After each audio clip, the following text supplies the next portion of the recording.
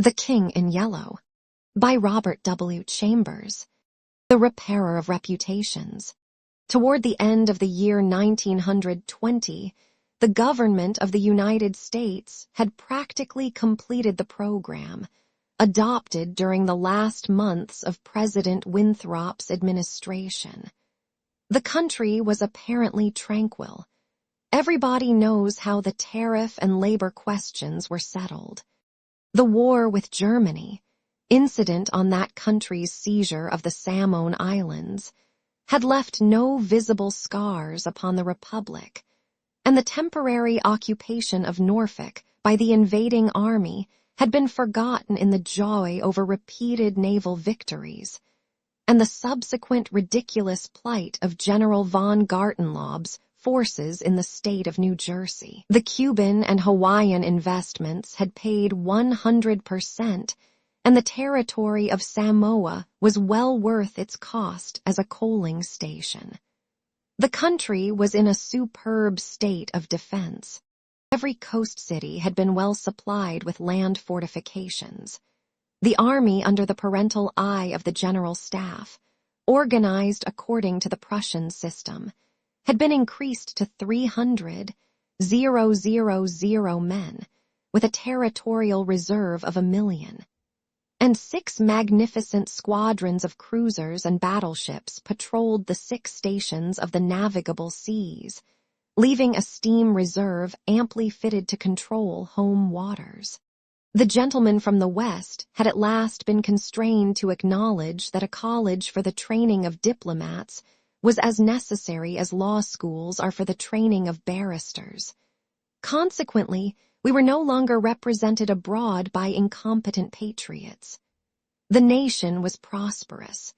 Chicago, for a moment paralyzed after a second great fire, had risen from its ruins, white and imperial, and more beautiful than the White City, which had been built for its plaything in 1893. Everywhere good architecture was replacing bad, and even in New York, a sudden craving for decency had swept away a great portion of the existing horrors. Streets had been widened, properly paved and lighted, trees had been planted, squares laid out, elevated structures demolished, and underground roads built to replace them. The new government buildings and barracks were fine bits of architecture, and the long system of stone quays, which completely surrounded the island, had been turned into parks which proved a godsend to the population. The subsidizing of the state theater and state opera brought its own reward. The United States National Academy of Design was much like European institutions of the same kind. Nobody envied the Secretary of Fine Arts, either his cabinet position or his portfolio. The Secretary of Forestry and Game Preservation had a much easier time, thanks to the new system of national mounted police. We had profited well by the latest treaties with France and England. The exclusion of foreign-born Jews as a measure of self-preservation, the settlement of the new independent Negro state of Suwanee, the checking of immigration, the new laws concerning naturalization, and the gradual centralization of power in the executive all contributed to national calm and prosperity. When the government solved the Indian problem and squadrons of Indian cavalry scouts in native costume were substituted for the pitiable organizations tacked on to the tail of skeletonized regiments by a former Secretary of War, the nation drew a long sigh of relief. When, after the colossal Congress of Religions, bigotry and intolerance were laid in their graves and kindness and charity began to draw warring sects together, many thought the millennium had arrived, at least in the New World, which after all is a world by itself. But self-preservation is the first law, and the United States had to look on in helpless sorrow as Germany, Italy, Spain, and Belgium writhed in the throes of anarchy, while Russia, watching from the Caucasus, stooped and bound them one by one. In the city of New York, the summer of 1899 was signalized by the dismantling of the elevated railroads. The summer of 1900 will live in the memories of New York people for many a cycle. The Dodge statue was removed in that year. In the following winter began that agitation for the repeal of the laws prohibiting suicide, which bore its final fruit in the month of April, 1920, when the first government lethal chamber was opened on Washington Square. I had walked down that day from Dr. Archer's house on Madison Avenue, where I had been as a mere formality. Ever since that fall from my horse, 4 years before, I had been troubled at times with pains in the back of my head and neck. But now, for months, they had been absent, and the doctor sent me away that day saying there was nothing more to be cured in me. It was hardly worth his fee to be told that. I knew it myself. Still, I did not grudge him the money. What I minded was the mistake which he made at first. When they picked me up from the pavement where I lay unconscious, and somebody had mercifully sent a bullet through my horse's head, I was carried to Dr. Archer, and he, pronouncing my brain affected, placed me in his private asylum where I was obliged to endure treatment for insanity. At last he decided that I was well, and I, knowing that my mind had always been as sound as his, if not sounder, paid my tuition as he jokingly called it and left. I told him, smiling, that I would get even with him for his mistake, and he laughed heartily and asked me to call once in a while. I did so, hoping for a chance to even up accounts, but he gave me none, and I told him I would wait. The fall from my horse had fortunately left no evil results. On the contrary, it had changed my whole character for the better. From a lazy young man about town, I had become active, energetic, temperate, and above all else, ambitious. There was only one thing which troubled me. I laughed at my own uneasiness, and yet it troubled me. During my convalescence, I had bought and read for the first time The King in Yellow. I remember after finishing the first act that it occurred to me that I had better stop. I started up and flung the book into the fireplace. The volume struck the barred grate and fell open on the hearth in the firelight. If I had not caught a glimpse of the opening words in the second act, one should never have finished it. But as I stooped to pick it up, my eyes became riveted to the open page, and with a cry of terror, or perhaps it was of joy so poignant that I suffered in every nerve, I snatched the thing out of the coals and crept shaking to my bedroom, where I read it and reread it, and wept and laughed and trembled with a horror which at times assails me yet. This is the thing that troubles me, for I cannot forget Carcosa, where black stars hang in the heavens, where the shadows of men's thoughts lengthen in the afternoon, when the twin suns sink into the lake of Hawley, and my mind will bear forever the memory of the pallid mask.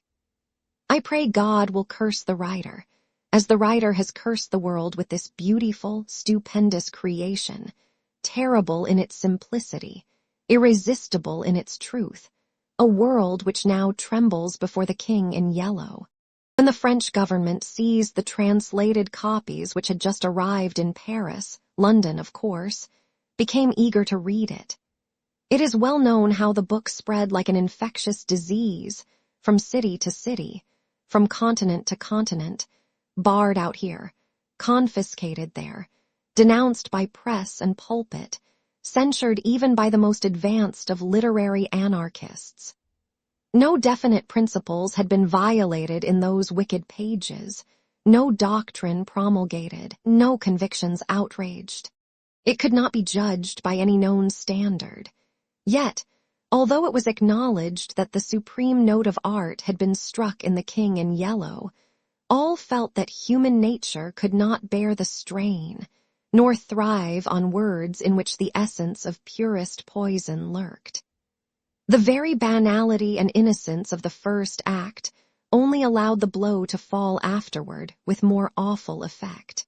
It was, I remember, the 13th day of April, 1920, that the first government lethal chamber was established on the south side of Washington Square, between Wooster Street and South Fifth Avenue.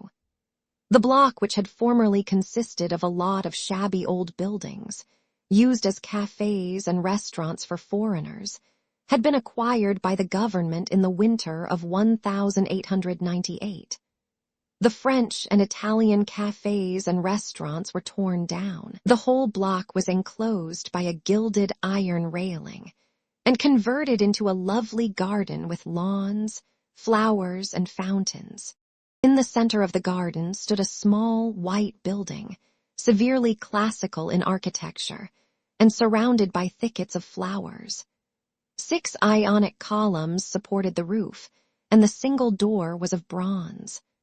A splendid marble group of the Fates stood before the door, the work of a young American sculptor, Boris Yvain, who had died in Paris when only 23 years old. The inauguration ceremonies were in progress as I crossed University Place and entered the square. I threaded my way through the silent throng of spectators, but was stopped at 4th Street by a cordon of police. A regiment of United States Lancers were drawn up in a hollow square round the lethal chamber. On a raised tribune facing Washington Park stood the governor of New York, and behind him were grouped the mayor of New York and Brooklyn, the inspector general of police, the commandant of the state troops, Colonel Livingston, military aide to the President of the United States, General Blount, commanding at Governor's Island, Major General Hamilton, commanding the garrison of New York and Brooklyn, Admiral Buffby of the fleet in the North River, Surgeon General Lansford, the staff of the National Free Hospital, Senators Wise and Franklin of New York, and the Commissioner of Public Works. The tribune was surrounded by a squadron of hussars of the National Guard. The governor was finishing his reply to the short speech of the Surgeon General. I heard him say, "The laws prohibiting suicide and providing punishment for any attempt at self-destruction have been repealed. The government has seen fit to acknowledge the right of man to end an existence which may have become intolerable to him, through physical suffering or mental despair. It is believed that the community will be benefited by the removal of such people from their midst. Since the passage of this law, the number of suicides in the United States has not increased. Now the government has determined to establish a lethal chamber in every city, town, and village in the country.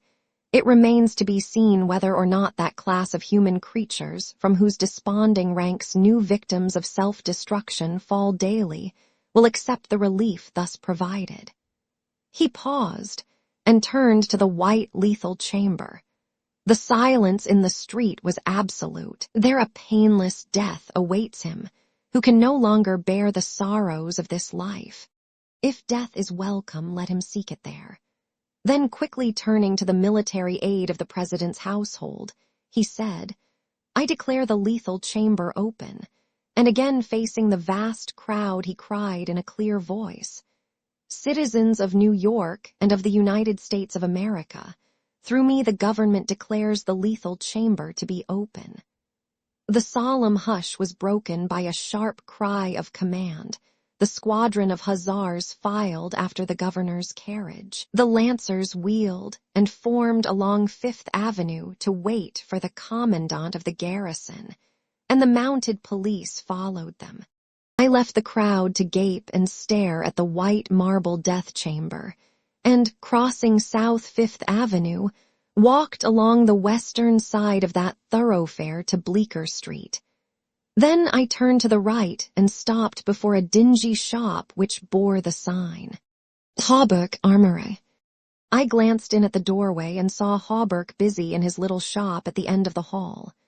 He looked up, and catching sight of me cried in his deep, hearty voice, "Come in, Mr. Castaigne."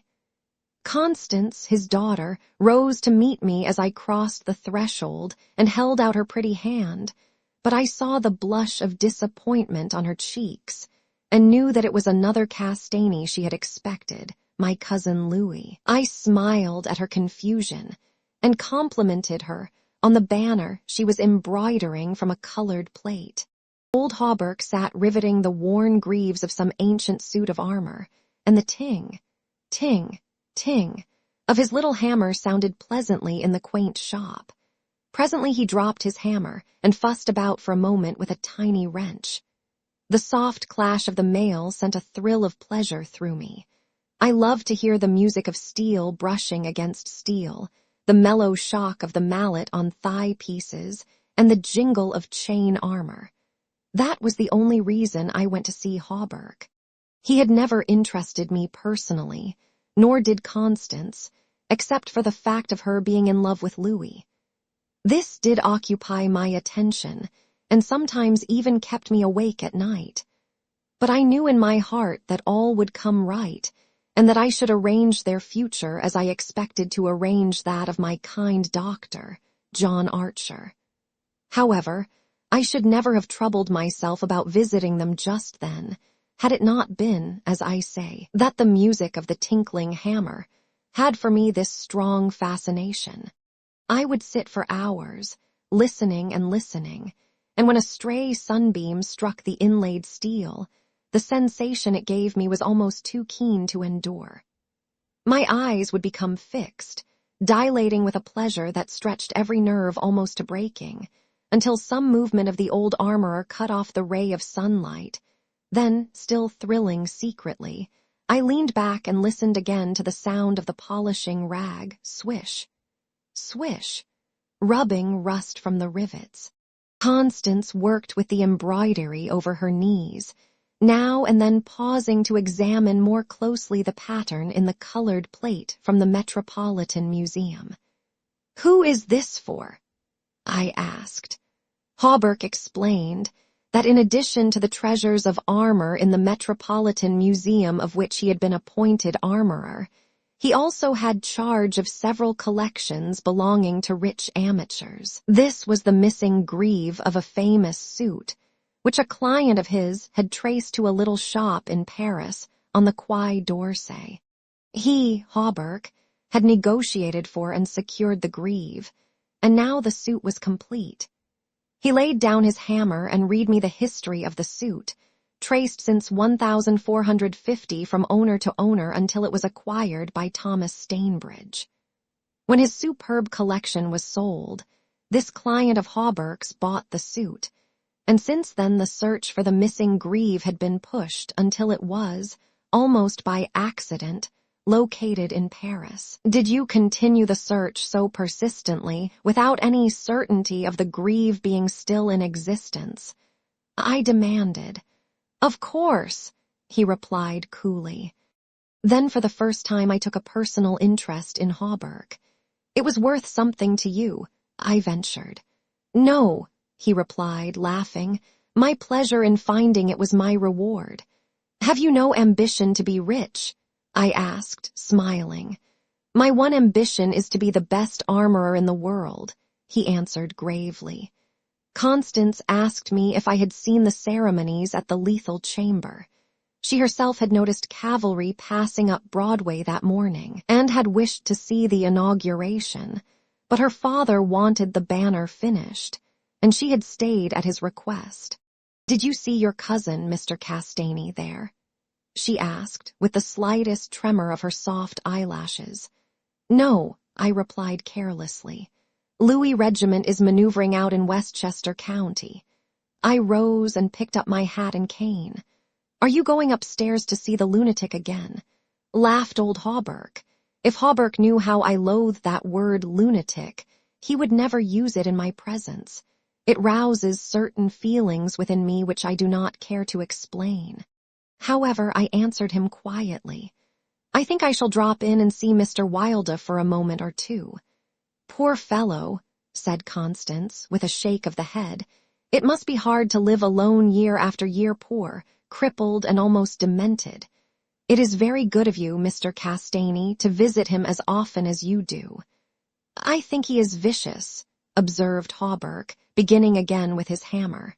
I listened to the golden tinkle on the greave plates. When he had finished, I replied, "No, he is not vicious, nor is he in the least demented. His mind is a wonder chamber, from which he can extract treasures that you and I would give years of our lives to acquire."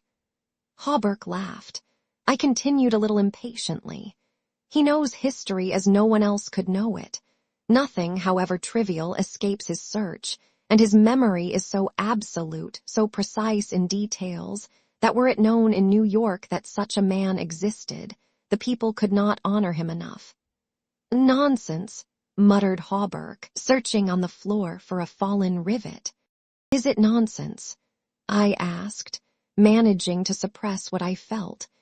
"Is it nonsense when he says that the tassets and quizzards of the enameled suit of armor commonly known as the Prince's Emblazoned can be found among a mass of rusty theatrical properties?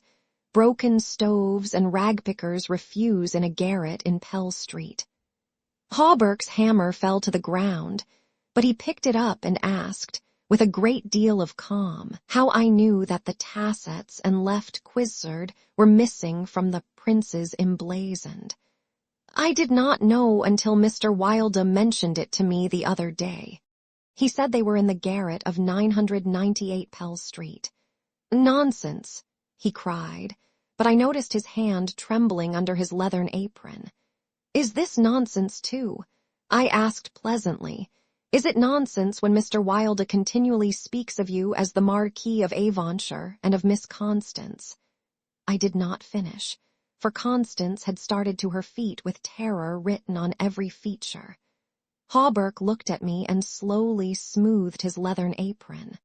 "That is impossible," he observed. "Mr. Wilder may know a great many things." "About armor, for instance, and the Prince's Emblazoned," I interposed, smiling.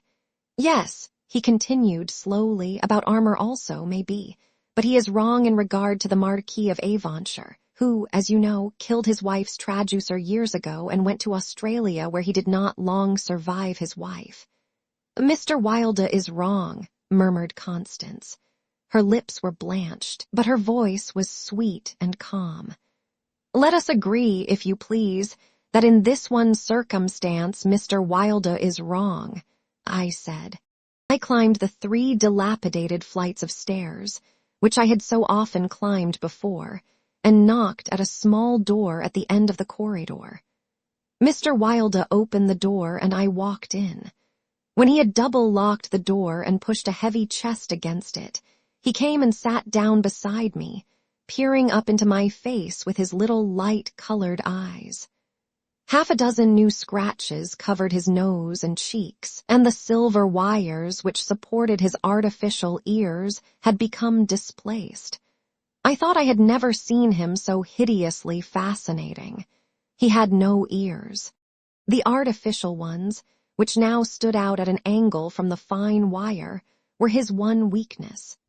They were made of wax and painted a shell pink, but the rest of his face was yellow.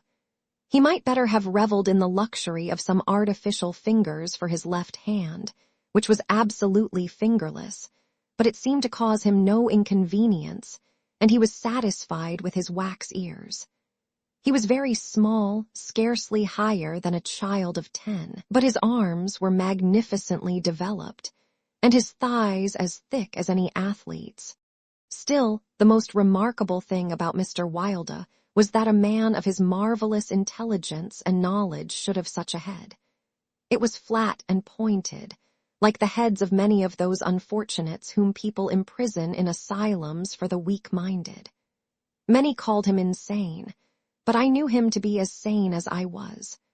I do not deny that he was eccentric. The mania he had for keeping that cat and teasing her until she flew at his face like a demon was certainly eccentric. I never could understand why he kept the creature, nor what pleasure he found in shutting himself up in his room with this surly, vicious beast. I remember once, glancing up from the manuscript I was studying by the light of some tallow dips, and seeing Mr. Wilder squatting motionless on his high chair, his eyes fairly blazing with excitement, while the cat, which had risen from her place before the stove, came creeping across the floor right at him. Before I could move, she flattened her belly to the ground, crouched, trembled, and sprang into his face. Howling and foaming, they rolled over and over on the floor, scratching and clawing, until the cat screamed and fled under the cabinet, and Mr. Wilder turned over on his back, his limbs contracting and curling up like the legs of a dying spider. He was eccentric. Mr. Wilder had climbed into his high chair, and after studying my face, picked up a dog's-eared ledger and opened it. Henry B. Matthews, he read, bookkeeper with Wysott and Company, dealers in church ornaments, called April 3rd, reputation damaged on the racetrack, known as a welcher, reputation to be repaired by August 1st, retainer $5. He turned the page and ran his fingerless knuckles down the closely written columns. P. Green Dusenberry, minister of the gospel, Fair Beach, New Jersey. Reputation damaged in the Bowery. To be repaired as soon as possible. Retainer $100. He coughed and added, called April 6th.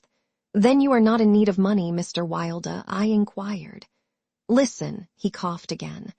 Mrs. C. Hamilton Chester of Chester Park, New York City, called April 7th. Reputation damaged at Deep, France. To be repaired by October 1st, retainer $500. Note, C. Hamilton Chester, Captain USS Avalanche, ordered home from South Sea Squadron October 1st. Well, I said, the profession of a repairer of reputations is lucrative. His colorless eyes sought mine. I only wanted to demonstrate that I was correct. You said it was impossible to succeed as a repairer of reputations, that even if I did succeed in certain cases, it would cost me more than I would gain by it. Today, I have 500 men in my employ who are poorly paid, but who pursue the work with an enthusiasm which possibly may be born of fear. These men enter every shade and grade of society.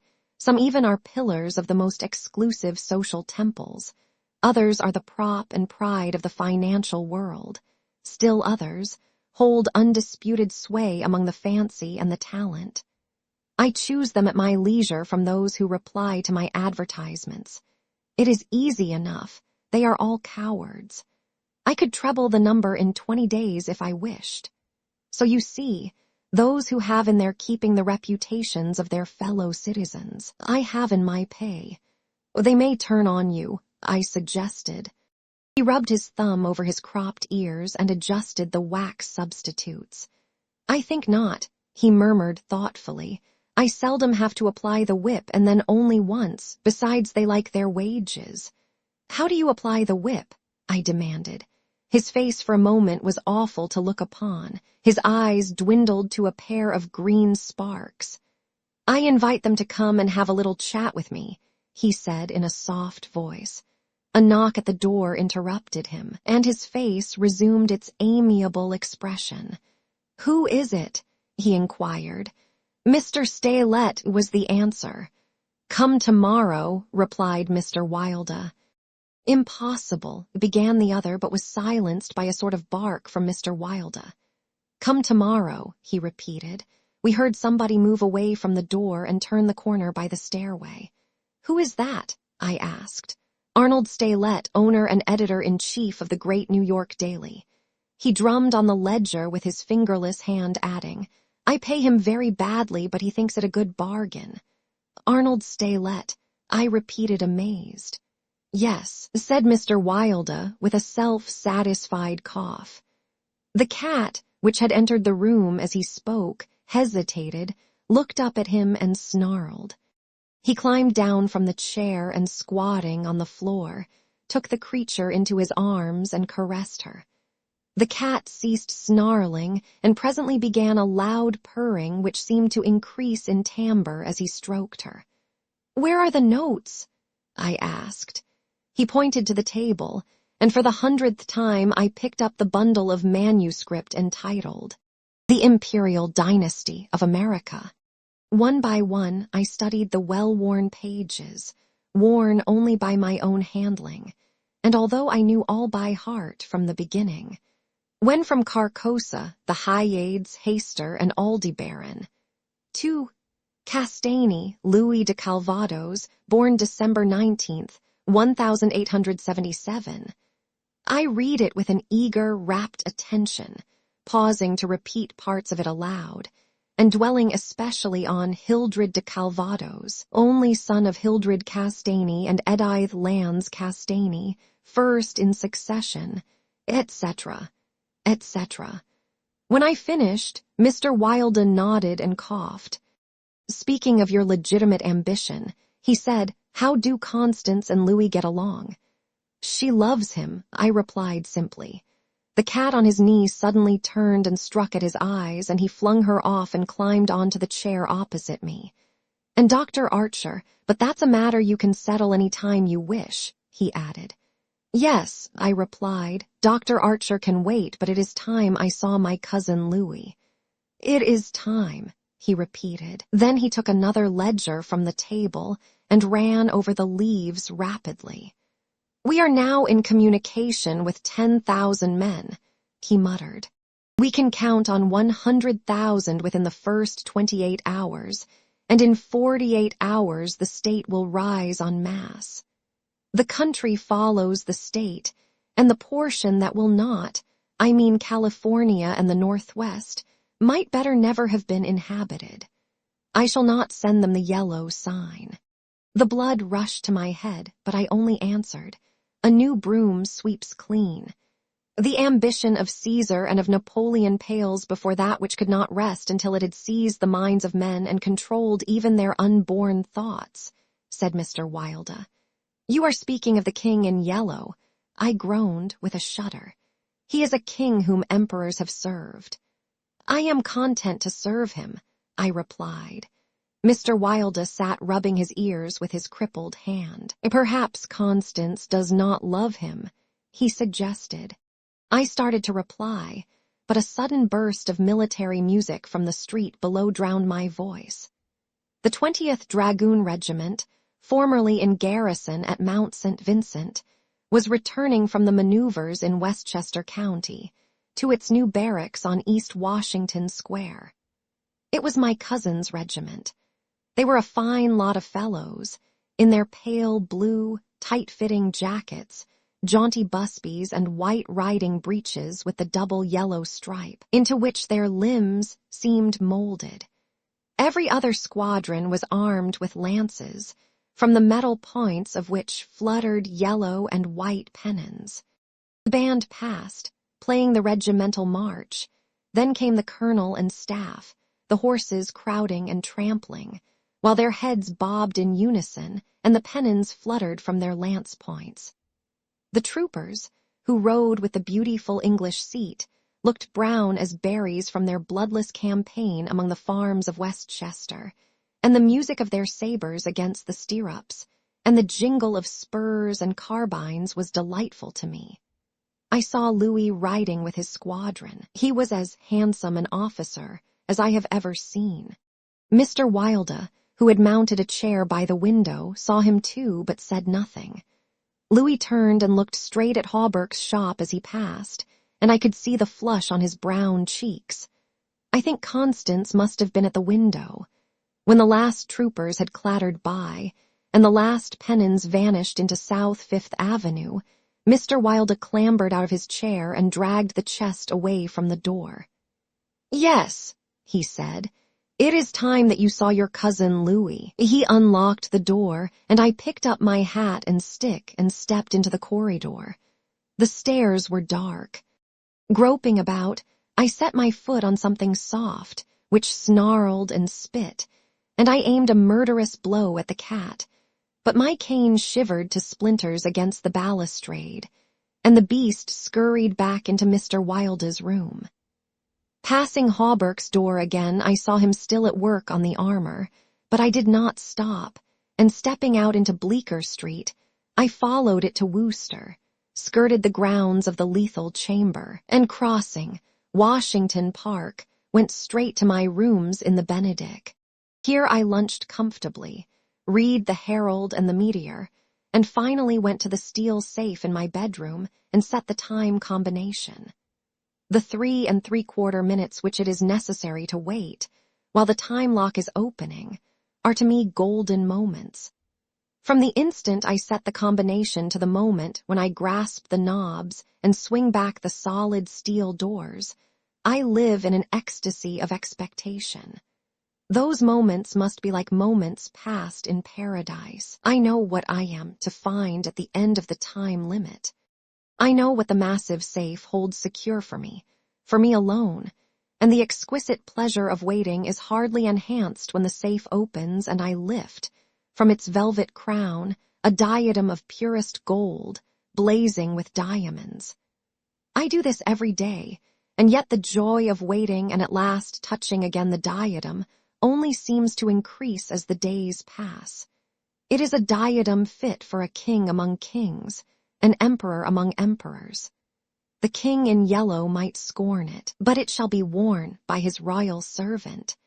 I held it in my arms until the alarm in the safe rang harshly, and then tenderly, proudly, I replaced it and shut the steel doors. I walked slowly back into my study, which faces Washington Square, and leaned on the window sill. The afternoon sun poured into my windows, and a gentle breeze stirred the branches of the elms and maples in the park, now covered with buds and tender foliage. A flock of pigeons circled about the tower of the memorial church, sometimes alighting on the purple tiled roof, sometimes wheeling downward to the lotos fountain in front of the marble arch. The gardeners were busy with the flower beds around the fountain, and the freshly turned earth smelled sweet and spicy. A lawn mower, drawn by a fat white horse, clinked across the green sward, and watering carts poured showers of spray over the asphalt drives. Around the statue of Peter Stuyvesant, which in 1897 had replaced the monstrosity supposed to represent Garibaldi, children played in the spring sunshine, and nurse girls wheeled elaborate baby carriages with a reckless disregard for the pasty-faced occupants, which could probably be explained by the presence of half a dozen trim dragoon troopers languidly lolling on the benches. Through the trees, the Washington Memorial Arch glistened like silver in the sunshine, and beyond, on the eastern extremity of the square, the gray stone barracks of the dragoons, and the white granite artillery stables were alive with color and motion. I looked at the lethal chamber on the corner of the square opposite. A few curious people still lingered about the gilded iron railing, but inside the grounds the paths were deserted. I watched the fountains ripple and sparkle. The sparrows had already found this new bathing nook, and the basins were covered with the dusty feathered little things. 2 or 3 white peacocks picked their way across the lawns, and a drab-colored pigeon sat so motionless on the arm of one of the fates that it seemed to be a part of the sculptured stone. As I was turning carelessly away, a slight commotion in the group of curious loiterers around the gates attracted my attention. A young man had entered, and was advancing with nervous strides along the gravel path which leads to the bronze doors of the lethal chamber. He paused a moment before the fates, and as he raised his head to those 3 mysterious faces, the pigeon rose from its sculptured perch, circled about for a moment and wheeled to the east. The young man pressed his hand to his face, and then with an undefinable gesture sprang up the marble steps. The bronze doors closed behind him, and half an hour later the loiterers slouched away, and the frightened pigeon returned to its perch in the arms of fate. I put on my hat and went out into the park for a little walk before dinner. As I crossed the central driveway, a group of officers passed, and one of them called out, "Hello, Hildred," and came back to shake hands with me. It was my cousin Louis, who stood smiling and tapping his spurred heels with his riding whip. "Just back from Westchester," he said. "Been doing the bucolic, milk and curds, dairy maids in sunbonnets, who say heo, and I don't think when you tell them they are pretty. I'm nearly dead for a square meal at Delmonico's." "What's the news?" "There is none," I replied pleasantly. "I saw your regiment coming in this morning." "Did you? I didn't see you. Where were you?" "In Mr. Wilda's window." "Oh, hell," he began impatiently. "That man is stark mad. I don't understand why you—" He saw how annoyed I felt by this outburst and begged my pardon. "Really, old chap," he said, "I don't mean to run down a man you like, but for the life of me, I can't see what the deuce you find in common with Mr. Wilda. He's not well bred, to put it generously. He is hideously deformed. His head is the head of a criminally insane person. You know yourself he's been in an asylum." "So have I," I interrupted calmly. Louis looked startled and confused for a moment, but recovered and slapped me heartily on the shoulder.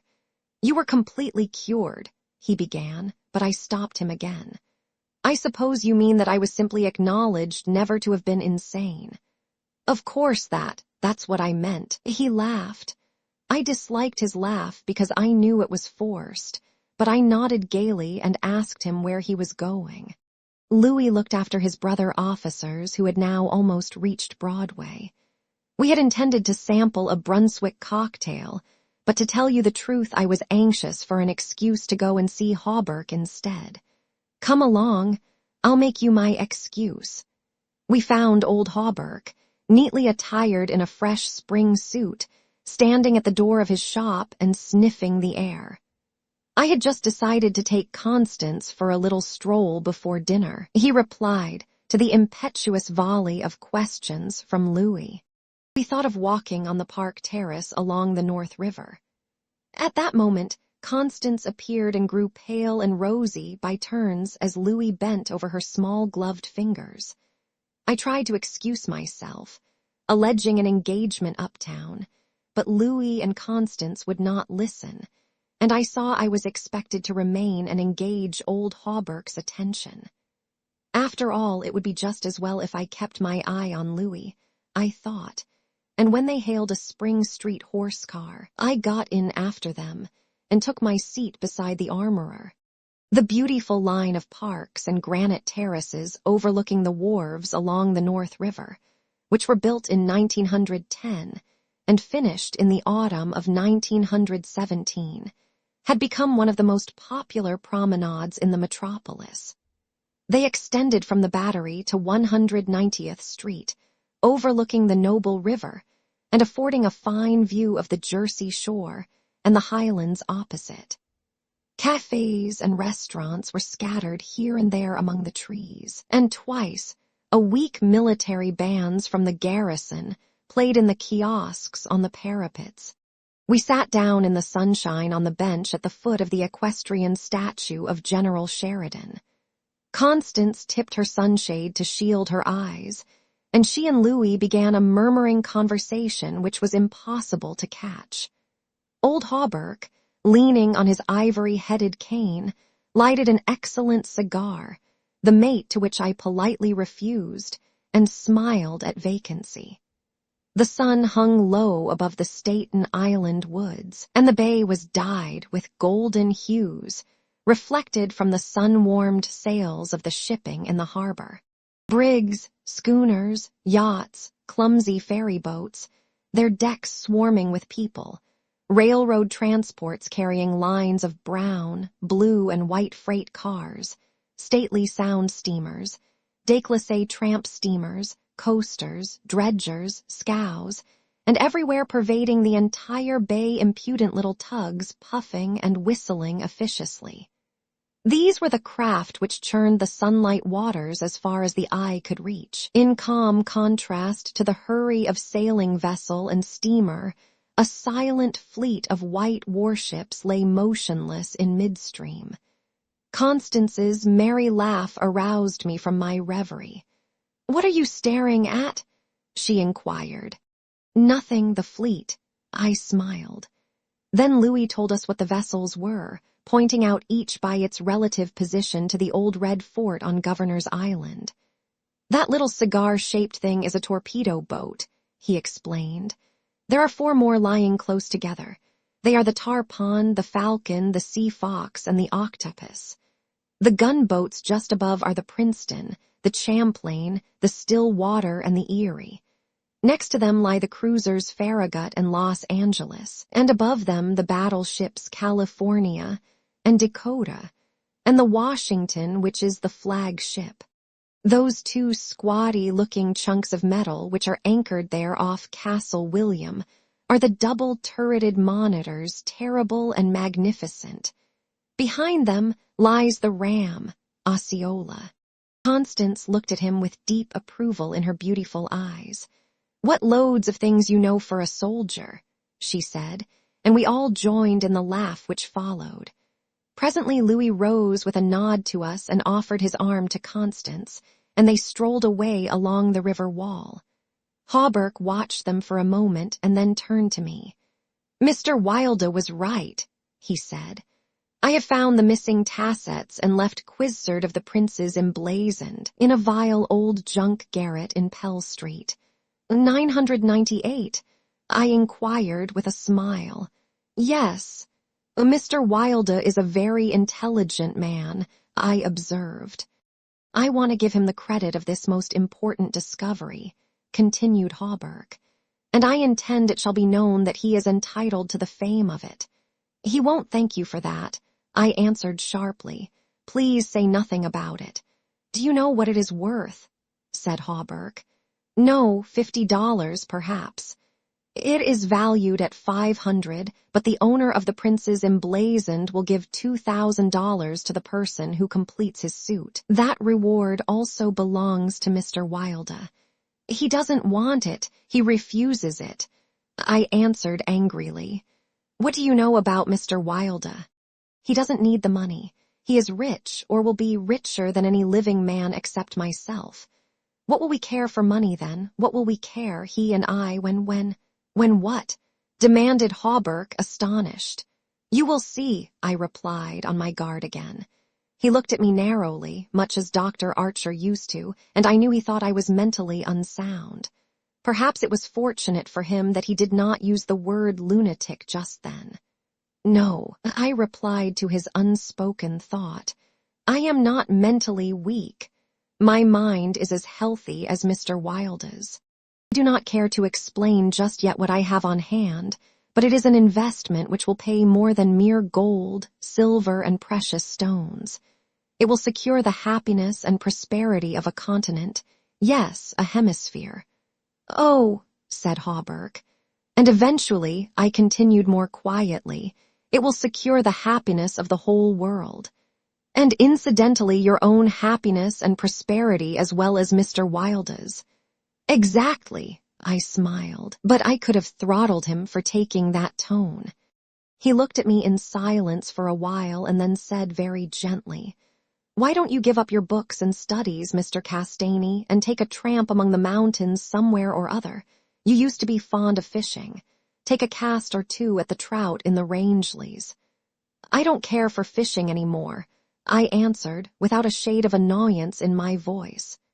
"You used to be fond of everything," he continued. "Athletics, yachting, shooting, riding."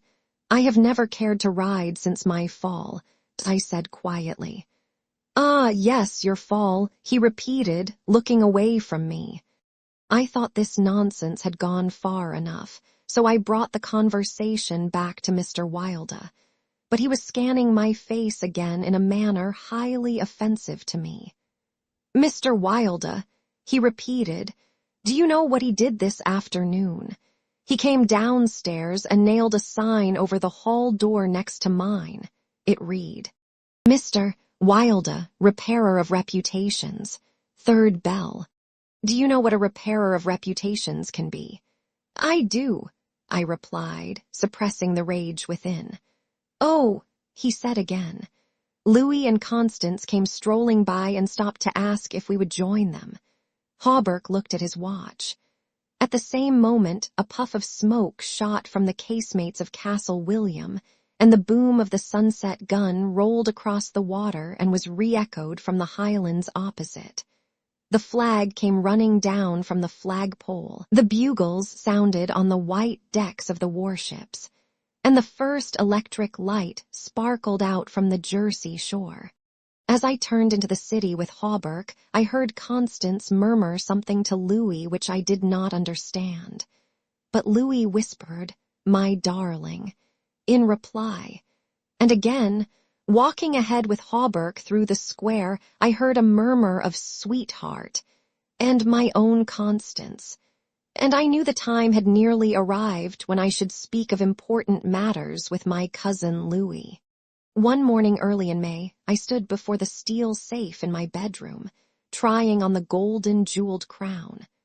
The diamonds flashed fire as I turned to the mirror, and the heavy beaten gold burned like a halo about my head.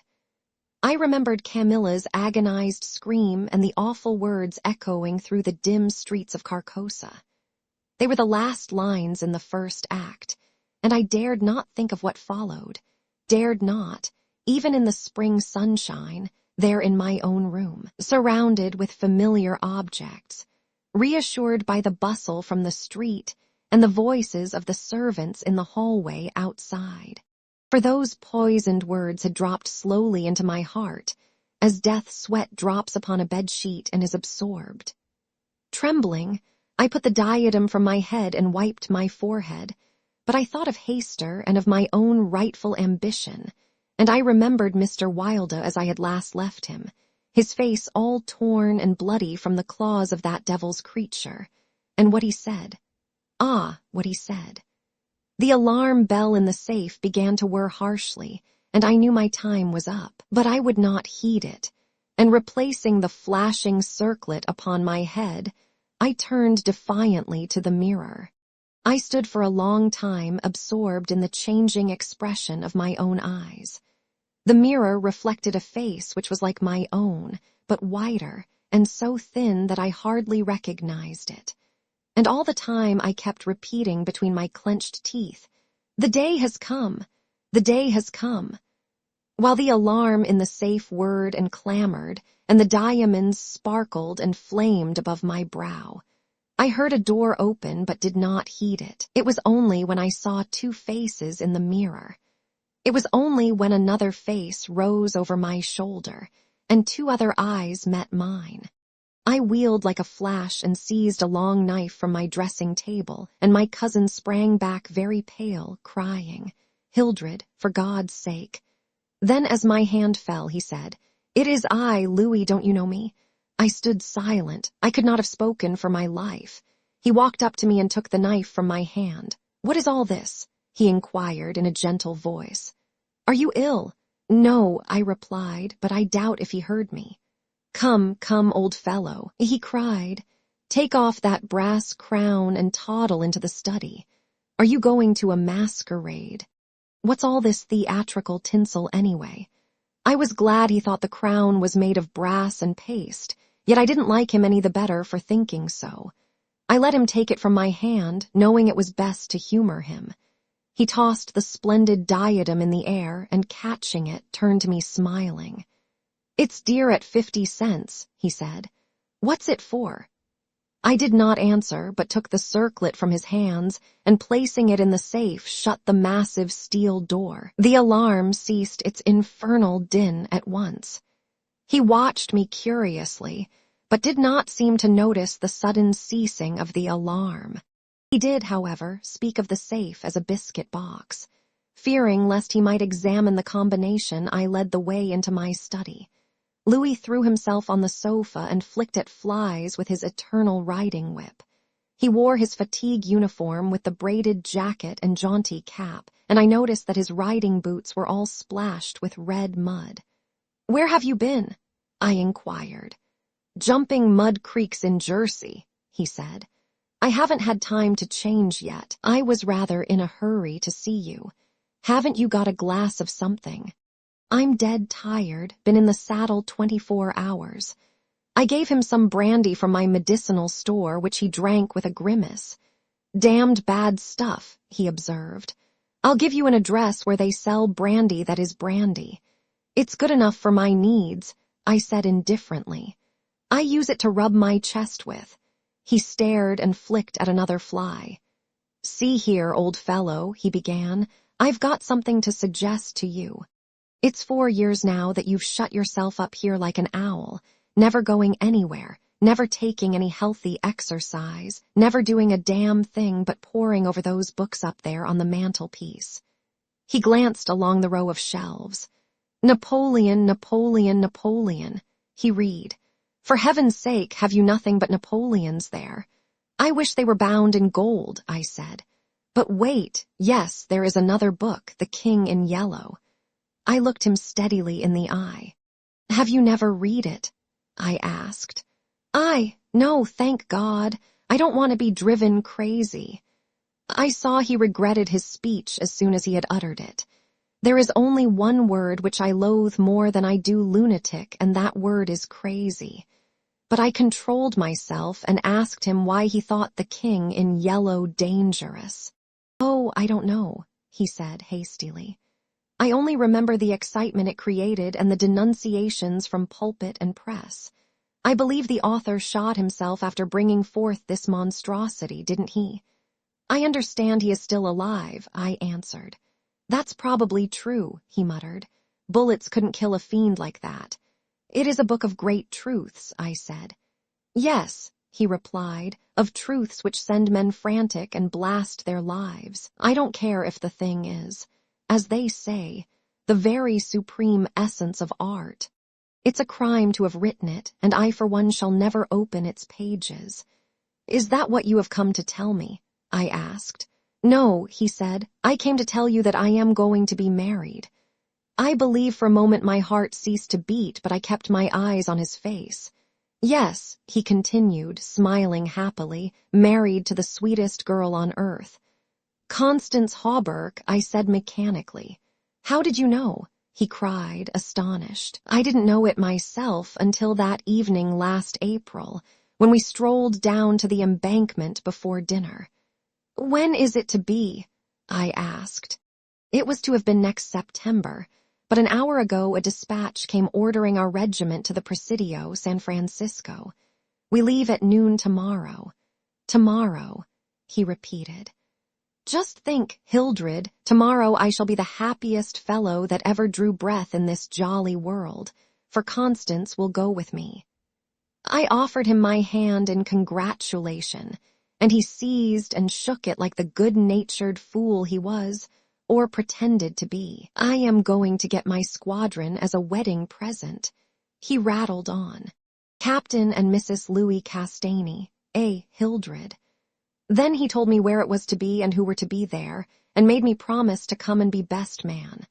I set my teeth and listened to his boyish chatter without showing what I felt, but I was getting to the limit of my endurance, and when he jumped up, and switching his spurs till they jingled, said he must go, I did not detain him. There's one thing I want to ask of you, I said quietly. Out with it, it's promised. He laughed. I want you to meet me for a quarter of an hour's talk tonight. Of course, if you wish, he said, somewhat puzzled. Where? Anywhere in the park there. What time, Hildred? Midnight. What in the name of, he began, but checked himself and laughingly assented. I watched him go down the stairs and hurry away, his saber banging at every stride. He turned into Bleecker Street, and I knew he was going to see Constance. I gave him 10 minutes to disappear, and then followed in his footsteps, taking with me the jeweled crown and the silken robe embroidered with the yellow sign. When I turned into Bleecker Street and entered the doorway which bore the sign, Mr. Wilde, repairer of reputations, third bell, I saw old Hawberk moving about in his shop, and imagined I heard Constance's voice in the parlor, but I avoided them both and hurried up the trembling stairways to Mr. Wilde's apartment. I knocked and entered without ceremony. Mr. Wilde lay groaning on the floor, his face covered with blood, his clothes torn to shreds. Drops of blood were scattered about over the carpet, which had also been ripped and frayed in the evidently recent struggle. "It's that cursed cat," he said, ceasing his groans and turning his colorless eyes to me. "She attacked me while I was asleep. I believe she will kill me yet." This was too much, so I went into the kitchen and, seizing a hatchet from the pantry, started to find the infernal beast and settle her then and there. My search was fruitless, and after a while I gave it up and came back to find Mr. Wilder squatting on his high chair by the table. He had washed his face and changed his clothes. The great furrows which the cat's claws had plowed up in his face he had filled with collodion, and a rag hid the wound in his throat. I told him I should kill the cat when I came across her, but he only shook his head and turned to the open ledger before him.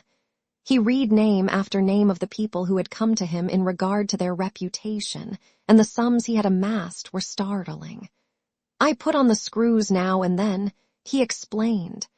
"One day or other some of these people will assassinate you," I insisted. "Do you think so?" he said, rubbing his mutilated ears. It was useless to argue with him, so I took down the manuscript entitled Imperial Dynasty of America. For the last time I should ever take it down in Mr. Wilder's study. I read it through, thrilling and trembling with pleasure. When I had finished, Mr. Wilder took the manuscript, and turning to the dark passage which leads from his study to his bedchamber, called out in a loud voice, "Vance." Then, for the first time, I noticed a man crouching there in the shadow. How I had overlooked him during my search for the cat, I cannot imagine. "Vance, come in," cried Mr. Wilder. The figure rose and crept towards us, and I shall never forget the face that he raised to mine, as the light from the window illuminated it. "Vance, this is Mr. Castaigne," said Mr. Wilder. Before he had finished speaking, the man threw himself on the ground before the table, crying and grasping. "Oh, God! Oh, my God! Help me! Forgive me! Oh, Mr. Castaigne, keep that man away! You cannot mean it! You are different! Save me! I am broken down! I was in a madhouse, and now, when all was coming right, when I had forgotten the king in yellow, but I shall go mad again! I shall go mad!" His voice died into a choking rattle, for Mr. Wilder had leapt on him, and his right hand encircled the man's throat. When Vance fell in a heap on the floor, Mr. Wilder clambered nimbly into his chair again, and rubbing his mangled ears with the stump of his hand, turned to me and asked me for the ledger. I reached it down from the shelf, and he opened it. After a moment's searching among the beautifully written pages, he coughed complacently and pointed to the name Vance. "Vance," he read aloud, "Osgood Oswald Vance." At the sound of his name, the man on the floor raised his head and turned a convulsed face to Mr. Wilder. His eyes were injected with blood, his lips tumefied. "Called April 28th, continued Mr. Wilder. Occupation, cashier in the Seaforth National Bank, has served a term of forgery at Sing Sing, from whence he was transferred to the asylum for the criminal insane. Pardoned by the governor of New York and discharged from the asylum January 19, 1918.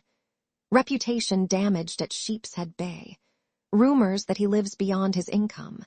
Reputation to be repaired at once. Retainer $1,500. Note: has embezzled sums amounting to $30,000 since March 20, 1919, excellent family, and secured present position through uncle's influence. Father, president of Seaforth Bank. I looked at the man on the floor. "Get up, Vance," said Mr. Wilder in a gentle voice. Vance rose as if hypnotized. "He will do as we suggest now," observed Mr. Wilder, and opening the manuscript, he read the entire history of the Imperial Dynasty of America. Then, in a kind and soothing murmur, he ran over the important points with Vance, who stood like one stunned. His eyes were so blank and vacant that I imagined he had become half-witted, and remarked it to Mr. Wilder, who replied that it was of no consequence anyway. Very patiently, we pointed out to Vance what his share in the affair would be, and he seemed to understand after a while. Mr. Wilder explained the manuscript, using several volumes on heraldry to substantiate the result of his researches. He mentioned the establishment of the dynasty in Carcosa, the lakes which connected Hayster, Aldebaran, and the mystery of the Hyades. He spoke of Cassilda and Camilla, and sounded the cloudy depths of Deme and the lake of Holly. "The scalloped tatters of the king in yellow must hide Itil forever," he muttered, but I do not believe Vance heard him. Then by degrees he led Vance along the ramifications of the imperial family, to Uote and Thale, from Nea Talba and Phantom of Truth, to Aldones, and then tossing aside his manuscript and notes, he began the wonderful story of the last king. Fascinated and thrilled, I watched him. He threw up his head. His long arms were stretched out in a magnificent gesture of pride and power, and his eyes blazed deep in their sockets like two emeralds. Vance listened stupefied. As for me, when at last Mr. Wilder had finished, and pointing to me, cried, "The cousin of the king!" My head swam with excitement. Controlling myself with a superhuman effort, I explained to Vance why I alone was worthy of the crown, and why my cousin must be exiled or die. I made him understand that my cousin must never marry, even after renouncing all his claims, and how that least of all he should marry the daughter of the Marquis of Avonshire, and bring England into the question. I showed him a list of thousands of names which Mr. Wilder had drawn up. Every man whose name was there had received the yellow sign, which no living human being dared disregard. The city, the state, the whole land were ready to rise and tremble before the pallid mask. The time had come. The people should know the son of Hayster, and the whole world bow to the black stars which hang in the sky over Carcosa. Vance leaned on the table, his head buried in his hands. Mr. Wilder drew a rough sketch on the margin of yesterday's Herald with a bit of lead pencil. It was a plan of Hawberk's rooms. Then he wrote out the order and affixed the seal, and shaking like a palsied man, I signed my first writ of execution with my name, Hildred Rex. Mr. Wilder clambered to the floor and, unlocking the cabinet, took a long square box from the first shelf. This he brought to the table and opened. A new knife lay in the tissue paper inside, and I picked it up and handed it to Vance, along with the order and the plan of Hawberk's apartment. Then Mr. Wilder told Vance he could go, and he went, shambling like an outcast of the slums. I sat for a while watching the daylight fade behind the square tower of the Judson Memorial Church, and finally, gathering up the manuscript and notes, took my hat and started for the door. Mr. Wilder watched me in silence. When I had stepped into the hall, I looked back. Mr. Wilder's small eyes were still fixed on me. Behind him, the shadows gathered in the fading light. Then I closed the door behind me and went out into the darkening streets. I had eaten nothing since breakfast, but I was not hungry. A wretched, half-starved creature, who stood looking across the street at the lethal chamber, noticed me and came up to tell me a tale of misery. I gave him money. I don't know why, and he went away without thanking me. An hour later, another outcast approached and whined his story. I had a blank bit of paper in my pocket, on which was traced the yellow sign, and I handed it to him. He looked at it stupidly for a moment, and then with an uncertain glance at me, folded it with what seemed to me exaggerated care and placed it in his bosom. The electric lights were sparkling among the trees, and the new moon shone in the sky above the lethal chamber. It was tiresome waiting in the square. I wandered from the Marble Arch to the artillery stables, and back again to the Lodo's fountain. The flowers and grass exhaled a fragrance which troubled me. The jet of the fountain played in the moonlight, and the musical splash of falling drops reminded me of the tinkle of chained mail in Hawberk's shop. But it was not so fascinating, and the dull sparkle of the moonlight on the water brought no such sensations of exquisite pleasure as when the sunshine played over the polished steel of a corselet on Hawberk's knee. I watched the bats darting and turning above the water plants in the fountain basin, but their rapid, jerky flight set my nerves on edge, and I went away again to walk aimlessly to and fro among the trees. The artillery stables were dark, but in the cavalry barracks the officers' windows were brilliantly lighted, and the sallyport was constantly filled with troopers in fatigue, carrying straw and harness and baskets filled with tin dishes. Twice the mounted sentry at the gates was changed while I wandered up and down the asphalt walk. I looked at my watch. It was nearly time. The lights in the barracks went out one by one.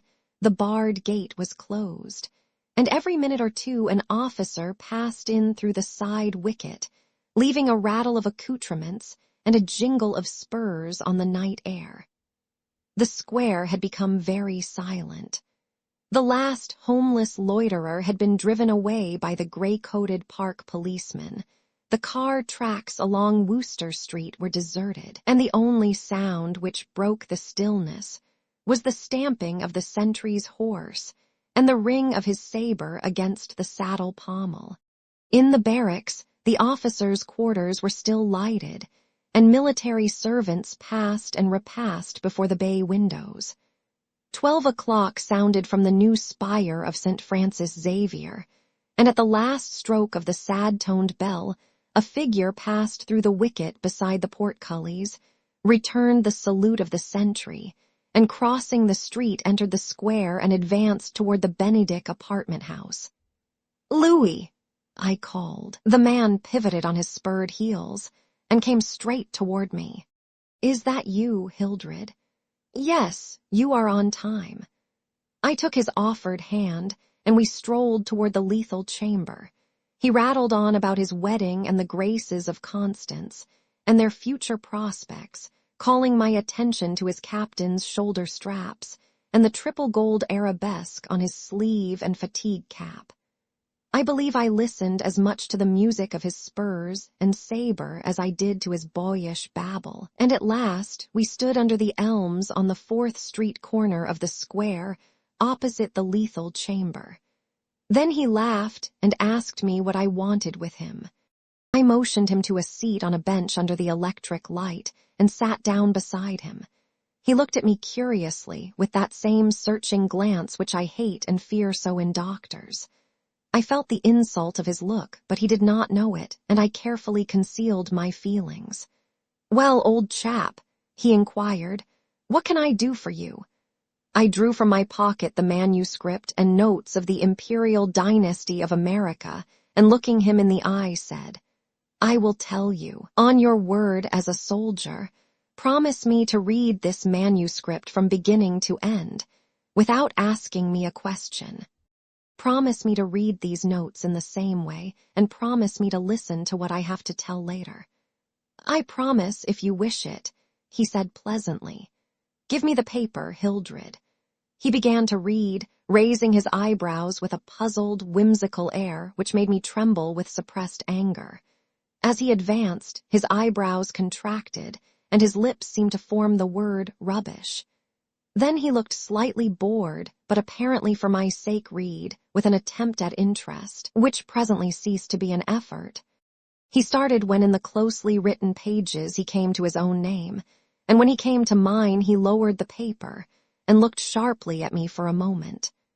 But he kept his word and resumed his reading, and I let the half-formed question die on his lips unanswered. When he came to the end and read the signature of Mr. Wilde, he folded the paper carefully and returned it to me. I handed him the notes, and he settled back, pushing his fatigue cap up to his forehead with a boyish gesture, which I remembered so well in school. I watched his face as he read, and when he finished I took the notes with the manuscript and placed them in my pocket. Then I unfolded a scroll marked with the yellow sign. He saw the sign, but he did not seem to recognize it, and I called his attention to it somewhat sharply. "Well," he said, "I see it. What is it?" "It is the yellow sign," I said angrily. "Oh, that's it, is it?" said Louis in that flattering voice which Dr. Archer used to employ with me, and would probably have employed again, had I not settled his affair for him. I kept my rage down and answered as steadily as possible. "Listen, you have engaged your word." "I am listening, old chap," he replied soothingly. I began to speak very calmly. "Dr. Archer, having by some means become possessed of the secret of the imperial succession, attempted to deprive me of my right, alleging that because of a fall from my horse 4 years ago, I had become mentally deficient. He presumed to place me under restraint in his own house, in hopes of either driving me insane or poisoning me. I have not forgotten it. I visited him last night and the interview was final." Louis turned quite pale but did not move. I resumed triumphantly. "There are yet 3 people to be interviewed in the interests of Mr. Wilder and myself. They are my cousin Louis, Mr. Hawberk, and his daughter Constance." Louis sprang to his feet and I arose also, and flung the paper marked with the yellow sign to the ground. "Oh, I don't need that to tell you what I have to say," I cried with a laugh of triumph. "You must renounce the crown to me. Do you hear, to me?" Louis looked at me with a startled air, but recovering himself said kindly, "Of course I renounce what is it I must renounce?" "The crown," I said angrily. "Of course," he answered, "I renounce it. Come, old chap, I'll walk back to your rooms with you." "Don't try any of your doctor's tricks on me," I cried, trembling with fury. "Don't act as if you think I am insane." "What nonsense," he replied. "Come, it's getting late, Hildred." "No," I shouted. "You must listen. You cannot marry, I forbid it. Do you hear? I forbid it. You shall renounce the crown, and in reward I grant you exile, but if you refuse you shall die."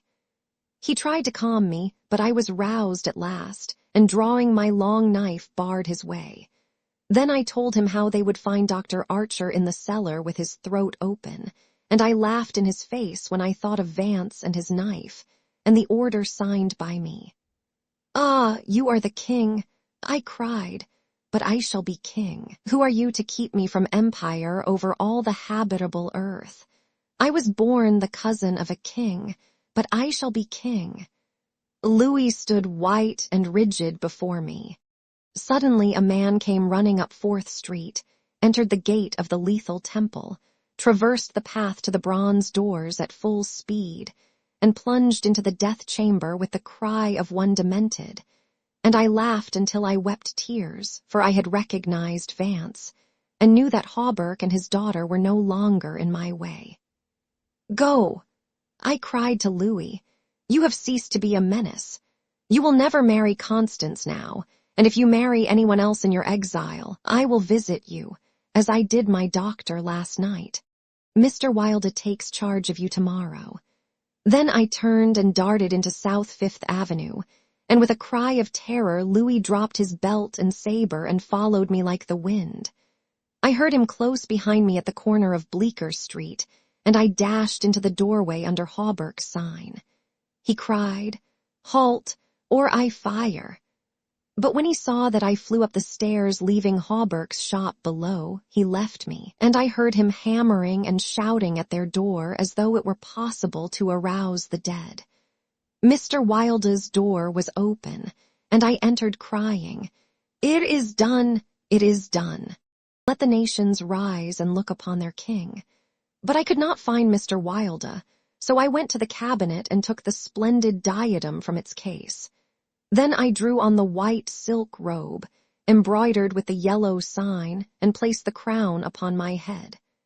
At last I was king, king by my right in Hayster, king because I knew the mystery of the Hyades, and my mind had sounded the depths of the Lake of Holly.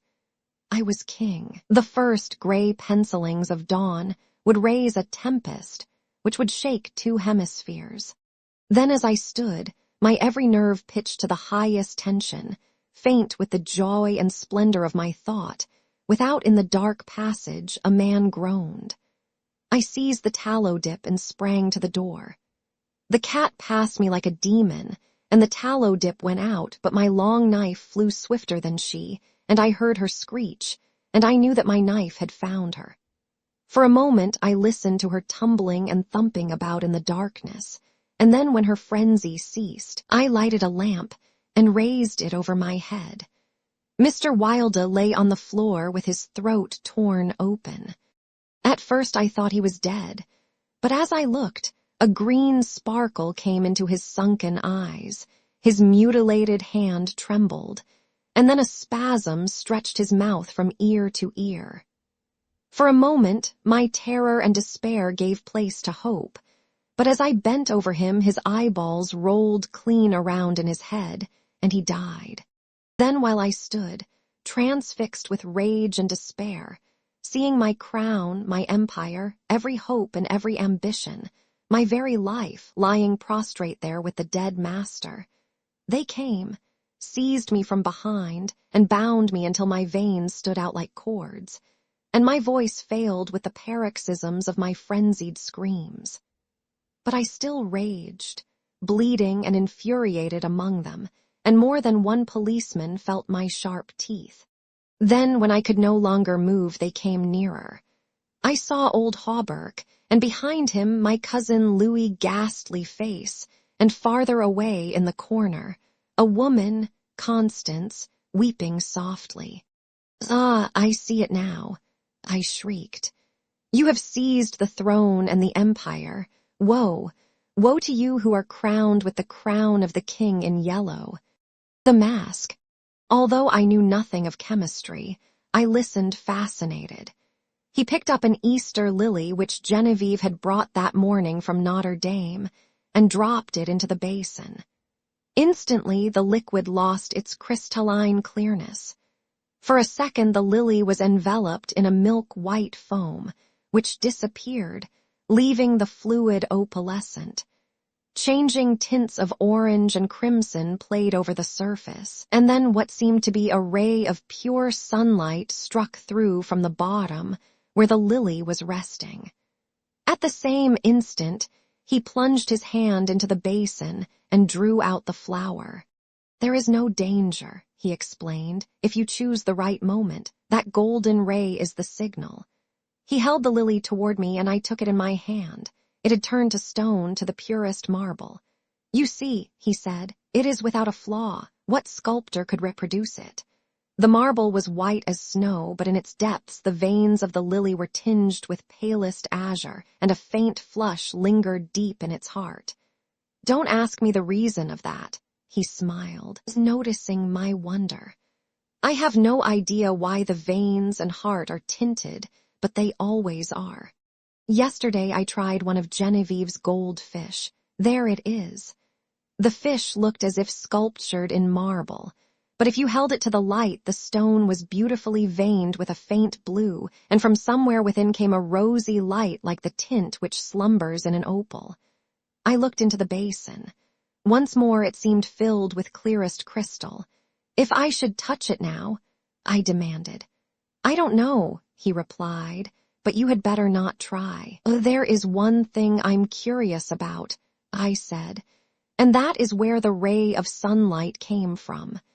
"It looked like a sunbeam, true enough," he said. "I don't know, it always comes when I immerse any living thing. Perhaps," he continued, smiling, "perhaps it is the vital spark of the creature escaping to the source from whence it came." I saw he was mocking and threatened him with a mahl stick, but he only laughed and changed the subject. "Stay to lunch. Genevieve will be here directly."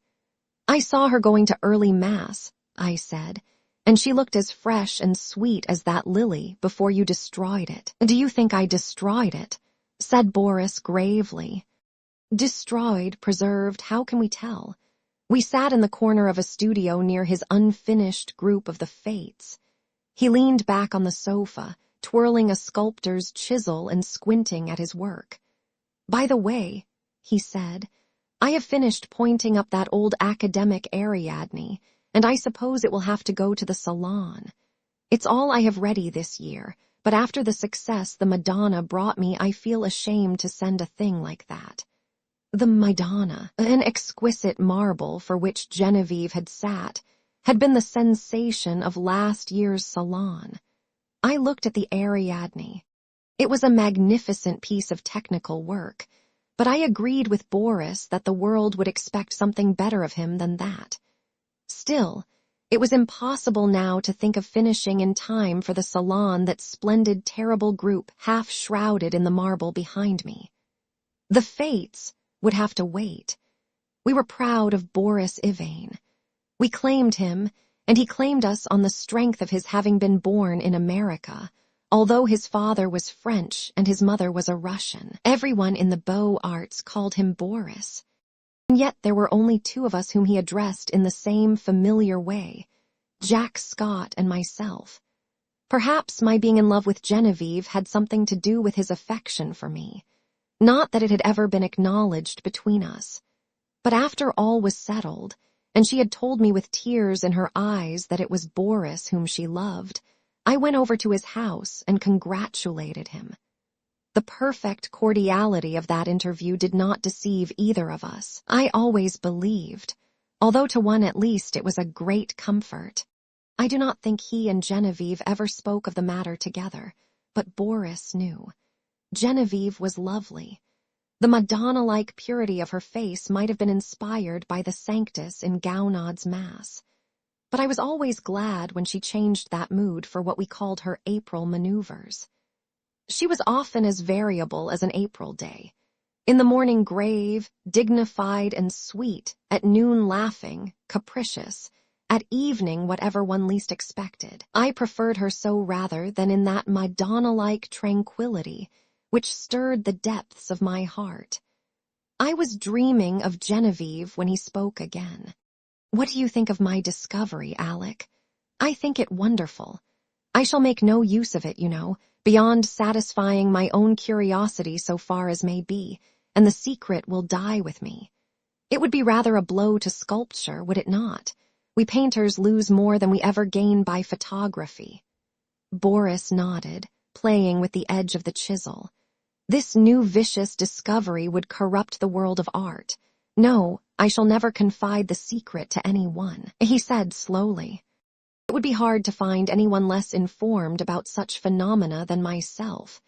But of course, I had heard of mineral springs so saturated with silica that the leaves and twigs which fell into them were turned to stone after a time. I dimly comprehended the process, how the silica replaced the vegetable matter, atom by atom, and the result was a duplicate of the object in stone. This, I confess, had never interested me greatly, and as for the ancient fossils thus produced, they disgusted me. Boris, it appeared, feeling curiosity instead of repugnance, had investigated the subject, and had accidentally stumbled on a solution which, attacking the immersed object with a ferocity unheard of, in a second did the work of years. This was all I could make out of the strange story he had just been telling me. He spoke again after a long silence. "I am almost frightened when I think what I have found. Scientists would go mad over the discovery. It was so simple, too. It discovered itself. When I think of that formula and that new element precipitated in metallic scales. What new element?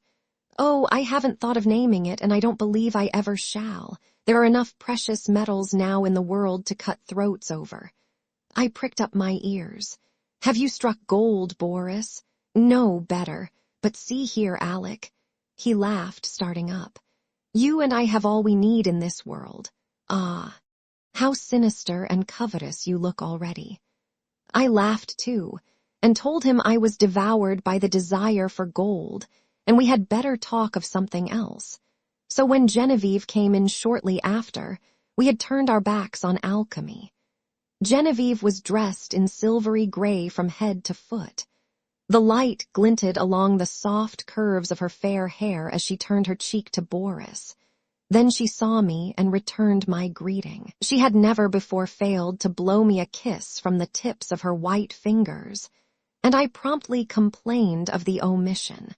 She smiled and held out her hand, which dropped almost before it had touched mine. Then she said, looking at Boris, "You must ask Alec to stay for luncheon."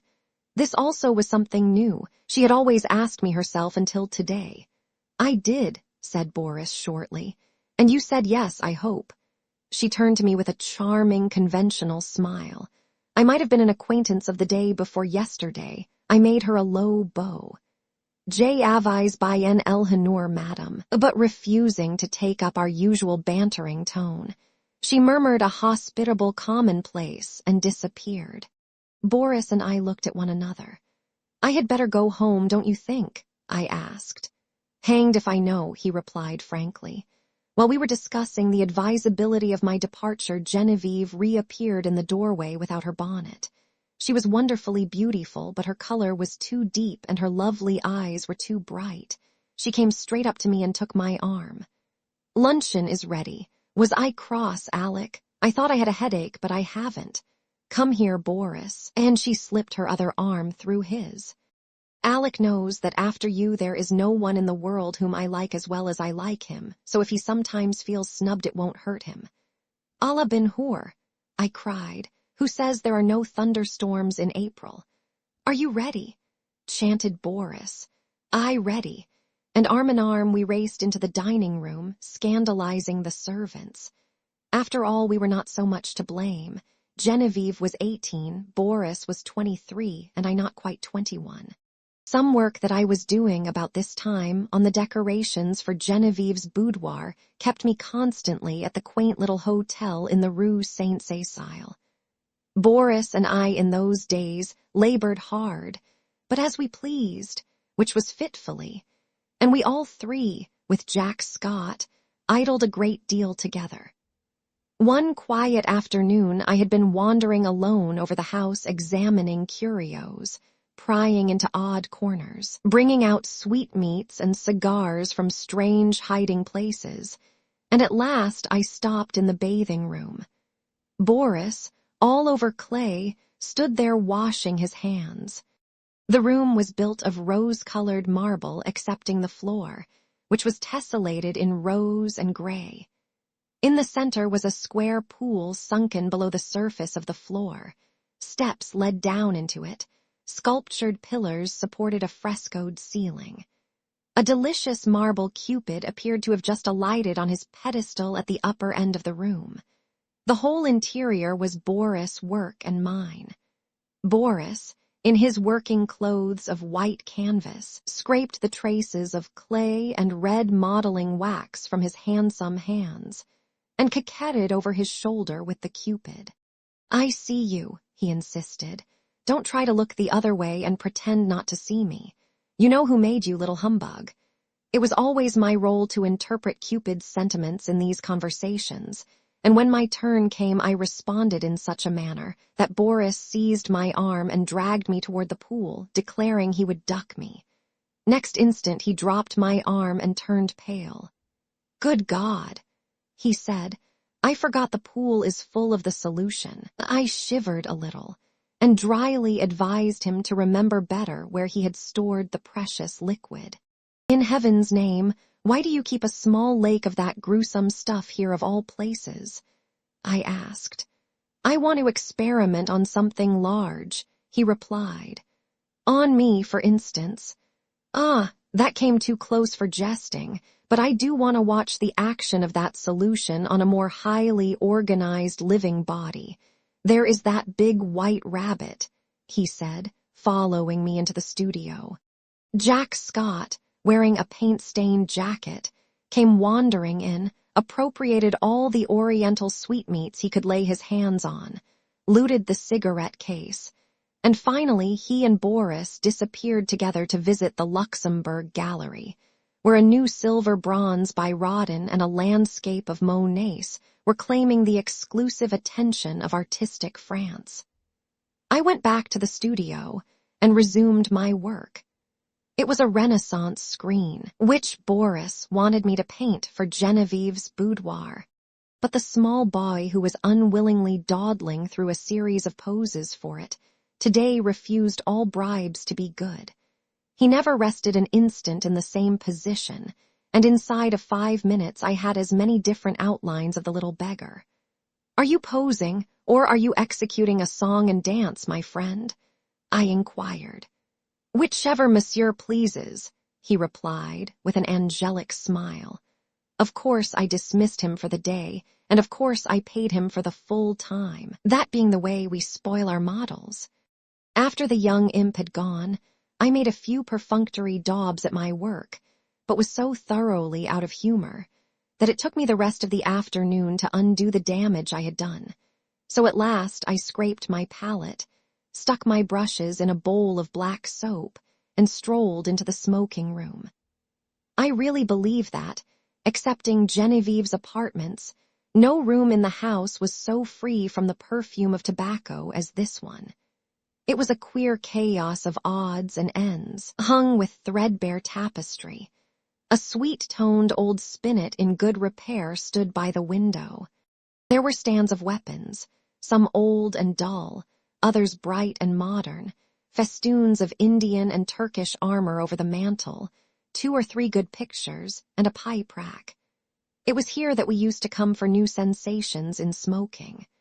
I doubt if any type of pipe ever existed which was not represented in that rack. When we had selected one, we immediately carried it somewhere else and smoked it, for the place was, on the whole, more gloomy and less inviting than any in the house. But this afternoon, the twilight was very soothing. The rugs and skins on the floor looked brown and soft and drowsy. The big couch was piled with cushions. I found my pipe and curled up there for an unaccustomed smoke in the smoking room. I had chosen one with a long, flexible stem, and lighting it fell to dreaming. After a while it went out, but I did not stir. I dreamed on and presently fell asleep. I awoke to the saddest music I had ever heard. The room was quite dark. I had no idea what time it was. A ray of moonlight silvered one edge of the old spinet, and the polished wood seemed to exhale the sounds as perfume floats above a box of sandalwood.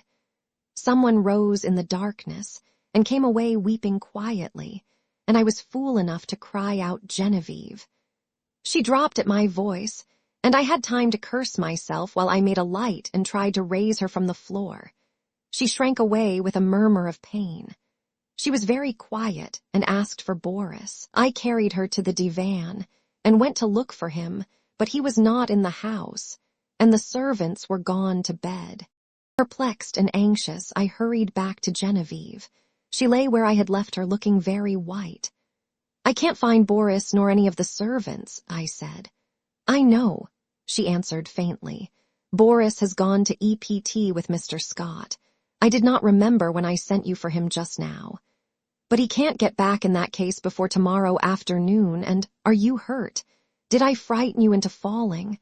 What an awful fool I am, but I was only half awake. Boris thought you had gone home before dinner. Do please excuse us for letting you stay here all this time. I have had a long nap." I laughed, so sound that I did not know whether I was still asleep or not when I found myself staring at a figure that was moving toward me, and called out your name. "Have you been trying the old spinet? You must have played very softly."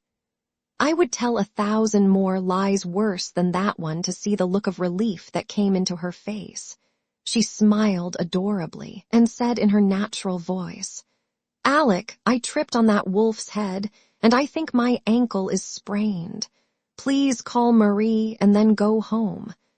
I did as she bade me and left her there when the maid came in. At noon next day when I called, I found Boris walking restlessly about his studio. "Genevieve is asleep just now," he told me. "The sprain is nothing, but why should she have such a high fever? The doctor can't account for it, or else he will not," he muttered. "Genevieve has a fever?" I asked. "I should say so, and has actually been a little light-headed at intervals all night. The idea! Gay little Genevieve without a care in the world, and she keeps saying her heart's broken, and she wants to die." My own heart stood still. Boris leaned against the door of his studio, looking down, his hands in his pockets, his kind, keen eyes clouded, a new line of trouble drawn over the mouth's good mark that made the smile. The maid had orders to summon him the instant Genevieve opened her eyes. We waited, and Boris, growing restless, wandered about, fussing with modeling wax and red clay. Suddenly he started for the next room. "Come and see my rose-colored bath full of death," he cried. "Is it death?" I asked, to humor his mood. "You are not prepared to call it life, I suppose," he answered. As he spoke, he plucked a solitary goldfish squirming and twisting out of its globe. "We'll send this one after the other, wherever that is," he said. There was feverish excitement in his voice. A dull weight of fever lay on my limbs and on my brain as I followed him to the fair crystal pool with its pink-tinted sides, and he dropped the creature in. Falling, its scales flashed with a hot orange gleam in its angry twistings and contortions. The moment it struck the liquid, it became rigid and sank heavily to the bottom. Then came the milky foam, the splendid hues radiating on the surface, and then the shaft of pure serene light broke through from seemingly infinite depths. Boris plunged in his hand and drew out an exquisite marble thing, blue-veined, rose-tinted, and glistening with opalescent drops. "Child's play," he muttered, and looked wearily, longingly at me, as if I could answer such questions. But Jack Scott came in and entered into the game, as he called it, with ardor. Nothing would do but to try the experiment on the white rabbit then and there.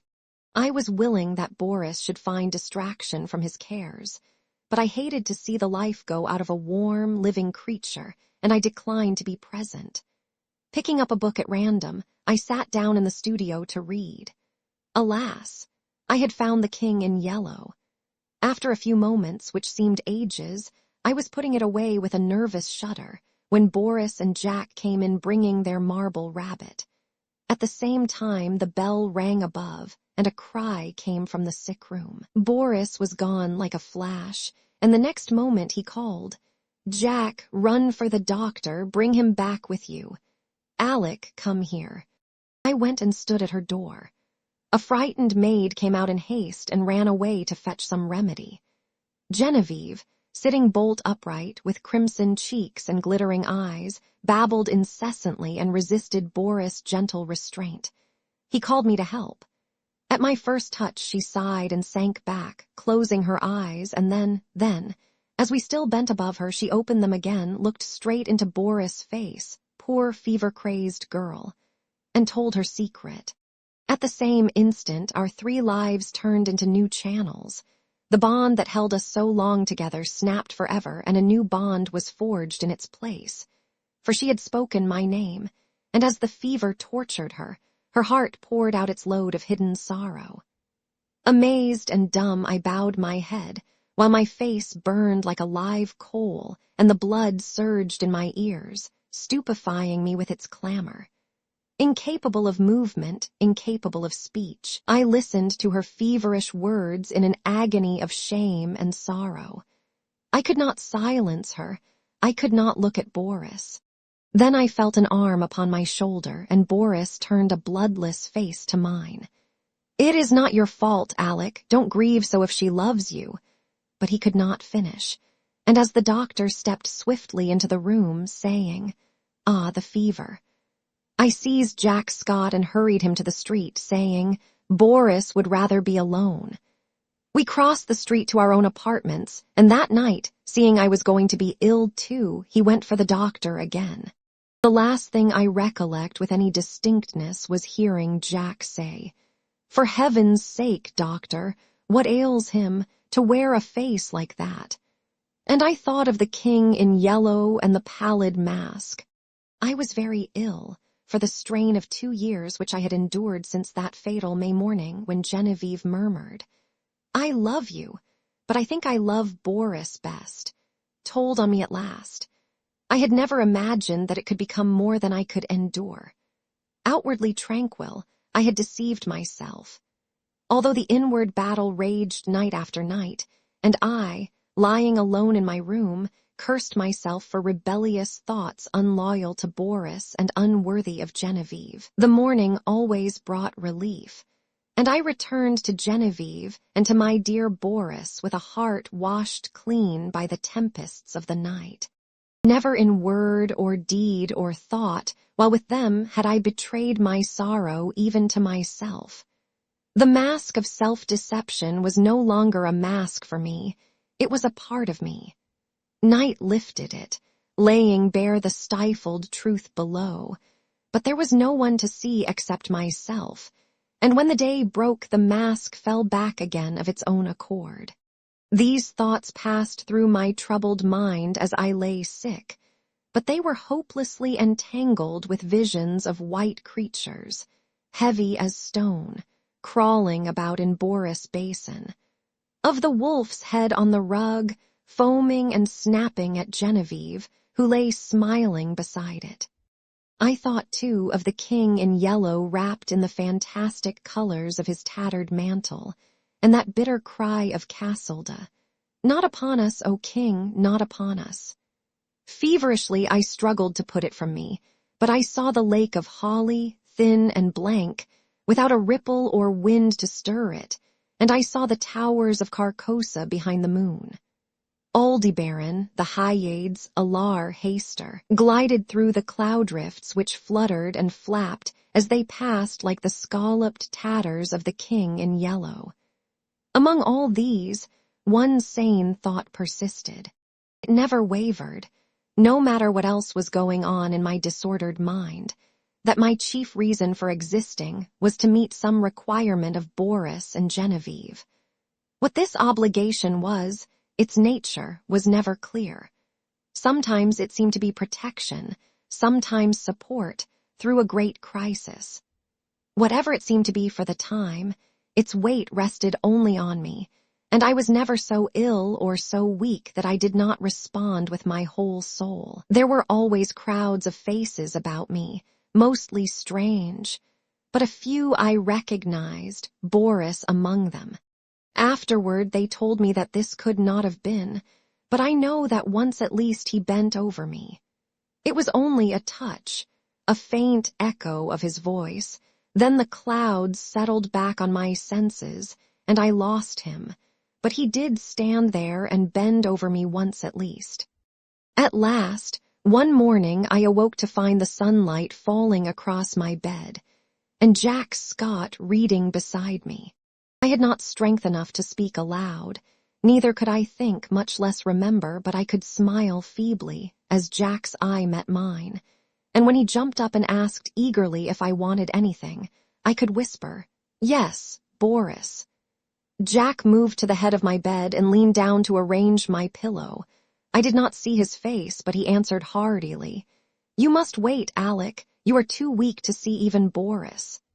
I waited and I grew strong. In a few days I was able to see whom I would, but meanwhile I had thought and remembered. From the moment when all the past grew clear again in my mind, I never doubted what I should do when the time came, and I felt sure that Boris would have resolved upon the same course so far as he was concerned.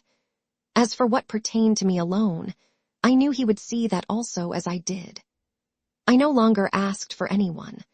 I never inquired why no message came from them, why during the week I lay there, waiting and growing stronger, I never heard their names spoken. Preoccupied with my own searchings for the right way, and with my feeble but determined fight against despair, I simply acquiesced in Jack's reticence, taking for granted that he was afraid to speak of them, lest I should turn unruly and insist on seeing them. Meanwhile, I said over and over to myself, how would it be when life began again for us all? We would take up our relations exactly as they were before Genevieve fell ill. Boris and I would look into each other's eyes, and there would be neither rancor, nor cowardice, nor mistrust in that glance. I would be with them again for a little while in the dear intimacy of their home, and then, without pretext or explanation, I would disappear from their lives forever. Boris would know, Genevieve, The only comfort was that she would never know. It seemed, as I thought it over, that I had found the meaning of that sense of obligation which had persisted all through my delirium, and the only possible answer to it. So, when I was quite ready, I beckoned Jack to me one day and said, "Jack, I want Boris at once, and take my dearest greeting to Genevieve." When at last he made me understand that they were both dead, I fell into a wild rage that tore all my little convalescent strength to atoms. I raved and cursed myself into a relapse, from which I crawled forth some weeks afterward a boy of 21 who believed that his youth was gone forever. I seemed to be past the capability of further suffering, and one day when Jack handed me a letter and the keys to Boris' house, I took them without a tremor and asked him to tell me all. It was cruel of me to ask him, but there was no help for it, and he leaned wearily on his thin hands to reopen the wound which could never entirely heal. He began very quietly. "Alec, unless you have a clue that I know nothing about, you will not be able to explain any more than I what has happened. I suspect that you would rather not hear these details, but you must learn them, else I would spare you the relation. God knows I wish I could be spared the telling. I shall use few words. That day when I left you in the doctor's care and came back to Boris, I found him working on the fates. Genevieve, he said, was sleeping under the influence of drugs. She had been quite out of her mind, he said. He kept on working, not talking any more, and I watched him. Before long, I saw that the third figure of the group, the one looking straight ahead, out over the world, bore his face, not as you ever saw it, but as it looked then and to the end. This is one thing for which I should like to find an explanation, but I never shall. Well, he worked and I watched him in silence, and we went on that way until nearly midnight. Then we heard the door open and shut sharply, and a swift rush in the next room. Boris sprang through the doorway and I followed, but we were too late. She lay at the bottom of the pool, her hands across her breast. Then Boris shot himself through the heart. Jack stopped speaking. Drops of sweat stood under his eyes and his thin cheeks twitched. I carried Boris to his room. Then I went back and let that hellish fluid out of the pool, and turning on all the water, washed the marble clean of every drop. When at length I dared descend the steps, I found her lying there as white as snow. At last, when I had decided what was best to do, I went into the laboratory and first emptied the solution in the basin into the waste pipe. Then I poured the contents of every jar and bottle after it. There was wood in the fireplace, so I built a fire, and breaking the locks of Boris' cabinet, I burnt every paper, notebook, and letter that I found there. With a mallet from the studio, I smashed to pieces all the empty bottles. Then loading them into a coal scuttle, I carried them to the cellar and threw them over the red-hot bed of the furnace. 6 times I made the journey, and at last not a vestige remained of anything which might again aid in seeking for the formula which Boris had found. Then at last I dared call the doctor. He is a good man, and together we struggled to keep it from the public. Without him, I never could have succeeded. At last we got the servants paid and sent away into the country, where old Rosier keeps them quiet with stories of Boris and Genevieve's travels in distant lands, from whence they will not return for years. We buried Boris in the little cemetery of Severs. The doctor is a good creature, and knows when to pity a man who can bear no more. He gave his certificate of heart disease and asked no questions of me. Then, lifting his head from his hands, he said, "Open the letter, Alec. It is for us both." I tore it open. It was Boris will dated a year before. He left everything to Genevieve, and in case of her dying childless, I was to take control of the house in the Rue St. Cecile, and Jack Scott the management at EPT. On our deaths, the property reverted to his mother's family in Russia, with the exception of the sculptured marbles executed by himself. These he left to me. The page blurred under our eyes, and Jack got up and walked to the window. Presently he returned and sat down again. I dreaded to hear what he was going to say, but he spoke with the same simplicity and gentleness. Genevieve lies before the Madonna in the marble room. The Madonna bends tenderly above her, and Genevieve smiles back into that calm face that never would have been except for her. His voice broke, but he grasped my hand, saying, "Courage, Alec." And next morning, he left for EPT to fulfill his trust. The same evening I took the keys and went into the house I had known so well. Everything was in order, but the silence was terrible. Though I went twice to the door of the marble room, I could not force myself to enter. It was beyond my strength. I went into the smoking room and sat down before the spinet. A small lace handkerchief lay on the keys, and I turned away, choking. It was plain I could not stay, so I locked every door, every window, and the 3 front and back gates, and went away. Next morning Alcide packed my valise, and leaving him in charge of my apartments, I took the Orient Express for Constantinople. During the 2 years that I wandered through the East, at first, in our letters, we never mentioned Genevieve and Boris, but gradually their names crept in.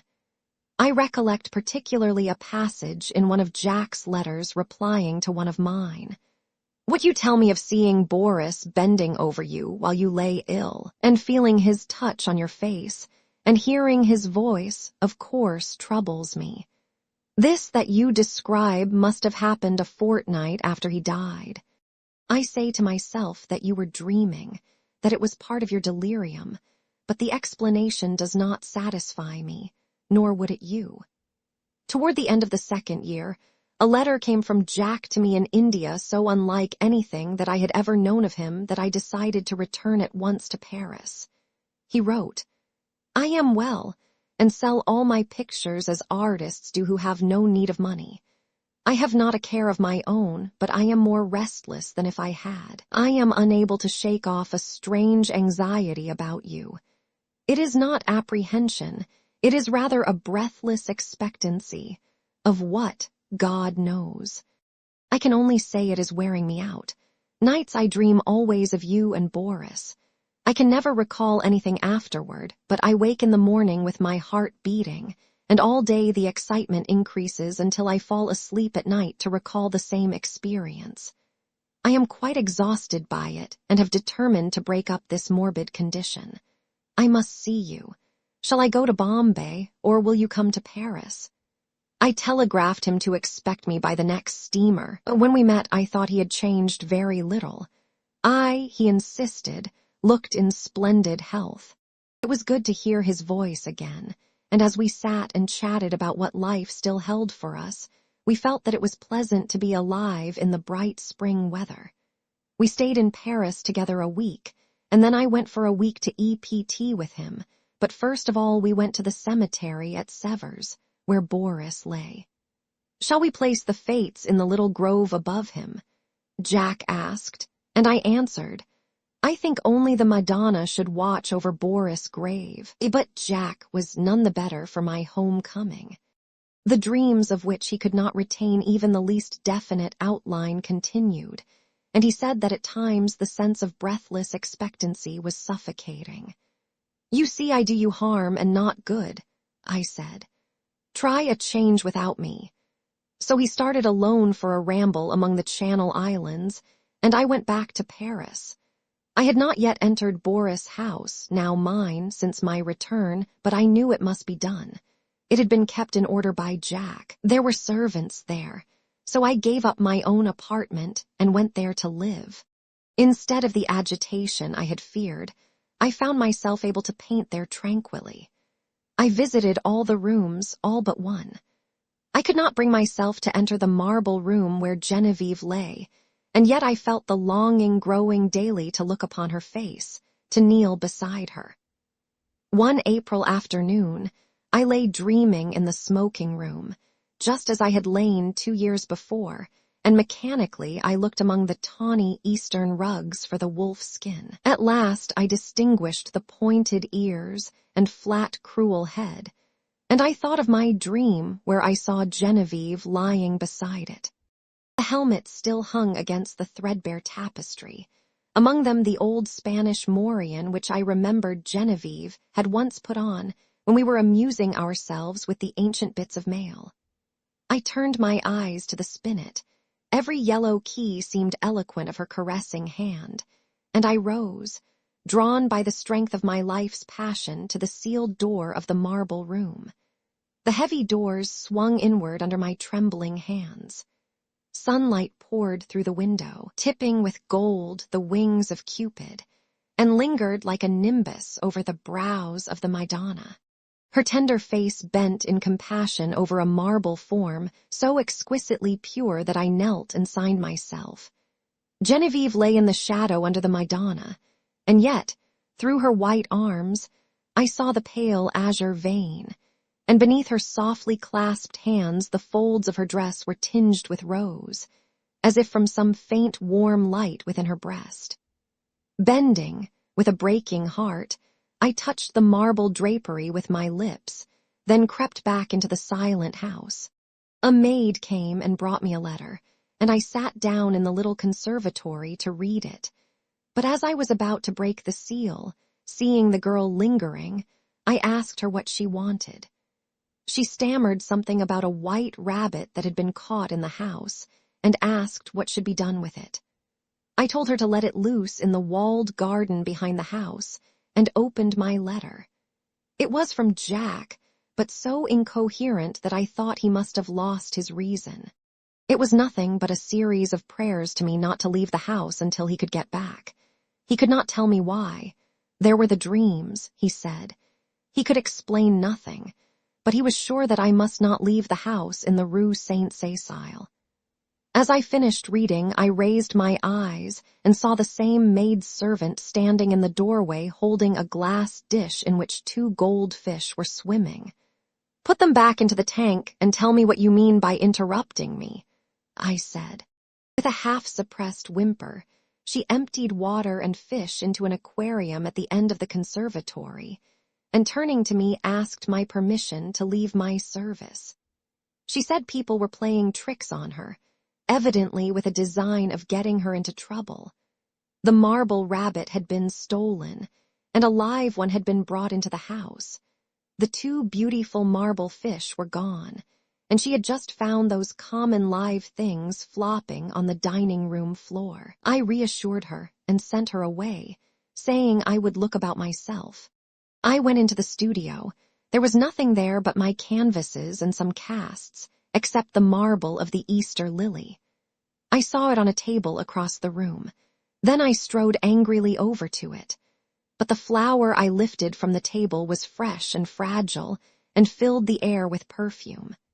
Then suddenly I comprehended and sprang through the hallway to the marble room. The doors flew open, the sunlight streamed into my face, and through it, in a heavenly glory, the Madonna smiled, as Genevieve lifted her flushed face from her marble couch and opened her sleepy eyes. In the court of the Dragon, in the church of St. Barnabé, vespers were over. The clergy left the altar. The little choir boys flocked across the chancel and settled in the stalls. A Suis in rich uniform marched down the south aisle, sounding his staff at every 4th step on the stone pavement. Behind him came that eloquent preacher and good man, Monseigneur C. My chair was near the chancel rail. I now turned toward the west end of the church. The other people between the altar and the pulpit turned too. There was a little scraping and rustling while the congregation seated itself again. The preacher mounted the pulpit stairs, and the organ voluntary ceased.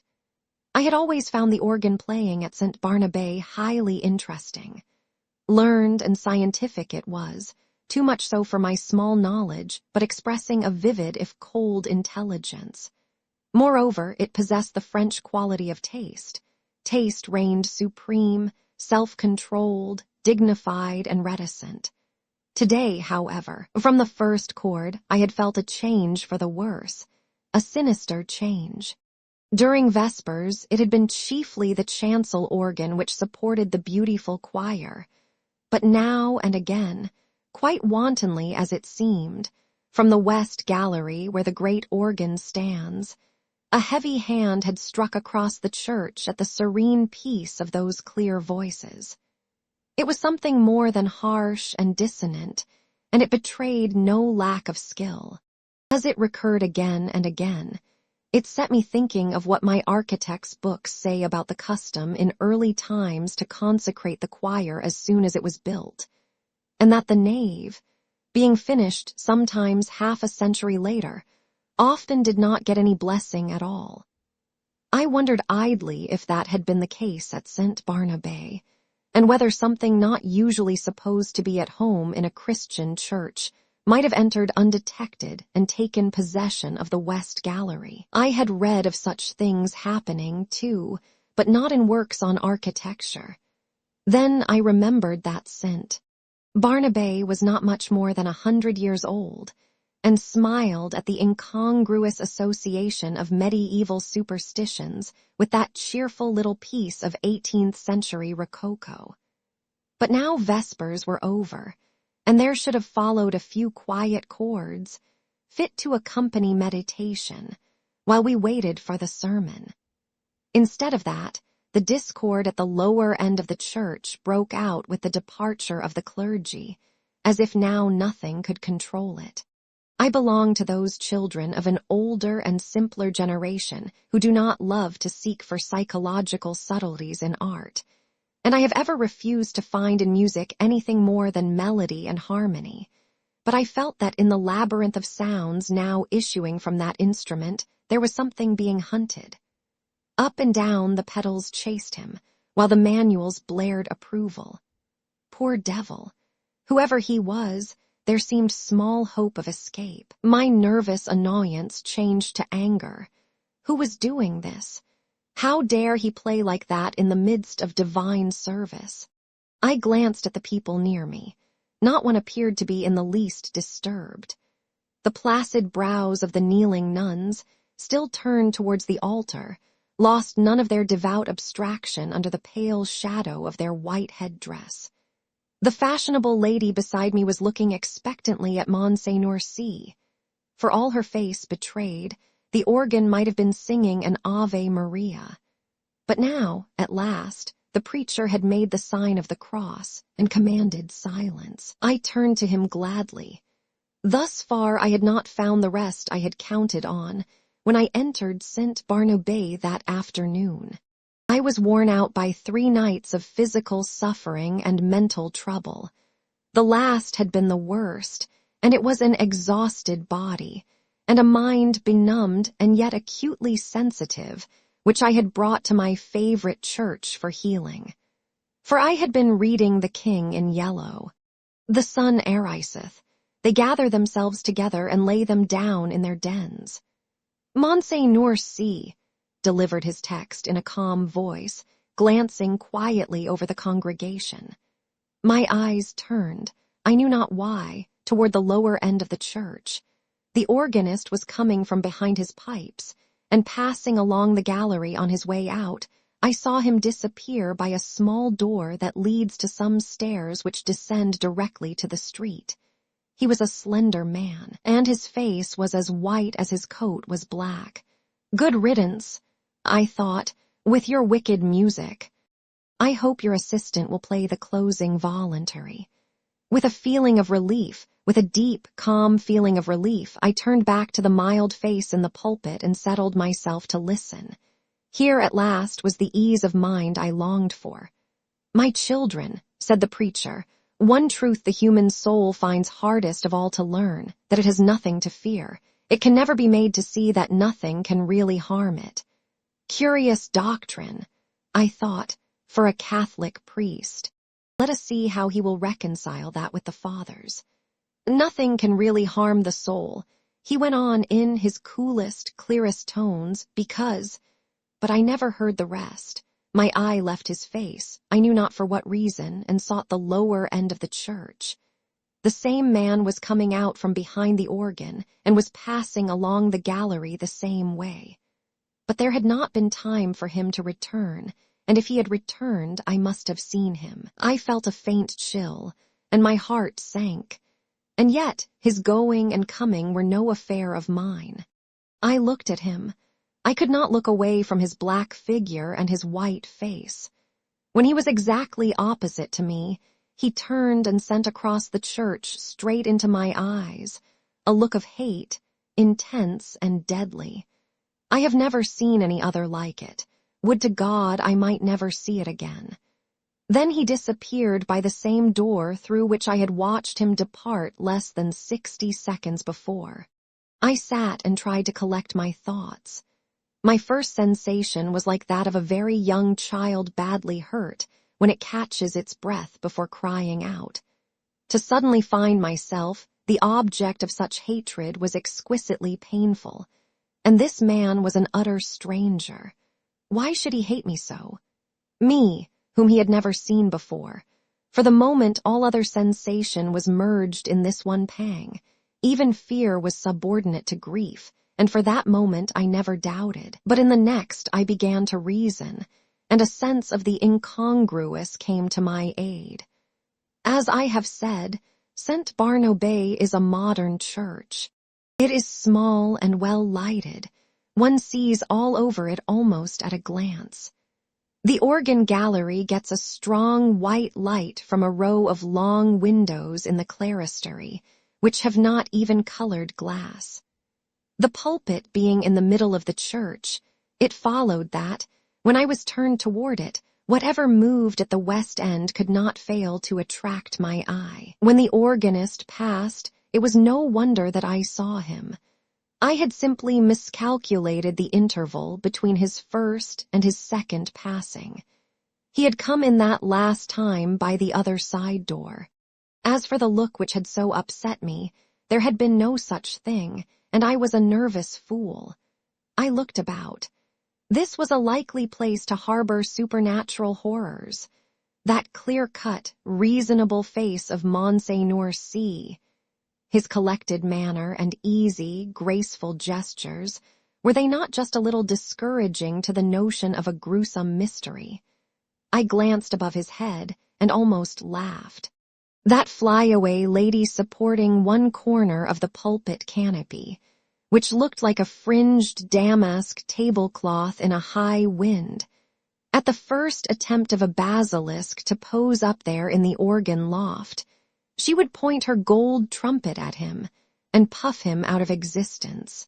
I laughed to myself over this conceit, which at the time I thought very amusing, and sat and chaffed myself and everything else from the old harpy outside the railing, who had made me pay 10 centimes for my chair. Before she would let me in, she was more like a basilisk, I told myself, than was my organist with the anemic complexion.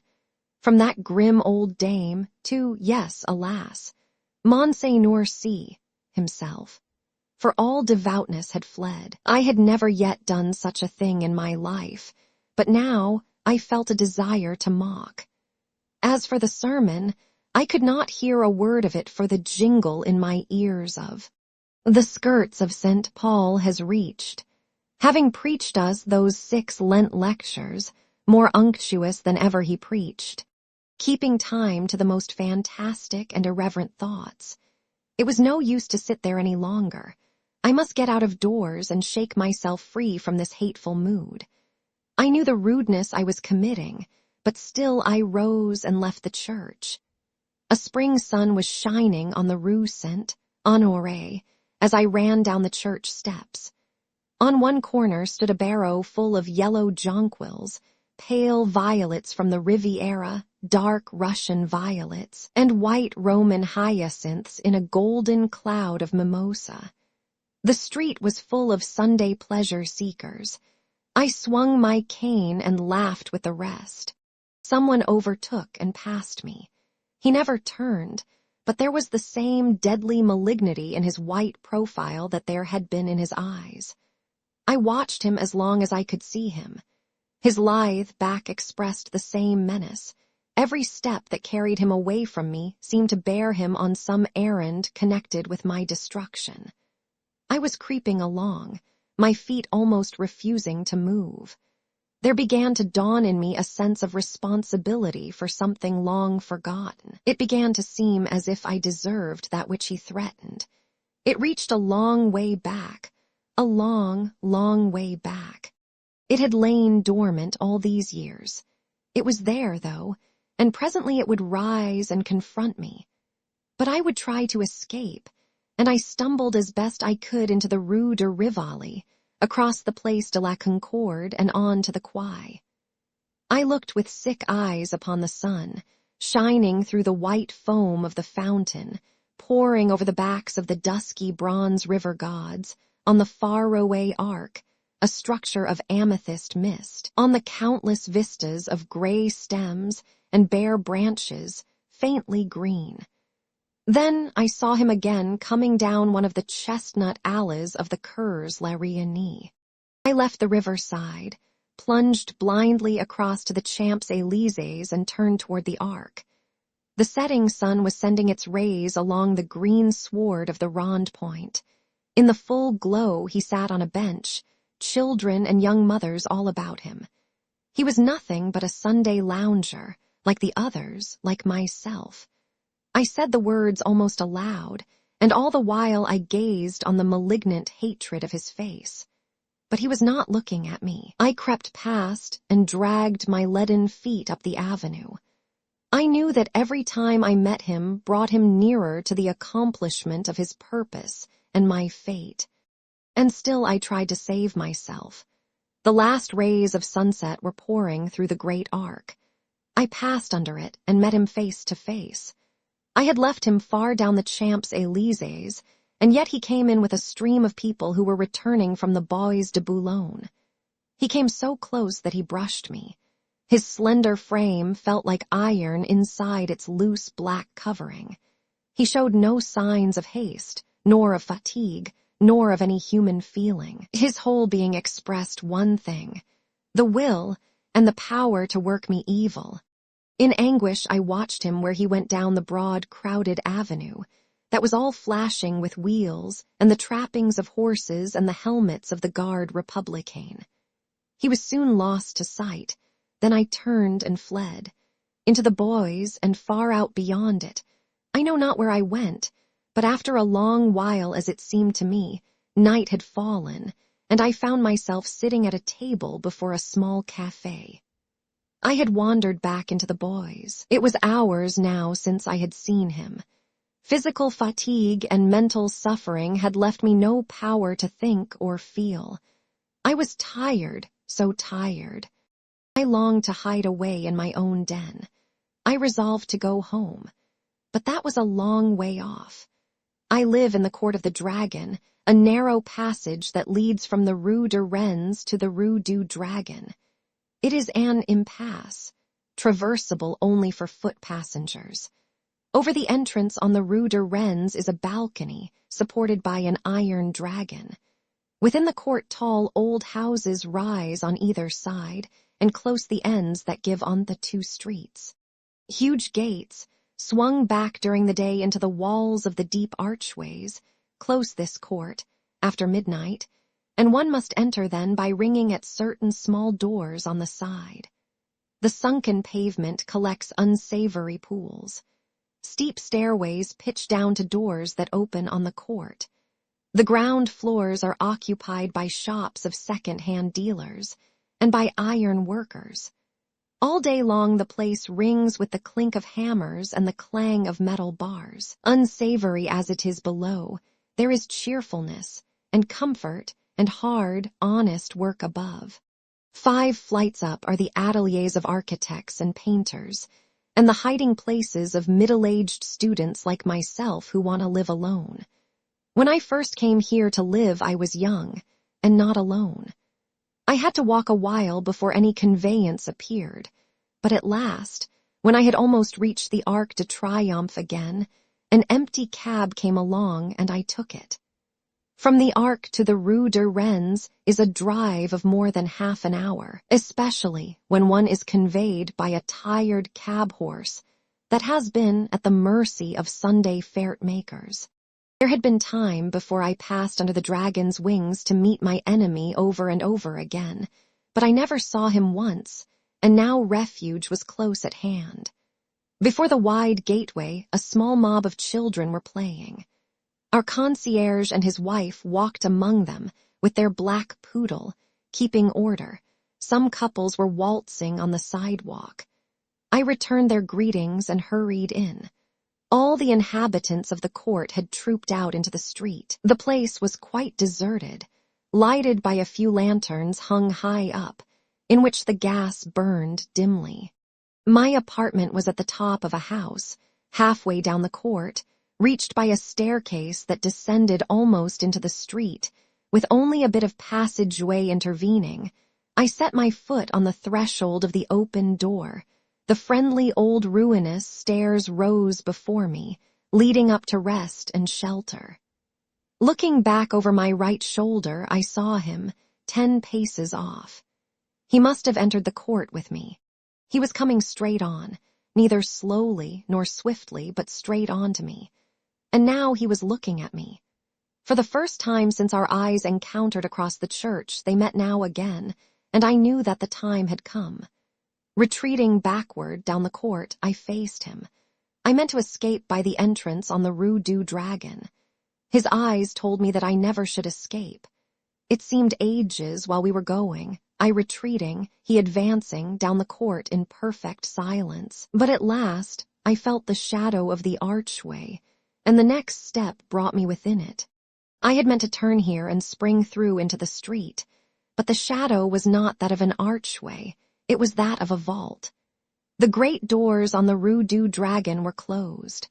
I felt this by the blackness which surrounded me, and at the same instant I read it in his face. How his face gleamed in the darkness, drawing swiftly nearer. The deep vaults, the huge closed doors, their cold iron clamps were all on his side. The thing which he had threatened had arrived. It gathered and bore down on me from the fathomless shadows. The point from which it would strike was his infernal eyes. Hopeless, I set my back against the barred doors and defied him. There was a scraping of chairs on the stone floor, and a rustling as the congregation rose. I could hear the Suisse's staff in the south aisle, preceding Monseigneur C. to the sacristy. The kneeling nuns, roused from their devout abstraction, made their reverence and went away. The fashionable lady, my neighbor, rose also, with graceful reserve. As she departed, her glance just flitted over my face in disapproval. Half dead, or so it seemed to me, yet intensely alive to every trifle, I sat among the leisurely moving crowd, then rose too and went toward the door. I had slept through the sermon. Had I slept through the sermon? I looked up and saw him passing along the gallery to his place. Only his side I saw. The thin, bent arm in its black covering looked like one of those devilish, nameless instruments which lie in the disused torture chambers of medieval castles. But I had escaped him, though his eyes had said I should not. Had I escaped him, that which gave him the power over me came back out of oblivion, where I had hoped to keep it, for I knew him now. Death and the awful abode of lost souls, whither my weakness long ago had sent him. They had changed him for every other eye, but not for mine. I had recognized him almost from the first. I had never doubted what he was come to do, and now I knew while my body sat safe in the cheerful little church, he had been hunting my soul in the court of the dragon. I crept to the door. The organ broke out overhead with a blare. A dazzling light filled the church, blotting the altar from my eyes. The people faded away, the arches, the vaulted roof vanished. I raised my seared eyes to the fathomless glare, and I saw the black stars hanging in the heavens, and the wet winds from the lake of holly chilled my face. And now, far away over leagues of tossing cloud waves, I saw the moon dripping with spray, and beyond, the towers of Carcosa rose behind the moon. Death and the awful abode of lost souls, whither my weakness long ago had sent him, had changed him for every other eye but mine. And now I heard his voice, rising, swelling, thundering through the flaring light, and as I fell, the radiance increasing, poured over me in waves of flame. Then I sank into the depths, and I heard the king in yellow whispering to my soul, "It is a fearful thing to fall into the hands of the living God." The yellow sign. There are so many things which are impossible to explain. Why should certain chords in music make me think of the brown and golden tints of autumn foliage? Why should the mass of Saint Cecile bend my thoughts wandering among caverns whose walls blaze with ragged masses of virgin silver? What was it in the roar and turmoil of Broadway at 6 o'clock that flashed before my eyes the picture of a still Breton forest, where sunlight filtered through spring foliage and Sylvia bent, half curiously, half tenderly, over a small green lizard, murmuring, "To think that this also is a little ward of God." When I first saw the watchman, his back was toward me. I looked at him indifferently until he went into the church. I paid no more attention to him than I had to any other man who lounged through Washington Square that morning, and when I shut my window and turned back into my studio, I had forgotten him. Late in the afternoon, the day being warm, I raised the window again and leaned out to get a sniff of air. A man was standing in the courtyard of the church, and I noticed him again with as little interest as I had that morning.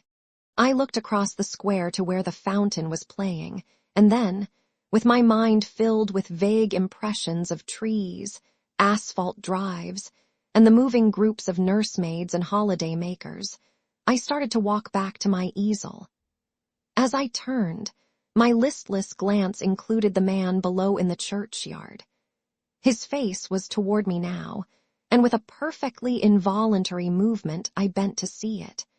At the same moment he raised his head and looked at me. Instantly, I thought of a coffin worm. Whatever it was about the man that repelled me I did not know, but the impression of a plump white grave worm was so intense and nauseating that I must have shown it in my expression, for he turned his puffy face away with a movement which made me think of a disturbed grub in a chestnut. I went back to my easel and motioned the model to resume her pose. After working a while, I was satisfied that I was spoiling what I had done as rapidly as possible, and I took up a palette knife and scraped the color out again. The flesh tones were sallow and unhealthy, and I did not understand how I could have painted such sickly color into a study which before that had glowed with healthy tones. I looked at Tessie. She had not changed, and the clear flush of health dyed her neck and cheeks as I frowned. "Is it something I've done?" she said. "No, I've made a mess of this arm, and for the life of me I can't see how I came to paint such mud as that into the canvas," I replied. "Don't I pose well?" she insisted. "Of course, perfectly. Then it's not my fault." "No, it's my own. I am very sorry," she said. I told her she could rest while I applied rag and turpentine to the plague spot on my canvas, and she went off to smoke a cigarette and look over the illustrations in the Courier franchise. I did not know whether it was something in the turpentine or a defect in the canvas, but the more I scrubbed the more that gangrene seemed to spread. I worked like a beaver to get it out, and yet the disease appeared to creep from limb to limb of the study before me. Alarmed, I strove to arrest it, but now the color on the breast changed, and the whole figure seemed to absorb the infection as a sponge soaks up water. Vigorously I plied palette knife, turpentine, and scraper, thinking all the time what a séance I should hold with Duval who had sold me the canvas. But soon I noticed that it was not the canvas which was defective, nor yet the colors of Edward. It must be the turpentine, I thought angrily. Or else my eyes have become so blurred and confused by the afternoon light that I can't see straight. I called Tessie, the model. She came and leaned over my chair, blowing rings of smoke into the air. "What have you been doing to it?" she exclaimed. "Nothing," I growled. "It must be this turpentine. What a horrible color it is now," she continued. "Do you think my flesh resembles green cheese?" "No, I don't," I said angrily. "Did you ever know me to paint like that before?" "No, indeed." "Well, then, it must be the turpentine or something," she admitted. She slipped on a Japanese robe and walked to the window. I scraped and rubbed until I was tired, and finally picked up my brushes and hurled them through the canvas with a forcible expression, the tone alone of which reached Tessie's ears. Nevertheless, she promptly began. "That's it. Swear and act silly and ruin your brushes. You have been 3 weeks on that study, and now look. What's the good of ripping the canvas? What creatures artists are." I felt about as much ashamed as I usually did after such an outbreak, and I turned the ruined canvas to the wall. Tessie helped me clean my brushes and then danced away to dress. From the screen, she regaled me with bits of advice concerning whole or partial loss of temper, until, thinking, perhaps, I had been tormented sufficiently, she came out to implore me to button her waist where she could not reach it on the shoulder. "Everything went wrong from the time you came back from the window and talked about that horrid-looking man you saw in the churchyard," she announced. "Yes, he probably bewitched the picture," I said, yawning. I looked at my watch. "It's after 6. "I know," said Tessie, adjusting her hat before the mirror. "Yes," I replied. "I didn't mean to keep you so long." I leaned out of the window but recoiled with disgust, for the young man with the pasty face stood below in the churchyard. Tessie saw my gesture of disapproval and leaned from the window. "Is that the man you don't like?" she whispered. I nodded. "I can't see his face, but he does look fat and soft. Some way or other," she continued, turning to look at me, "he reminds me of a dream, an awful dream I once had. Or," she mused, looking down at her shapely shoes, "was it a dream after all?" "How should I know?" I smiled. Tessie smiled in reply. "You were in it," she said, "so perhaps you might know something about it." "Tessie, Tessie," I protested, "don't you dare flatter by saying that you dream about me." "But I did," she insisted. "Shall I tell you about it?" "Go ahead," I replied, lighting a cigarette. Tessie leaned back on the open windowsill and began very seriously. "One night last winter I was lying in bed thinking about nothing at all in particular. I had been posing for you and I was tired out, yet it seemed impossible for me to sleep. I heard the bells in the city ring 10, 11, and midnight. I must have fallen asleep about midnight because I don't remember hearing the bells after that. It seemed to me that I had scarcely closed my eyes when I dreamed that something impelled me to go to the window. I rose and, raising the sash, leaned out. 25th Street was deserted as far as I could see. I began to be afraid. Everything outside seemed so black and uncomfortable. Then the sound of wheels in the distance came to my ears, and it seemed to me as though that was what I must wait for. Very slowly the wheels approached, and finally I could make out a vehicle moving along the street. It came nearer and nearer, and when it passed beneath my window I saw it was a hearse. Then, as I trembled with fear, the driver turned and looked straight at me. When I awoke, I was standing by the open window shivering with cold, but the black-plumed hearse and the driver were gone. I dreamed this dream again in March last, and again awoke beside the open window. Last night, the dream came again. You remember how it was raining. When I awoke, standing at the open window, my night dress was soaked. But where did I come into the dream? I asked. You were in the coffin, but you were not dead. In the coffin? Yes. How did you know? Could you see me? No, I only knew you were there. Had you been eating Welsh rarebits or lobster salad? I began laughing, but the girl interrupted me with a frightened cry.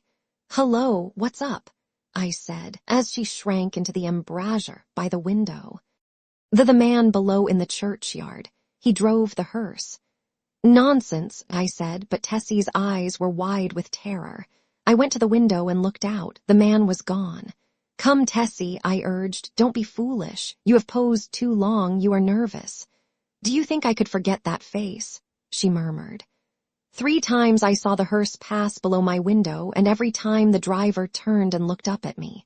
Oh, his face was so white and soft. It looked dead. It looked as if it had been dead a long time. I induced the girl to sit down and swallow a glass of marsala. Then I sat down beside her and tried to give her some advice. "Look here, Tessie," I said. "You go to the country for a week or 2, and you'll have no more dreams about hearses. You pose all day, and when night comes your nerves are upset.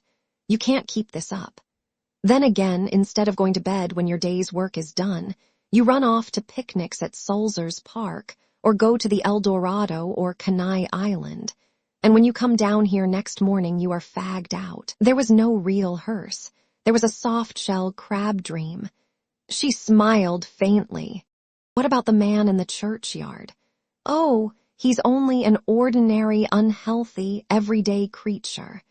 As true as my name is Tessie Reardon, I swear to you, Mr. Scott, that the face of the man below in the churchyard is the face of the man who drove the hearse." "What of it?" I said. "It's an honest trade. Then you think I did see the hearse?" "Oh," I said diplomatically, "if you really did, it might not be unlikely that the man below drove it. There is nothing in that." Tessie rose, unrolled her scented handkerchief, and taking a bit of gum from a knot in the hem, placed it in her mouth. Then, drawing on her gloves, she offered me her hand with a frank, "Good night, Mr. Scott," and walked out. The next morning, Thomas, the bellboy, brought me the Herald and a bit of news. The church next door had been sold. I thanked heaven for it. Not that being a Catholic I had any repugnance for the congregation next door, but because my nerves were shattered by a blatant exhorter, whose every word echoed through the aisle of the church as if it had been my own rooms, and who insisted on his R's with a nasal persistence which revolted my every instinct. Then, too, there was a fiend in human shape, an organist, who reeled off some of the grand old hymns with an interpretation of his own, and I longed for the blood of a creature who could play the doxology with an amendment of minor chords which one hears only in a quartet of very young undergraduates. I believe the minister was a good man, but when he bellowed, "And the Lord said unto Moses, The Lord is a man of war. The Lord is his name. My wrath shall wax hot, and I will kill you with the sword." I wondered how many centuries of purgatory it would take to atone for such a sin. "Who bought the property?" I asked Thomas. "Nobody that I knows, sir. They do say the gent wot owns this air Hamilton Flats was lookin' at it. He might be a-buildin' more studios." I walked to the window. The young man with the unhealthy face stood by the churchyard gate, and at the mere sight of him the same overwhelming repugnance took possession of me. "By the way, Thomas," I said, "who is that fellow down there?" Thomas sniffed. "That there worm, sir. 'E's night watchman of the church, sir. 'E makes me tired sittin' out all night on them steps, and lookin' at you insultin' like. I'd a punched his 'ead, sir. Beg pardon, sir." "Go on, Thomas." "One night a common 'ome with a rye, the other English boy, I sees 'im a-sittin' there on them steps. We 'ad Molly and Jen with us, sir, the 2 girls on the tray service, and 'e looks so insultin' at us that I up and says, 'Wot you looking hat, you fat slug?' 'Beg pardon, sir, but that's I says, sir. Then he don't say nothin', and I says, 'Come out and I'll punch that puddin' 'ead.' Then I hopens the gate and goes in, but 'e don't say nothin', only looks insultin' like. Then it's 'im one, but ugh. His 'ead was that cold and mushy it 'ud sicken you to touch 'im." "What did he do then?" I asked curiously. "'Im nothin'. And you, Thomas? The young fellow flushed with embarrassment and smiled uneasily. "Mr. Scott, sir, I ain't no coward, and I can't make it out at all why I run. I was in the 5th Lancers, sir, bugler at Tel El Kebir, and was shot by the Wells." "You don't mean to say you ran away?" "Yes, sir, I run." "Why?" "That's just what I want to know, sir." I grabbed Molly and run, and the rest was as frightened as I. But what were they frightened at? Thomas refused to answer for a while, but now my curiosity was aroused about the repulsive young man below, and I pressed him. 3 years' sojourn in America had not only modified Thomas' Cockney dialect, but had given him the American's fear of ridicule. "You won't believe me, Mr. Scott, sir." "Yes, I will. You will laugh at me, sir." "Nonsense." He hesitated. "Well, sir, it's God's truth that when I at him he grabbed me wrists, sir, and when I twisted his soft, mushy fist one of his fingers come off in me, and—" The utter loathing and horror of Thomas' face must have been reflected in my own, for he added, "It's orful, and now when I see him I just go away. He makes me hill." When Thomas had gone, I went to the window. The man stood beside the church railing with both hands on the gate, but I hastily retreated to my easel again, sickened and horrified, for I saw that the middle finger of his right hand was missing. At 9 o'clock Tessie appeared and vanished behind the screen with a merry "Good morning, Mr. Scott." When she had reappeared and taken her pose upon the model stand, I started a new canvas, much to her delight. She remained silent as long as I was on the drawing, but as soon as the scrape of the charcoal ceased and I took up my fixative, she began to chatter. "Oh, I had such a lovely time last night. We went to Tony Pastor's." "Who are we?" I demanded. "Oh, Maggie, you know, Mr. White's model and Pinky McCormick. We call her Pinky because she's got that beautiful red hair you artists like so much, and Lizzie Burke." I sent a shower of spray from the fixative over the canvas and said, "Well, go on. We saw Kelly and Baby Barnes, the skirt dancer, and in all the rest. I made a mash." "Then you have gone back on me, Tessie." She laughed and shook her head. "He's Lizzie Burke's brother, Ed. He's a perfect gentleman." I felt constrained to give her some parental advice concerning mashing, which she took with a bright smile.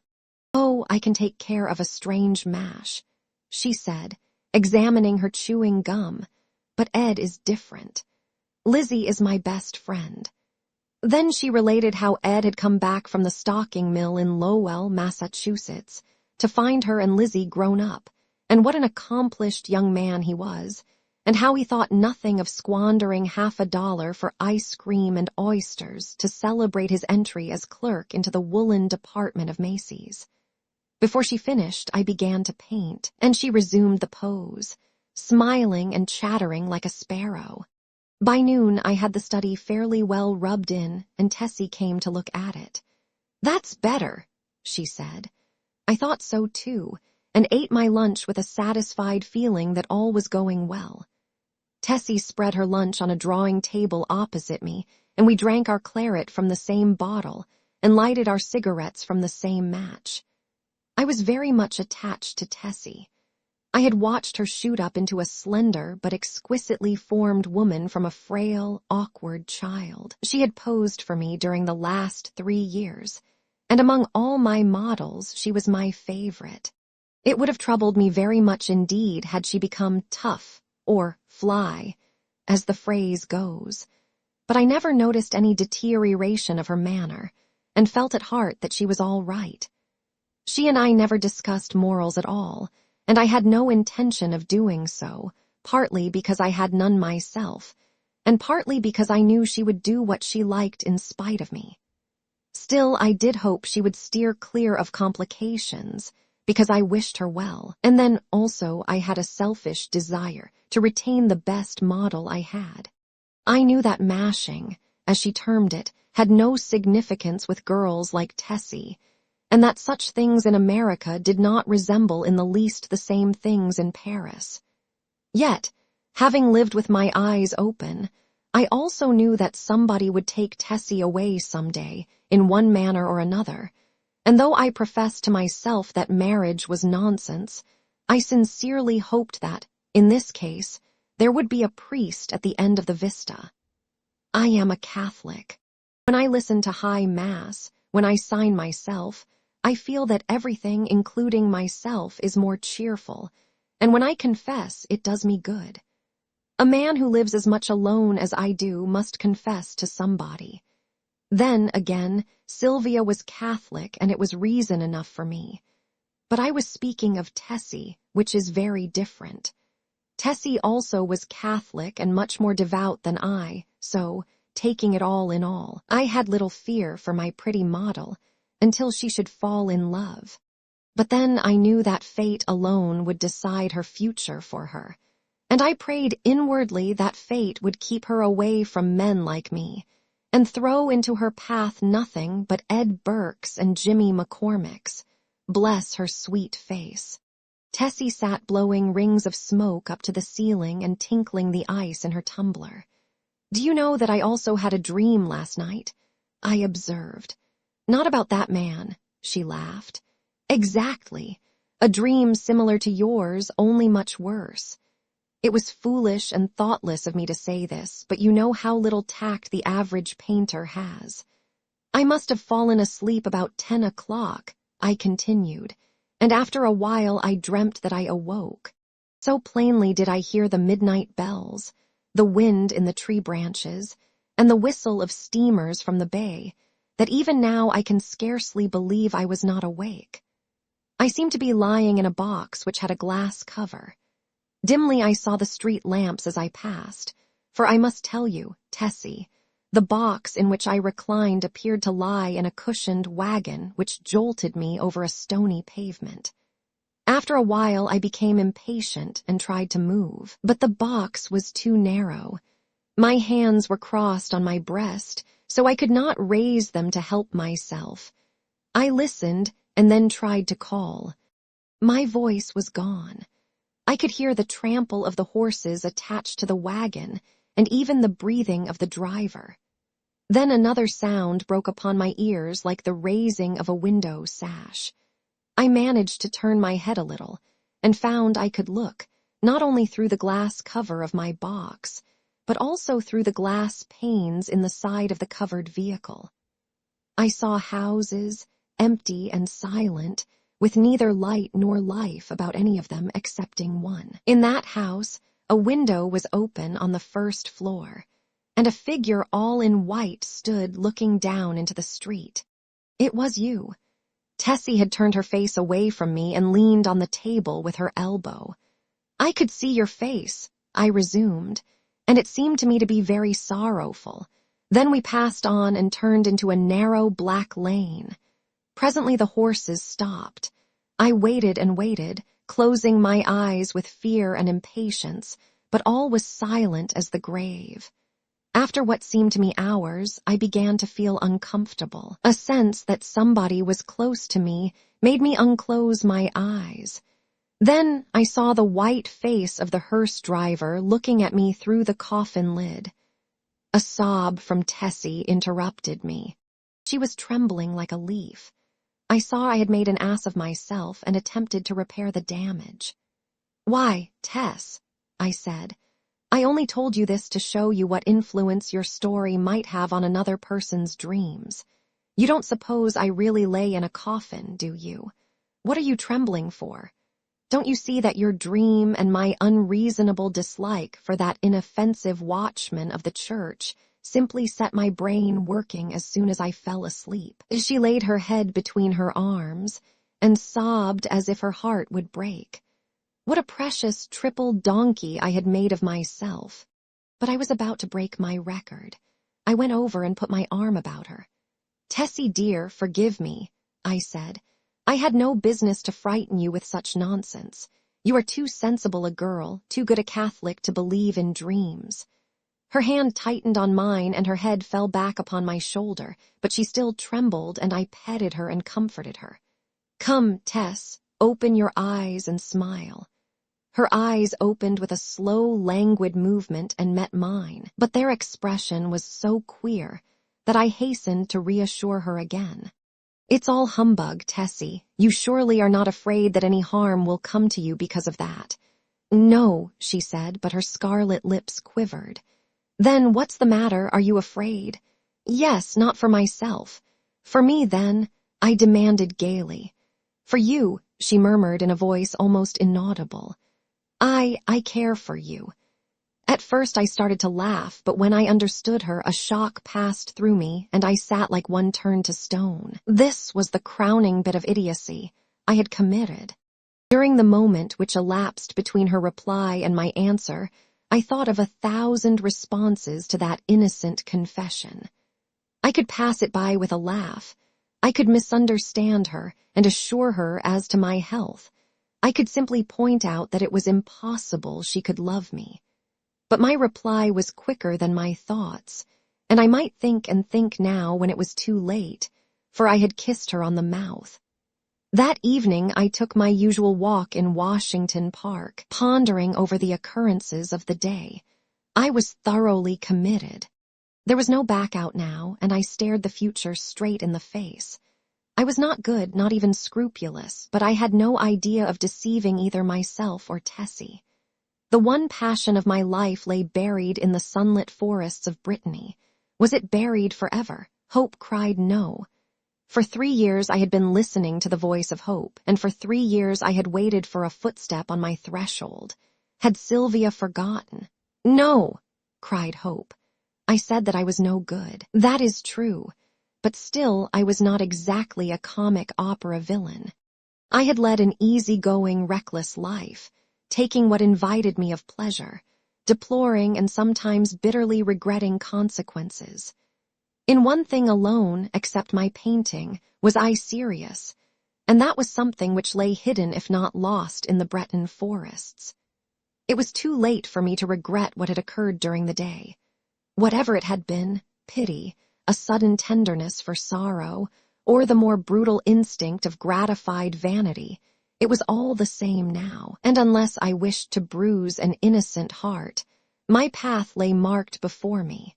The fire and strength, the depth of passion of a love which I had never even suspected, with all my imagined experience in the world, left me no alternative but to respond or send her away.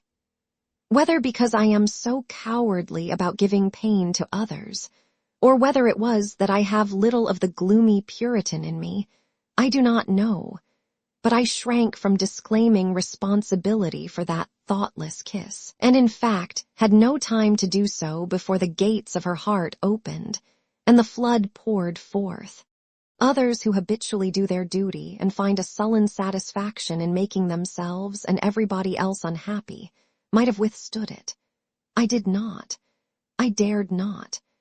After the storm had abated, I did tell her that she might better have loved Ed Burke and worn a plain gold ring, but she would not hear of it, and I thought perhaps as long as she had decided to love somebody she could not marry, it had better be me. I, at least, could treat her with an intelligent affection, and whenever she became tired of her infatuation, she could go none the worse for it. For I was decided on that point, although I knew how hard it would be.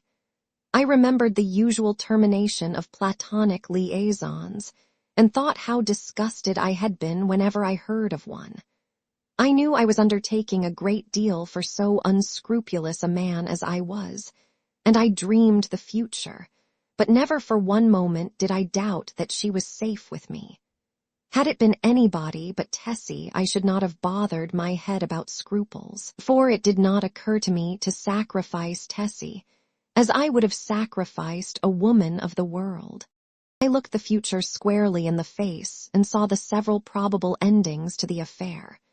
She would either tire of the whole thing, or become so unhappy that I should have either to marry her or go away. If I married her, we would be unhappy. I with a wife unsuited to me, and she with a husband unsuitable for any woman. For my past life could scarcely entitle me to marry. If I went away, she might either fall ill, recover, and marry some Eddie Burke, or she might recklessly or deliberately go and do something foolish. On the other hand, if she tired of me, Then her whole life would be before her with beautiful vistas of Eddie Burkes and marriage rings and twins and Harlem Flats and heaven knows what. As I strolled along through the trees by the Washington Arch, I decided that she should find a substantial friend in me anyway, and the future could take care of itself. Then I went into the house and put on my evening dress, for the little faintly perfumed note on my dresser said, "Have a cab at the stage door at 11, and the note was signed Edith Carmichael, Metropolitan Theater. I took supper that night, or rather we took supper, Miss Carmichael and I, at Solari's, and the dawn was just beginning to gild the cross on the Memorial Church as I entered Washington Square after leaving Edith at the Brunswick. There was not a soul in the park as I passed along the trees and took the walk which leads from the Garibaldi statue to the Hamilton apartment house. But as I passed the churchyard, I saw a figure sitting on the stone steps. In spite of myself, a chill crept over me at the sight of the white, puffy face, and I hastened to pass. Then he said something which might have been addressed to me, or might merely have been a mutter to himself, but a sudden, furious anger flamed up within me that such a creature should address me. For an instant I felt like wheeling about and smashing my stick over his head, but I walked on, and entering the Hamilton went to my apartment. For some time I tossed about the bed trying to get the sound of his voice out of my ears, but could not. It filled my head, that muttering sound, like thick oily smoke from a fat-rendering vat or an odor of noisome decay. And as I lay and tossed about, the voice in my ears seemed more distinct, and I began to understand the words he had muttered. They came to me slowly as if I had forgotten them, and at last I could make some sense out of the sounds. It was this: "Have you found the yellow sign? Have you found the yellow sign? Have you found the yellow sign?" I was furious. What did he mean by that? Then with a curse upon him and his I rolled over and went to sleep, but when I awoke later I looked pale and haggard, for I had dreamed the dream of the night before, and it troubled me more than I cared to think. I dressed and went down into my studio. Tessie sat by the window, but as I came in she rose, and put both arms around my neck for an innocent kiss. She looked so sweet and dainty that I kissed her again and then sat down before the easel. "Hello, where's the study I began yesterday?" I asked. Tessie looked conscious but did not answer. I began to hunt among the piles of canvases, saying, "Hurry up, Tess, and get ready. We must take advantage of the morning light." When at last I gave up the search among the other canvases and turned to look around the room for the missing study, I noticed Tessie standing by the screen with her clothes still on. "What's the matter?" I asked. "Don't you feel well?" "Yes." "Then hurry. Do you want me to pose as I have always posed?" Then I understood. Here was a new complication. I had lost, of course, the best nude model I had ever seen. I looked at Tessie. Her face was scarlet. Alas, alas, we had eaten of the tree of knowledge, and Eden and native innocence were dreams of the past. I mean for her. I suppose she noticed the disappointment on my face, for she said, "I will pose if you wish. The study is behind the screen here where I put it." "No," I said. "We will begin something new." And I went into my wardrobe and picked out a Moorish costume which fairly blazed with tinsel. It was a genuine costume, and Tessie retired to the screen with it enchanted. When she came forth again, I was astonished. Her long black hair was bound above her forehead with a circlet of turquoises, and the ends curled about her glittering girdle. Her feet were encased in the embroidered pointed slippers, and the skirt of her costume, curiously wrought with arabesques in silver, fell to her ankles. The deep metallic blue vest embroidered with silver and the short Mauresque jacket spangled and sewn with turquoises became her wonderfully. She came up to me and held up her face smiling. I slipped my hand into my pocket and, drawing out a gold chain with a cross attached, dropped it over her head. "It's yours, Tessie." "Mine," she faltered. "Yours. Now go and pose." Then, with a radiant smile, she ran behind the screen and presently reappeared with a little box on which was written my name. "I had intended to give it to you when I went home tonight," she said, "but I can't wait now." I opened the box. On the pink cotton inside lay a clasp of black onyx on which was inlaid a curious symbol or letter in gold. It was neither Arabic nor Chinese, nor, as I found afterwards, did it belong to any human script. "It's all I had to give you for keepsake," she said timidly. I was annoyed, but I told her how much I should prize it, and promised to wear it always. She fastened it on my coat beneath the lapel. "How foolish, Tess, to go and buy me such a beautiful thing as this," I said. "I did not buy it," she laughed. "Where did you get it?" Then she told me how she had found it one day while coming from the aquarium in the Battery, how she had advertised it and watched the papers, but at last gave up all hopes of finding the owner. "That was last winter," she said, "the very day I had the first horrid dream about the hearse." I remembered my dream of the previous night but said nothing, and presently my charcoal was flying over a new canvas, and Tessie stood motionless on the model stand. The day following was a disastrous one for me. While moving a framed canvas from one easel to another, my foot slipped on the polished floor, and I fell heavily on both wrists. They were so badly sprained that it was useless to attempt to hold a brush, and I was obliged to wander about the studio, glaring at unfinished drawings and sketches, until despair seized me and I sat down to smoke and twiddle my thumbs with rage. The rain blew against the windows and rattled on the roof of the church, driving me into a nervous fit with its interminable patter. Tessie sat sewing by the window, and every now and then raised her head and looked at me with such innocent compassion that I began to feel ashamed of my irritation and looked about for something to occupy me. I had read all the papers and all the books in the library, but for the sake of something to do, I went to the bookcases and shoved them open with my elbow. I knew every volume by its color and examined them all, passing slowly around the library and whistling to keep up my spirits. I was turning to go into the dining room when my eye fell upon a book bound in serpent skin, standing in a corner of the top shelf of the last bookcase. I did not remember it, and from the floor could not decipher the pale lettering on the back, so I went to the smoking room and called Tessie. She came in from the studio and climbed up to reach the book. "What is it?" I asked. "The King in Yellow." I was dumbfounded. Who had placed it there? How came it in my rooms? I had long ago decided that I should never open that book, and nothing on earth could have persuaded me to buy it. Fearful lest curiosity might tempt me to open it, I had never even looked at it in bookstores. If I ever had had any curiosity to read it, the awful tragedy of young Castaigne, whom I knew, prevented me from exploring its wicked pages.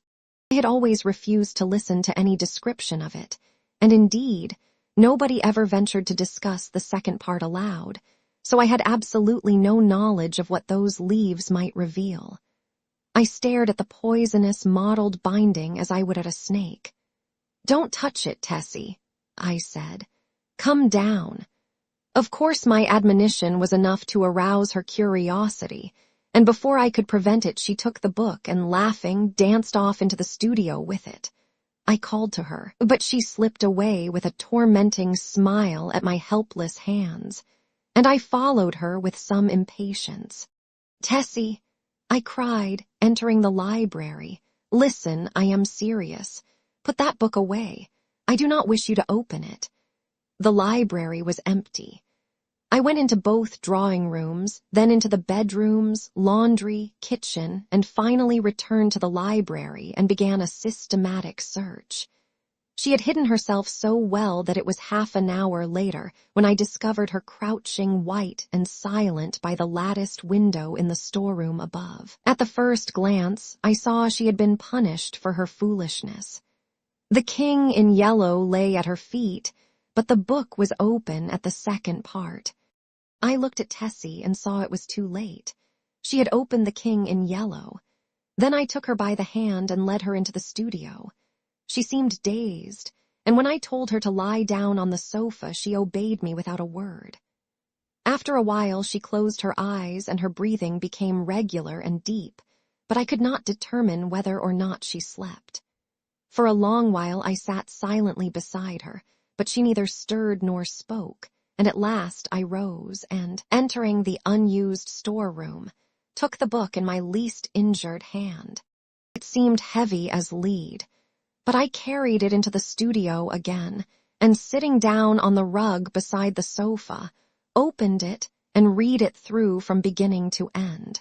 When, faint with excess of my emotions, I dropped the volume and leaned wearily back against the sofa, Tessie opened her eyes and looked at me.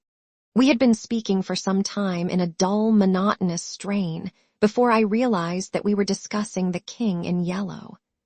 Oh, the sin of writing such words. Words which are clear as crystal, limpid and musical as bubbling springs. Words which sparkle and glow like the poisoned diamonds of the Medicis. Oh, the wickedness, the hopeless damnation of a soul who could fascinate and paralyze human creatures with such words. Words understood by the ignorant and wise alike. Words which are more precious than jewels, more soothing than music, more awful than death. We talked on, unmindful of the gathering shadows, and she was begging me to throw away the clasp of black onyx quaintly inlaid with what we now knew to be the yellow sign. I never shall know why I refused, though even at this hour, here in my bedroom as I write this confession, I should be glad to know what it was that prevented me from tearing the yellow sign from my breast and casting it into the fire. I am sure I wished to do so, and yet Tessie pleaded with me in vain. Night fell and the hours dragged on, but still we murmured to each other of the king and the pallid mask, and midnight sounded from the misty spires in the fog-wrapped city. We spoke of Hayster and of Cassilda, while outside the fog rolled against the blank window panes as the cloud waves roll and break on the shores of Hawley. The house was very silent now, and not a sound came up from the misty streets. Tessie lay among the cushions, her face a gray blot in the gloom, but her hands were clasped in mine, and I knew that she knew and read my thoughts as I read hers, for we had understood the mystery of the Hyades and the phantom of truth was laid. Then, as we answered each other, swiftly, silently, thought on thought, the shadows stirred in the gloom about us, and far in the distant streets we heard a sound. Nearer and nearer it came, the dull crunching of wheels, nearer and yet nearer, and now, outside before the door it ceased, and I dragged myself to the window and saw a black-plumed hearse. The gate below opened and shut, and I crept shaking to my door and bolted it, but I knew no bolts, no locks, could keep that creature out who was coming for the yellow sign. And now I heard him moving very softly along the hall. Now he was at the door, and the bolts rotted at his touch. Now he had entered. With eyes starting from my head, I peered into the darkness, but when he came into the room I did not see him. It was only when I felt him envelope me in his cold, soft grasp that I cried out and struggled with deadly fury. But my hands were useless, and he tore the onyx clasp from my coat and struck me full in the face. Then, as I fell, I heard Tessie's soft cry and her spirit fled, and even while falling I longed to follow her, for I knew that the king in yellow had opened his tattered mantle, and there was only God to cry to now. I could tell more, but I cannot see what help it will be to the world. As for me, I am past human help or hope. As I lie here, writing, careless even whether or not I die before I finish, I can see the doctor gathering up his powders and phials with a vague gesture to the good priest beside me, which I understand. They will be very curious to know the tragedy.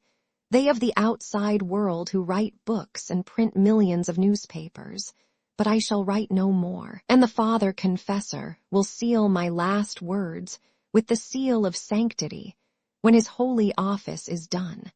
They of the outside world may send their creatures into wrecked homes and death-smitten firesides, and their newspapers will batten on blood and tears, but with me their spies must halt before the confessional. They know that Tessie is dead and that I am dying. They know how the people in the house, aroused by an infernal scream, rushed into my room and found one living and two dead. But they do not know what I shall tell them now. They do not know that the doctor said as he pointed to a horrible decomposed heap on the floor, the livid corpse of the watchman from the church. I have no theory, no explanation. That man must have been dead for months. I think I am dying. I wish the priest would. The demoiselle d'eyes. The utter desolation of the scene began to have its effect. I sat down to face the situation, and if possible, recall to mind some landmark which might aid me in extricating myself from my present position. If I could only find the ocean again, all would be clear, for I knew one could see the island of Groix from the cliffs. I laid down my gun, and kneeling behind a rock lighted a pipe. Then I looked at my watch. It was nearly 4 o'clock. I might have wandered far from Kerselec since daybreak. Standing the day before on the cliffs below Kerselec with Gaulvin, looking out over the somber moors among which I had now lost my way, these downs had appeared to me level as a meadow, stretching to the horizon, and although I knew how deceptive is distance, I could not realize that what from Kerselec seemed to be mere grassy hollows were great valleys covered with gorse and heather, and what looked like scattered boulders were in reality enormous cliffs of granite. "It's a bad place for a stranger," old Gaulvin had said. "You'd better take a guide." And I had replied, "I shall not lose myself." Now I knew that I had lost myself as I sat there smoking with the sea wind blowing in my face. On every side stretched the moorland, covered with flowering gorse and heath and granite boulders. There was not a tree in sight, much less a house. After a while, I picked up the gun and turning my back on the sun tramped on again. There was little use in following any of the brawling streams which every now and then crossed my path, for instead of flowing into the sea, they ran inland to reedy pools in the hollows of the moors. I had followed several, but they all led me to swamps or silent little ponds from which the snipe rose peeping and wheeled away in an ecstasy of fright. I began to feel fatigued, and the gun galled my shoulder in spite of the double pads. The sun sank lower and lower, shining level across yellow gorse and the moorland pools. As I walked, my own gigantic shadow led me on, seeming to lengthen at every step. The gorse scraped against my leggings, crackled beneath my feet, showering the brown earth with blossoms, and the brake bowed and billowed along my path. From tufts of heath rabbits scurried away through the bracken, and among the swamp grass I heard the wild duck's drowsy quack. Once a fox stole across my path, and again, as I stooped to drink at a hurrying rill, a heron flapped heavily from the reeds beside me. I turned to look at the sun. It seemed to touch the edges of the plain. When at last I decided that it was useless to go on, and that I must make up my mind to spend at least one night on the moors, I threw myself down thoroughly fagged out. The evening sunlight slanted warm across my body, but the sea winds began to rise, and I felt a chill strike through me from my wet shooting boots. High overhead gulls were wheeling and tossing like bits of white paper. From some distant marsh, a solitary curlew called. Little by little, the sun sank into the plain, and the zenith flushed with the afterglow. I watched the sky change from palest gold to pink and then to smoldering fire. Clouds of midges danced above me, and high in the calm air a bat dipped and soared. My eyelids began to droop. Then, as I shook off the drowsiness, a sudden crash among the bracken roused me. I raised my eyes. A great bird hung quivering in the air above my face. For an instant I stared, incapable of motion. Then something leaped past me in the ferns, and the bird rose, wheeled, and pitched headlong into the brake. I was on my feet in an instant, peering through the gorse. There came the sound of a struggle from a bunch of heather close by, and then all was quiet. I stepped forward, my gun poised, but when I came to the heather, the gun fell under my arm again, and I stood motionless in silent astonishment. A dead hare lay on the ground, and on the hare stood a magnificent falcon, one talon buried in the creature's neck, the other planted firmly on its limp flank. But what astonished me was not the mere sight of a falcon sitting upon its prey. I had seen that more than once. It was that the falcon was fitted with a sort of leash about both talons, and from the leash hung a round bit of metal like a sleigh bell.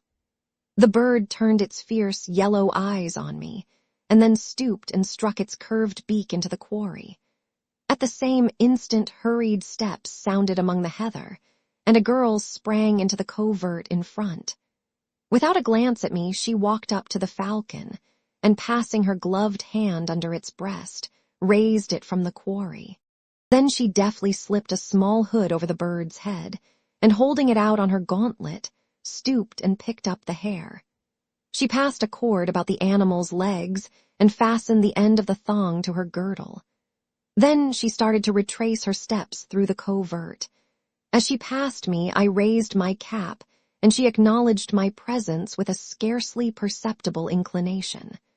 I had been so astonished, so lost in admiration of the scene before my eyes, that it had not occurred to me that here was my salvation. But as she moved away, I recollected that unless I wanted to sleep on a windy moor that night, I had better recover my speech without delay.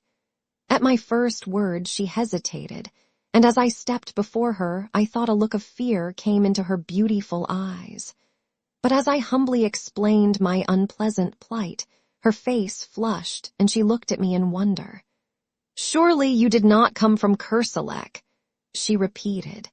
Her sweet voice had no trace of the Breton accent nor of any accent which I knew, and yet there was something in it I seemed to have heard before, something quaint and indefinable, like the theme of an old song.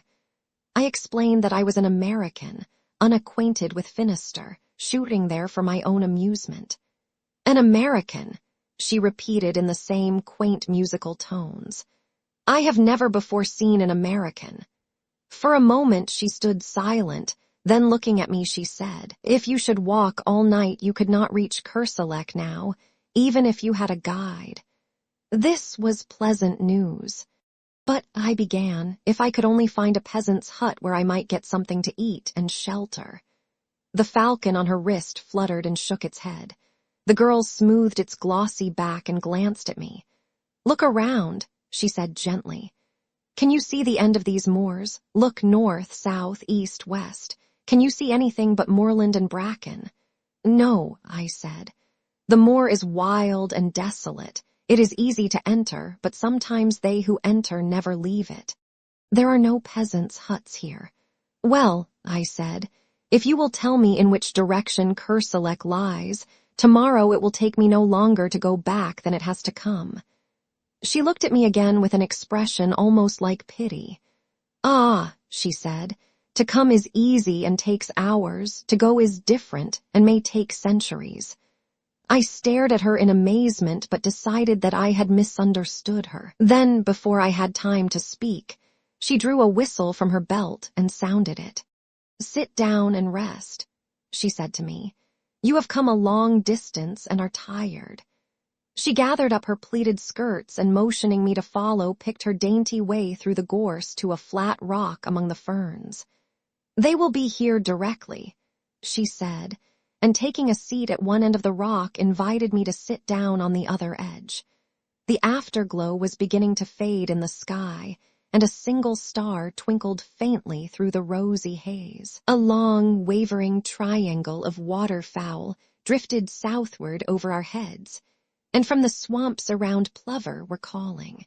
"They are very beautiful, these moors," she said quietly.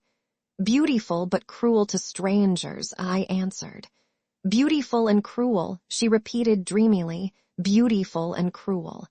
"Like a woman," I said stupidly. "Oh," she cried with a little catch in her breath and looked at me. Her dark eyes met mine, and I thought she seemed angry or frightened. "Like a woman," she repeated under her breath. How cruel to say so. Then after a pause, as though speaking aloud to herself, how cruel for him to say that.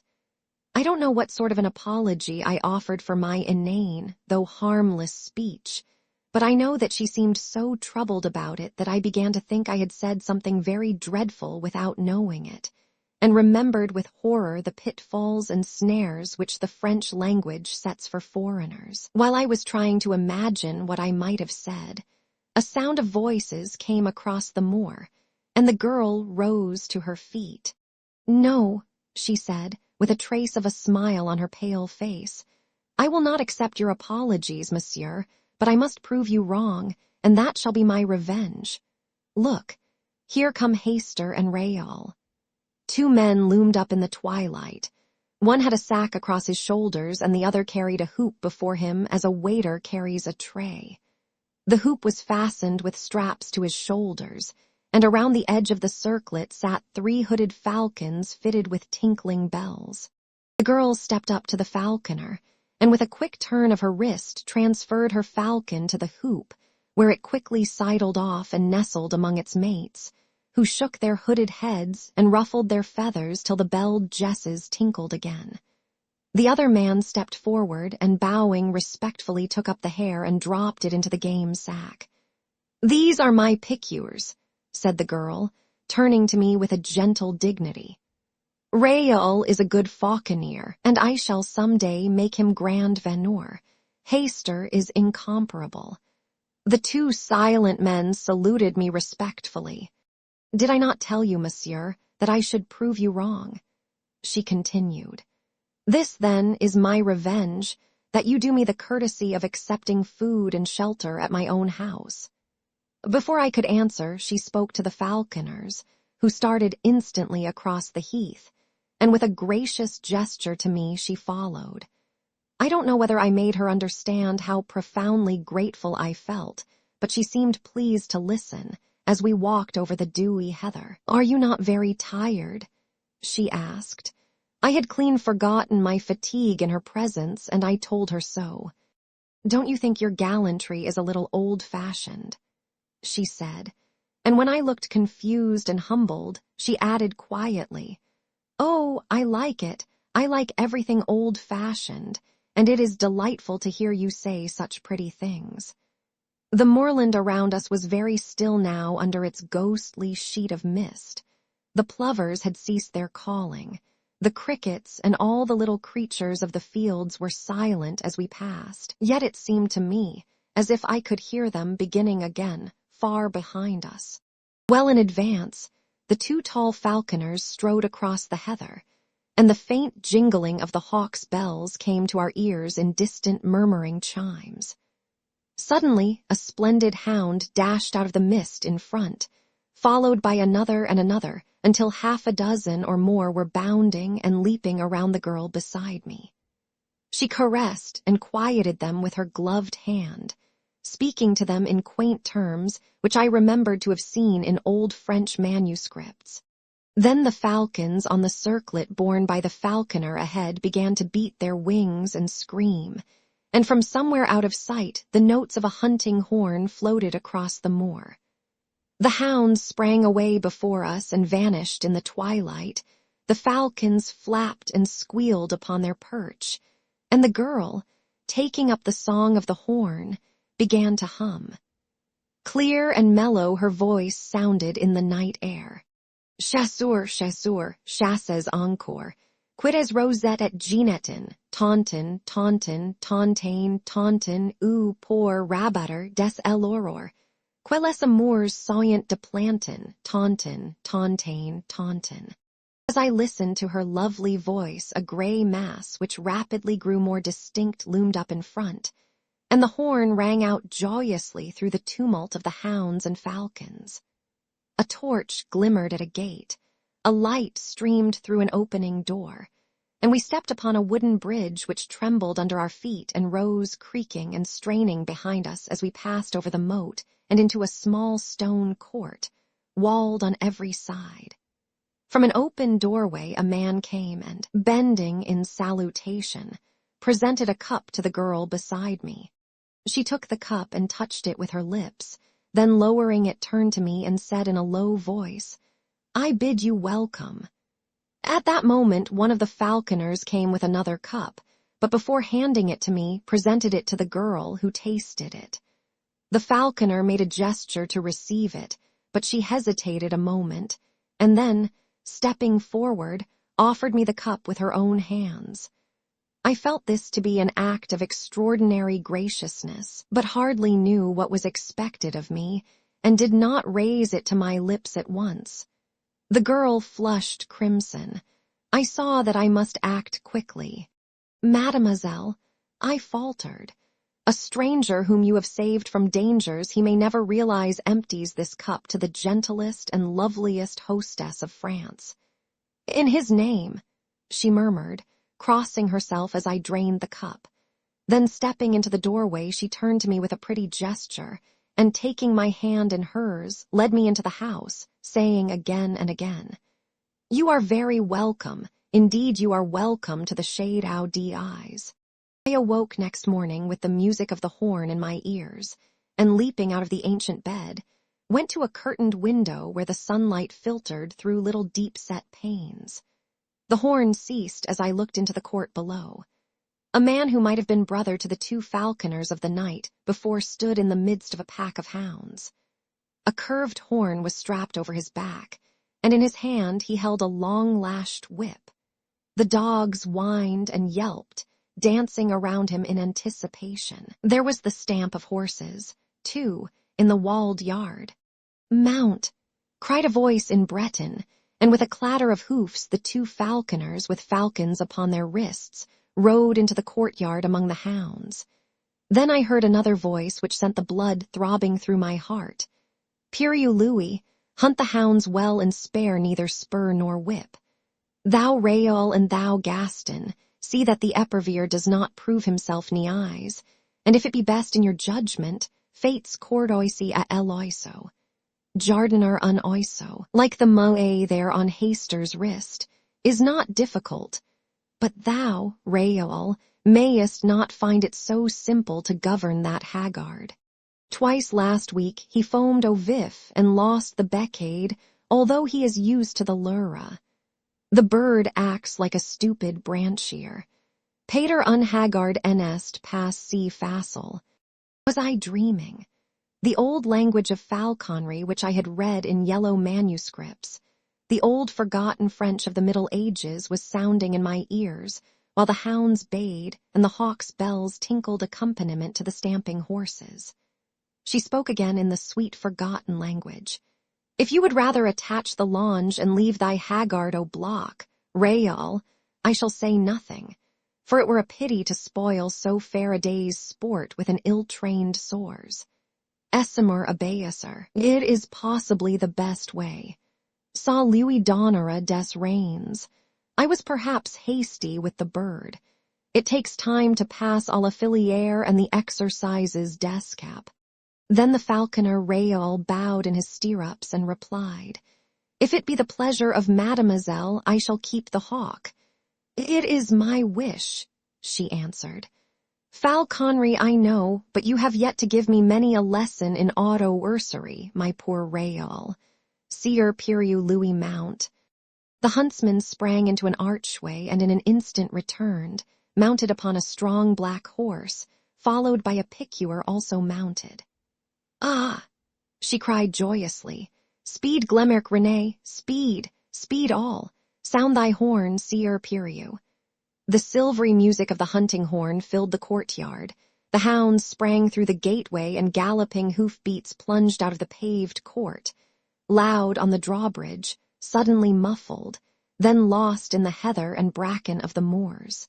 Distant and more distant sounded the horn, until it became so faint that the sudden carol of a soaring lark drowned it in my ears. I heard the voice below responding to some call from within the house. I do not regret the chase. I will go another time. Courtesy to the stranger, Pelagi, remember. And a feeble voice came quavering from within the house, Courtesy.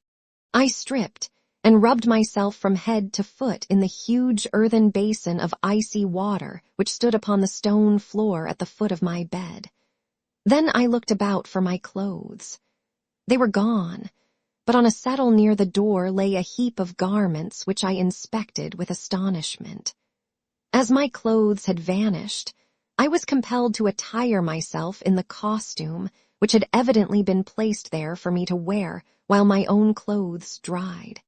Everything was there, cap, shoes, and hunting doublet of silvery gray homespun, but the close-fitting costume and seamless shoes belonged to another century, and I remembered the strange costumes of the 3 falconers in the courtyard.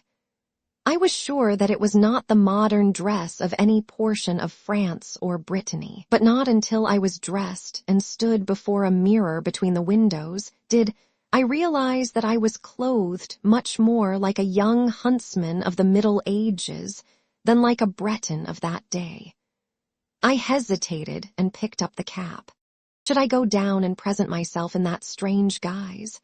There seemed to be no help for it. My own clothes were gone, and there was no bell in the ancient chamber to call a servant.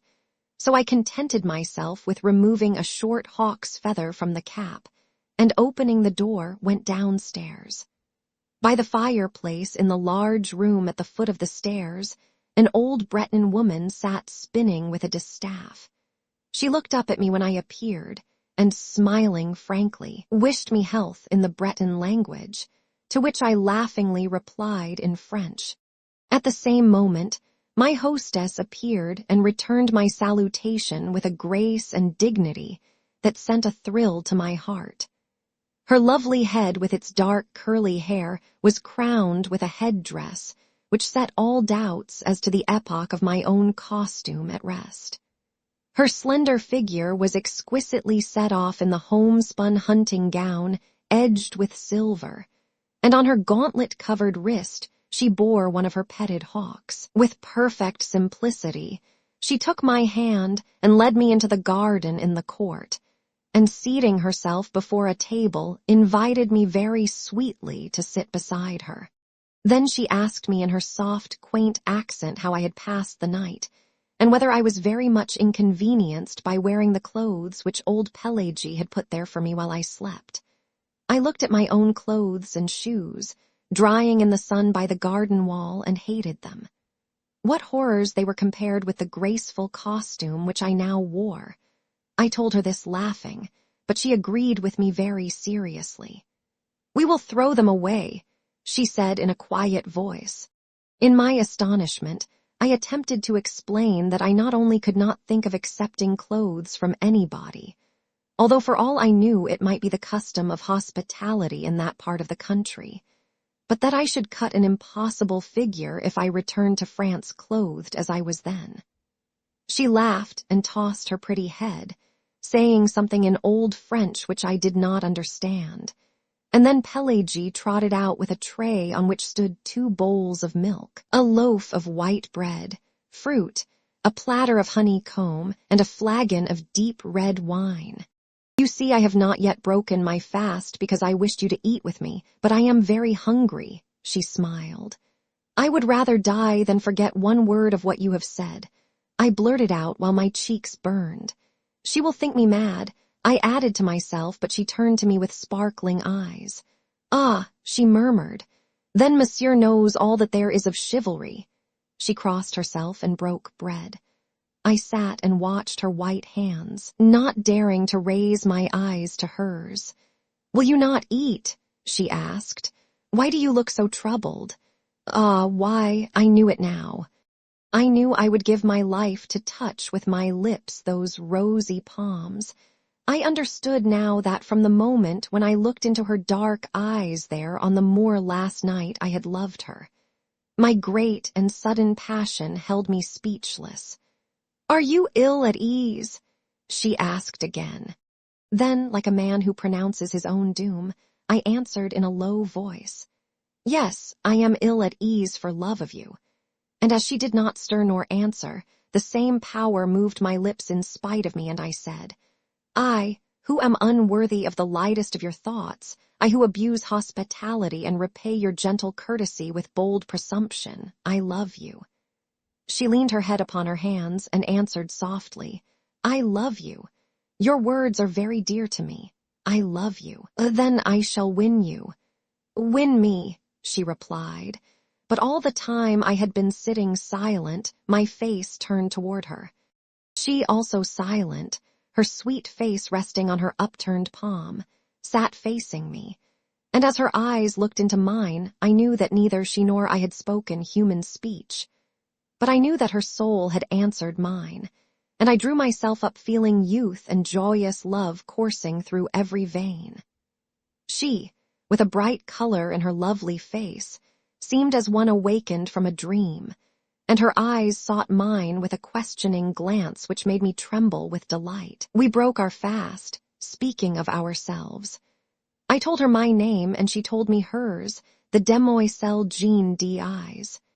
She spoke of her father and mother's death, and how the 19 of her years had been passed in the little fortified farm alone with her nurse Pelagie, Glemerc René the picuer, and the 4 falconers, Raoul, Gaston, Hayster, and the seer Piriou Louis, who had served her father.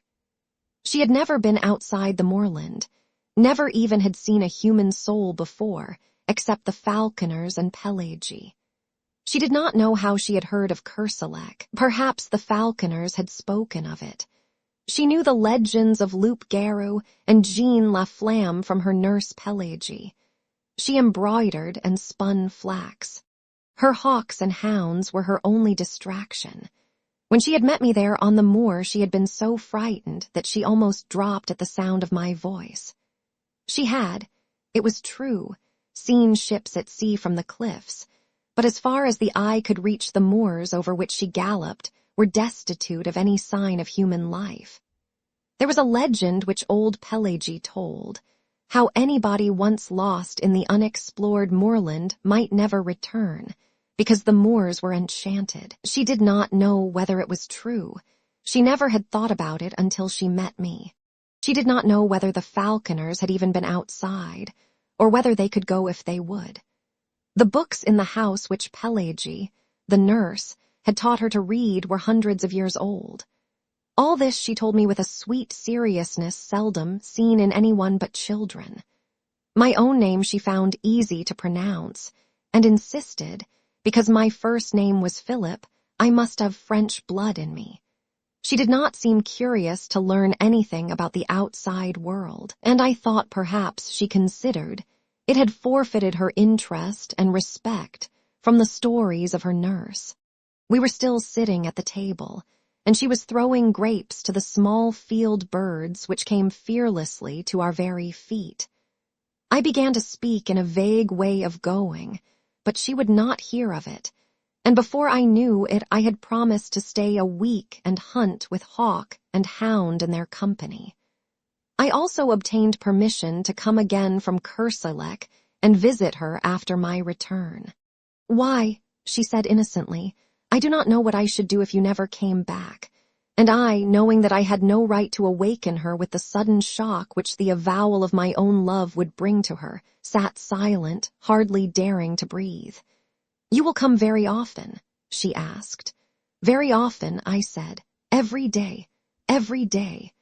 "Oh," she sighed, "I am very happy. Come and see my hawks." She rose and took my hand again with a childlike innocence of possession, and we walked through the garden and fruit trees to a grassy lawn which was bordered by a brook. Over the lawn were scattered 15 or 20 stumps of trees, partially embedded in the grass, and upon all of these except 2 sat falcons. They were attached to the stumps by thongs which were in turn fastened with steel rivets to their legs just above the talons. A little stream of pure spring water flowed in a winding course within easy distance of each perch. The birds set up a clamor when the girl appeared, but she went from one to another, caressing some, taking others for an instant upon her wrist, or stooping to adjust their jesses. "Are they not pretty?" she said. "See, here is a falcon gentle. We call it ignoble because it takes the quarry in direct chase. This is a blue falcon. In falconry we call it noble because it rises over the quarry, and wheeling, drops upon it from above. This white bird is a gerfalcon from the north. It is also noble. Here is a merlin, and this tiercelet is a falcon heroner." I asked her how she had learned the old language of falconry. She did not remember, but thought her father must have taught it to her when she was very young. Then she led me away and showed me the young falcons still in the nest. "They are termed niais in falconry," she explained. "A branch shear is the young bird which is just able to leave the nest and hop from branch to branch. A young bird which has not yet molted is called a soars, and a moe is a hawk which has molted in captivity. When we catch a wild falcon which has changed its plumage, we term it a haggard. Rael first taught me to dress a falcon. Shall I teach you how it is done?" She seated herself on the bank of the stream among the falcons, and I threw myself at her feet to listen. Then the demoiselle d'eyes held up one rosy-tipped finger and began very gravely. "First one must catch the falcon." "I am caught," I answered. She laughed very prettily and told me my dressage would perhaps be difficult, as I was noble. "I am already tamed," I replied, jest and belled. She laughed delighted. "Oh, my brave falcon, then you will return at my call." "I am yours," I answered gravely. She sat silent for a moment. Then the color heightened in her cheeks, and she held up her finger again, saying, "Listen, I wish to speak of falconry." "I listen, Countess Jean d'Eyes." But again she fell into the reverie, and her eyes seemed fixed on something beyond the summer clouds. "Philip," she said at last. "Jean," I whispered. "That is all, that is what I wished," she sighed. "Philip and Jean." She held her hand toward me, and I touched it with my lips. "Win me," she said, but this time it was the body and soul which spoke in unison. After a while she began again. "Let us speak of falconry." "Begin," I replied. "We have caught the falcon." Then Jean d'Eyes took my hand in both of hers and told me how with infinite patience the young falcon was taught to perch upon the wrist, how little by little it became used to the belled jesses, and the chaperone a cornet. "They must first have a good appetite," she said. "Then little by little I reduce their nourishment, which in falconry we call pat. When after many nights passed au bloc as these birds are now, I prevail upon the haggard to stay quietly on the wrist, then the bird is ready to be taught to come for its food. I fix the pat to the end of a thong or lura and teach the bird to come to me as soon as I begin to whirl the cord in circles about my head. At first I drop the pat when the falcon comes, and he eats the food on the ground. After a little he will learn to seize the lura in motion as I whirl it around my head or drag it over the ground. After this, it is easy to teach the falcon to strike at game, always remembering to faire cordoisi a eloiso, that is, to allow the bird to taste the quarry. A squeal from one of the falcons interrupted her, and she arose to adjust the longe which had become whipped about the block, but the bird still flapped its wings and screamed. "What is the matter?" she said. "Philip, can you see?" I looked around and at first saw nothing to cause the commotion, which was now heightened by the screams and flapping of all the birds. Then my eye fell upon the flat rock beside the stream from which the girl had risen. A gray serpent was moving slowly across the surface of the boulder, and the eyes in its flat triangular head sparkled like jet. "A coolover," she said quietly. "It is harmless, is it not?" I asked. She pointed to the black V-shaped figure on the neck. "It is certain death," she said. "It is a viper." We watched the reptile moving slowly over the smooth rock to where the sunlight fell in a broad, warm patch. I started forward to examine it, but she clung to my arm crying, "Don't, Philip, I am afraid." "For me. For you, Philip, I love you." Then I took her in my arms and kissed her on the lips, but all I could say was, "Jean, Jean, Jean." And as she lay trembling on my breast, something struck my foot in the grass below, but I did not heed it. Then again, something struck my ankle, and a sharp pain shot through me. I looked into the sweet face of Jean D's and kissed her, and with all my strength lifted her in my arms and flung her from me. Then bending, I tore the viper from my ankle and set my heel upon its head. I remember feeling weak and numb. I remember falling to the ground. Through my slowly glazing eyes, I saw Jean's white face bending close to mine, and when the light in my eyes went out, I still felt her arms about my neck and her soft cheek against my drawn lips.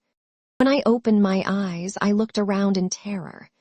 Jean was gone. I saw the stream and the flat rock. I saw the crushed viper in the grass beside me, but the hawks and blocks had disappeared. I sprang to my feet. The garden, the fruit trees, the drawbridge, and the walled court were gone. I stared stupidly at a heap of crumbling ruins, ivy-covered and gray, through which great trees had pushed their way. I crept forward, dragging my numbed foot, and as I moved, a falcon sailed from the treetops among the ruins, and soaring, mounting in narrowing circles, faded and vanished in the clouds above. "Jean, Jean," I cried, but my voice died on my lips, and I fell on my knees among the weeds. And as God willed it, I, not knowing, had fallen kneeling before a crumbling shrine carved in stone for our Mother of Sorrows. I saw the sad face of the Virgin wrought in the cold stone. I saw the cross and thorns at her feet, and beneath it I read, "Pray for the soul of the demoiselle Jean D.I., who died in her youth for love of Philip, a stranger. A.D.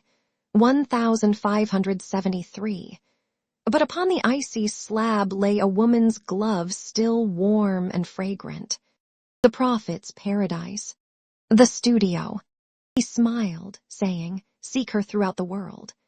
I said, "Why tell me of the world?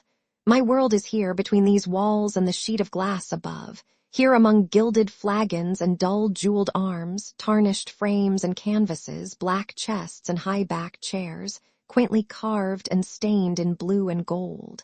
"For whom do you wait?" he said, and I answered, "When she comes I shall know her." On my hearth a tongue of flame whispered secrets to the whitening ashes. In the street below I heard footsteps, a voice, and a song. "For whom then do you wait?" he said, and I answered, "I shall know her." Footsteps, a voice, and a song in the street below, and I knew the song but neither the steps nor the voice. "Fool!" he cried, "the song is the same, the voice and steps have but changed with years." On the hearth a tongue of flame whispered above the whitening ashes, "Wait no more, they have passed, the steps and the voice in the street below." Then he smiled, saying, "For whom do you wait? Seek her throughout the world." I answered, "My world is here between these walls and the sheet of glass above, here among gilded flagons and dull jeweled arms, tarnished frames and canvases, black chests and high-backed chairs, quaintly carved and stained in blue and gold." The phantom of the past would go no further. "If it is true," she sighed, "that you find in me a friend, let us turn back together. You will forget here under the summer sky." I held her close, pleading, caressing. I seized her, white with anger, but she resisted. "If it is true," she sighed, "that you find in me a friend, let us turn back together." The phantom of the past would go no further. The sacrifice. I went into a field of flowers, whose petals are whiter than snow and whose hearts are pure gold. Far afield a woman cried, "I have killed him I loved." And from a jar she poured blood upon the flowers whose petals are whiter than snow and whose hearts are pure gold. Far afield I followed, and on the jar I read 1,000 names, while from within the fresh blood bubbled to the brim. "I have killed him I loved," she cried. "The world's athirst, now let it drink." She passed, and far afield I watched her pouring blood upon the flowers whose petals are whiter than snow and whose hearts are pure gold. Destiny. I came to the bridge which few may pass. "Pass," cried the keeper, but I laughed, saying, "There is time," and he smiled and shut the gates. To the bridge which few may pass came young and old. All were refused. Idly I stood and counted them until, wearied of their noise and lamentations, I came again to the bridge which few may pass. Those in the throng about the gates shrieked out, "He comes too late." But I laughed, saying, "There is time." "Pass," cried the keeper as I entered, then smiled and shut the gates. The throng. There where the throng was thickest in the street I stood with Pirate. All eyes were turned on me. "What are they laughing at?" I asked, but he grinned, dusting the chalk from my black cloak. "I cannot see, it must be something droll, perhaps an honest thief." All eyes were turned on me. "He has robbed you of your purse." They laughed. "My purse!" I cried, "Pirate, help, it is a thief." They laughed. "He has robbed you of your purse." Then Truth stepped out, holding a mirror. "If he is an honest thief," cried Truth, "Pirate shall find him with this mirror." But he only grinned, dusting the chalk from my black cloak. "You see," he said, "Truth is an honest thief. She brings you back your mirror." All eyes were turned on me. "Arrest Truth!" I cried, forgetting it was not a mirror but a purse I lost, standing with Pirate there, where the throng was thickest in the street. The jester. Was she fair? I asked, but he only chuckled, listening to the bells jingling on his cap. "Stabbed," he tittered. "Think of the long journey, the days of peril, the dreadful nights. Think how he wandered for her sake, year after year, through hostile lands, yearning for kith and kin, yearning for her." "Stabbed," he tittered, listening to the bells jingling on his cap. "Was she fair?" I asked, but he only snarled, muttering to the bells jingling on his cap. "She kissed him at the gate," he tittered, but in the hall his brother's welcome touched his heart. "Was she fair?" I asked. "Stabbed," he chuckled. "Think of the long journey, the days of peril, the dreadful nights. Think how he wandered, for her sake, year after year through hostile lands, yearning for kith and kin, yearning for her. She kissed him at the gate, but in the hall his brother's welcome touched his heart." "Was she fair?" I asked, but he only snarled, listening to the bells jingling in his cap. The green room. The clown turned his powdered face to the mirror. "If to be fair is to be beautiful," he said, "who can compare with me in my white mask? Who can compare with him in his white mask?" I asked of Death beside me. "Who can compare with me?" said Death, "for I am paler still." "You are very beautiful," sighed the clown, turning his powdered face from the mirror. The love test. "If it is true that you love," said Love, "then wait no longer. Give her these jewels which would dishonor her and so dishonor you in loving one dishonored. If it is true that you love," said Love, "then wait no longer." I took the jewels and went to her, but she trod upon them, sobbing, "Teach me to wait, I love you." "Then wait, if it is true," said Love. The street of the four winds. The animal paused on the threshold, interrogative, alert, ready for flight if necessary.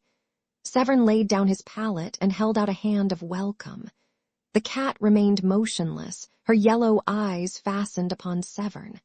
"Puss," he said in his low, pleasant voice, "come in." The tip of her thin tail twitched uncertainly. "Come in," he said again. Apparently she found his voice reassuring, for she slowly settled upon all fours, her eyes still fastened upon him, her tail tucked under her gaunt flanks. He rose from his easel smiling. She eyed him quietly, and when he walked toward her, she watched him bend above her without a wince. Her eyes followed his hand until it touched her head. Then she uttered a ragged mew. It had long been Severn's custom to converse with animals, probably because he lived so much alone, and now he said, "What's the matter, Puss?" Her timid eyes sought his. "I understand," he said gently. "You shall have it at once." Then, moving quietly about, he busied himself with the duties of a host, rinsed a saucer, filled it with the rest of the milk from the bottle on the windowsill, and kneeling down, crumbled a roll into the hollow of his hand. The creature rose and crept toward the saucer. With the handle of a palette knife, he stirred the crumbs and milk together and stepped back as she thrust her nose into the mess. He watched her in silence. From time to time, the saucer clinked upon the tiled floor as she reached for a morsel on the rim, and at last the bread was all gone, and her purple tongue traveled over every unlicked spot until the saucer shone like polished marble. Then she sat up, and coolly turning her back to him, began her ablutions. "Keep it up," said Severn, much interested. "You need it." She flattened one ear, but neither turned nor interrupted her toilet. As the grime was slowly removed, Severn observed that nature had intended her for a white cat. Her fur had disappeared in patches, from disease or the chances of war. Her tail was bony and her spine sharp. But what charms she had were becoming apparent under vigorous licking, and he waited until she had finished before reopening the conversation. When at last she closed her eyes and folded her forepaws under her breast, he began again very gently. "Puss, tell me your troubles." At the sound of his voice, she broke into a harsh rumbling which he recognized as an attempt to purr. He bent over to rub her cheek and she mewed again, an amiable, inquiring little mew to which he replied, "Certainly, you are greatly improved, and when you recover your plumage you will be a gorgeous bird." Much flattered, she stood up and marched around and around his legs, pushing her head between them and making pleased remarks, to which he responded with grave politeness. "Now, what sent you here?" he said. "Here into the street of the Four Winds, and up 5 flights, to the very door, where you would be welcome. What was it that prevented your meditated flight when I turned from my canvas to encounter your yellow eyes? Are you a Latin Quarter cat as I am a Latin Quarter man? And why do you wear a rose-colored flowered garter buckled about your neck?" The cat had climbed into his lap, and now sat purring as he passed his hand over her thin coat.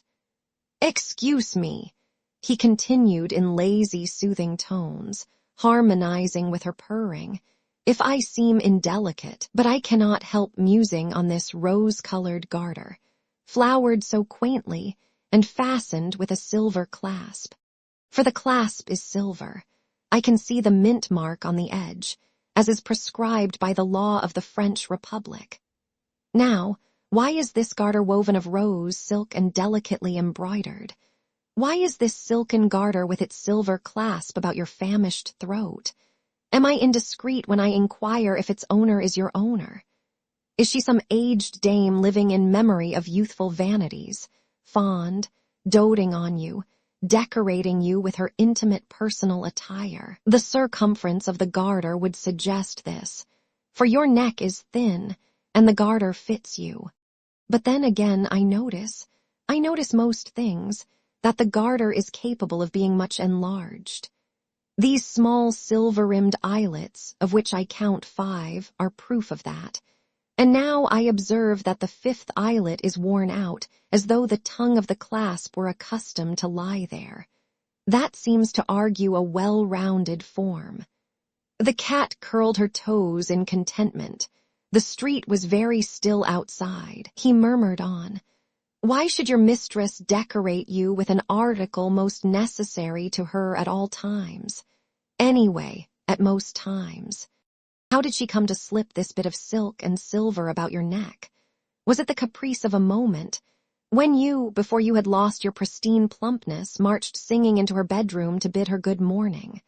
Of course, and she sat up among the pillows, her coiled hair tumbling to her shoulders as you sprang upon the bed purring. "Good day, my lady. Oh, it is very easy to understand," he yawned, resting his head on the back of the chair. The cat still purred, tightening and relaxing her padded claws over his knee. "Shall I tell you all about her, cat? She is very beautiful, your mistress," he murmured drowsily, "and her hair is heavy as burnished gold. I could paint her, not on canvas, for I should need shades and tones and hues and dyes more splendid than the iris of a splendid rainbow. I could only paint her with closed eyes, for in dreams alone can such colors as I need be found. For her eyes, I must have azure from skies untroubled by a cloud, the skies of dreamland. For her lips, roses from the palaces of slumberland, and for her brow, snowdrifts from mountains which tower in fantastic pinnacles to the moons. Oh, much higher than our moon here, the crystal moons of dreamland. She is very beautiful, your mistress." The words died on his lips and his eyelids drooped. The cat, too, was asleep, her cheek turned up upon her wasted flank, her paws relaxed and limp. "It is fortunate," said Severn, sitting up and stretching, "that we have tided over the dinner hour, for I have nothing to offer you for supper but what may be purchased with 1 silver franc. The cat on his knee rose, arched her back, yawned, and looked up at him. "What shall it be? A roast chicken with salad? No. Possibly you prefer beef, of course, and I shall try an egg and some white bread. Now for the wines, milk for you. Good. I shall take a little water fresh from the wood." With a motion toward the bucket in the sink, he put on his hat and left the room. The cat followed to the door, and after he had closed it behind him, she settled down, smelling at the cracks and cocking one ear at every creak from the crazy old building. The door below opened and shut. The cat looked serious, for a moment doubtful, and her ears flattened in nervous expectation. Presently she rose with a jerk of her tail and started on a noiseless tour of the studio. She sneezed at a pot of turpentine, hastily retreating to the table, which she presently mounted, and having satisfied her curiosity concerning a roll of red modeling wax, returned to the door and sat down with her eyes on the crack over the threshold. Then she lifted her voice in a thin plaint. When Severn returned, he looked grave, but the cat, joyous and demonstrative, marched around him, rubbing her gaunt body against his legs, driving her head enthusiastically into his hand, and purring until her voice mounted to a squeal. He placed a bit of meat, wrapped in brown paper, upon the table, and with a penknife cut it into shreds. The milk he took from a bottle which had served for medicine and poured it into the saucer on the hearth. The cat crouched before it, purring and lapping at the same time.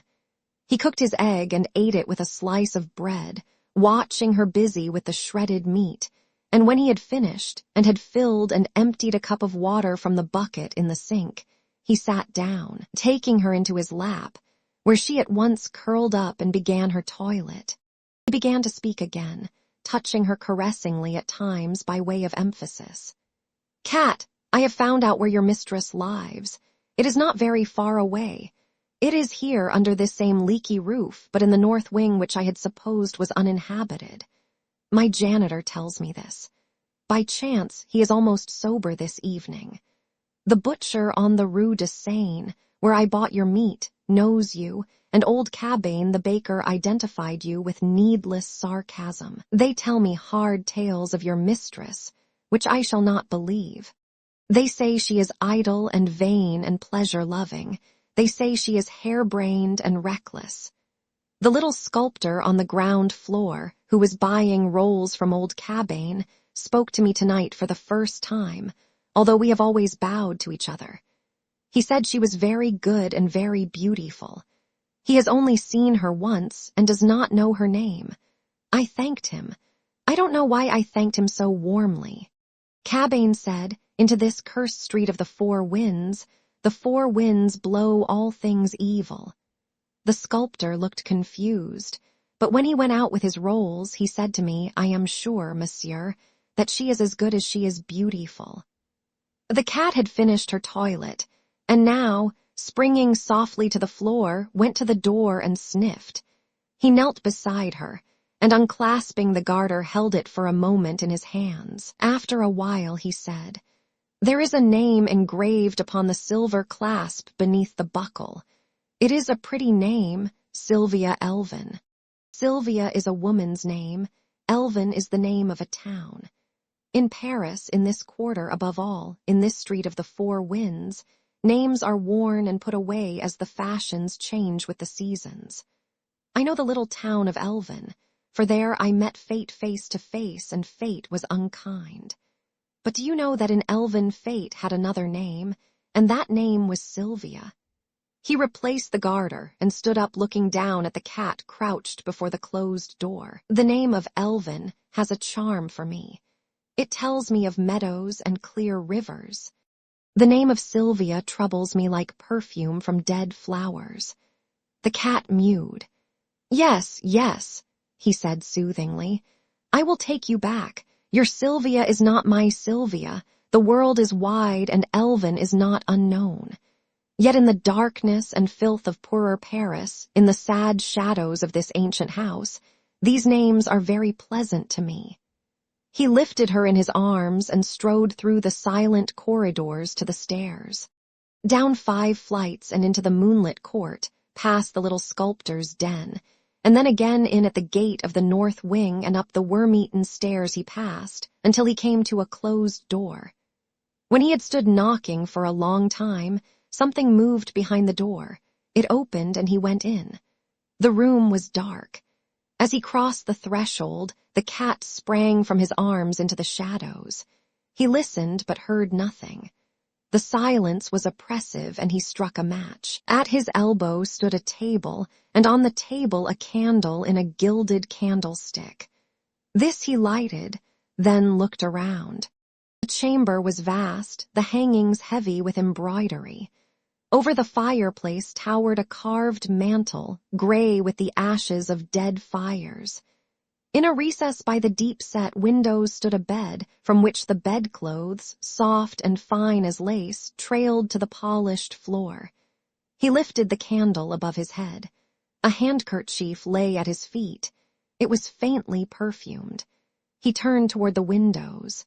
In front of them was a canapé, and over it were flung, pell-mell, a gown of silk, a heap of lace-like garments, white and delicate as spiders' meshes, long, crumpled gloves, and on the floor beneath the stockings, the little pointed shoes and one garter of rosy silk, quaintly flowered and fitted with a silver clasp. Wondering, he stepped forward and drew the heavy curtains from the bed. For a moment the candle flared in his hand. Then his eyes met 2 other eyes, wide open, smiling, and the candle flame flashed over hair heavy as gold. She was pale, but not as white as he. Her eyes were untroubled as a child's, but he stared, trembling from head to foot while the candle flickered in his hand. At last he whispered, "Sylvia, it is I." Again he said, "It is I." Then, knowing that she was dead, he kissed her on the mouth, and through the long watches of the night the cat purred on his knee, tightening and relaxing her padded claws until the sky paled above the street of the four winds. The street of the first shell. The room was already dark. The high roofs opposite cut off what little remained of the December daylight.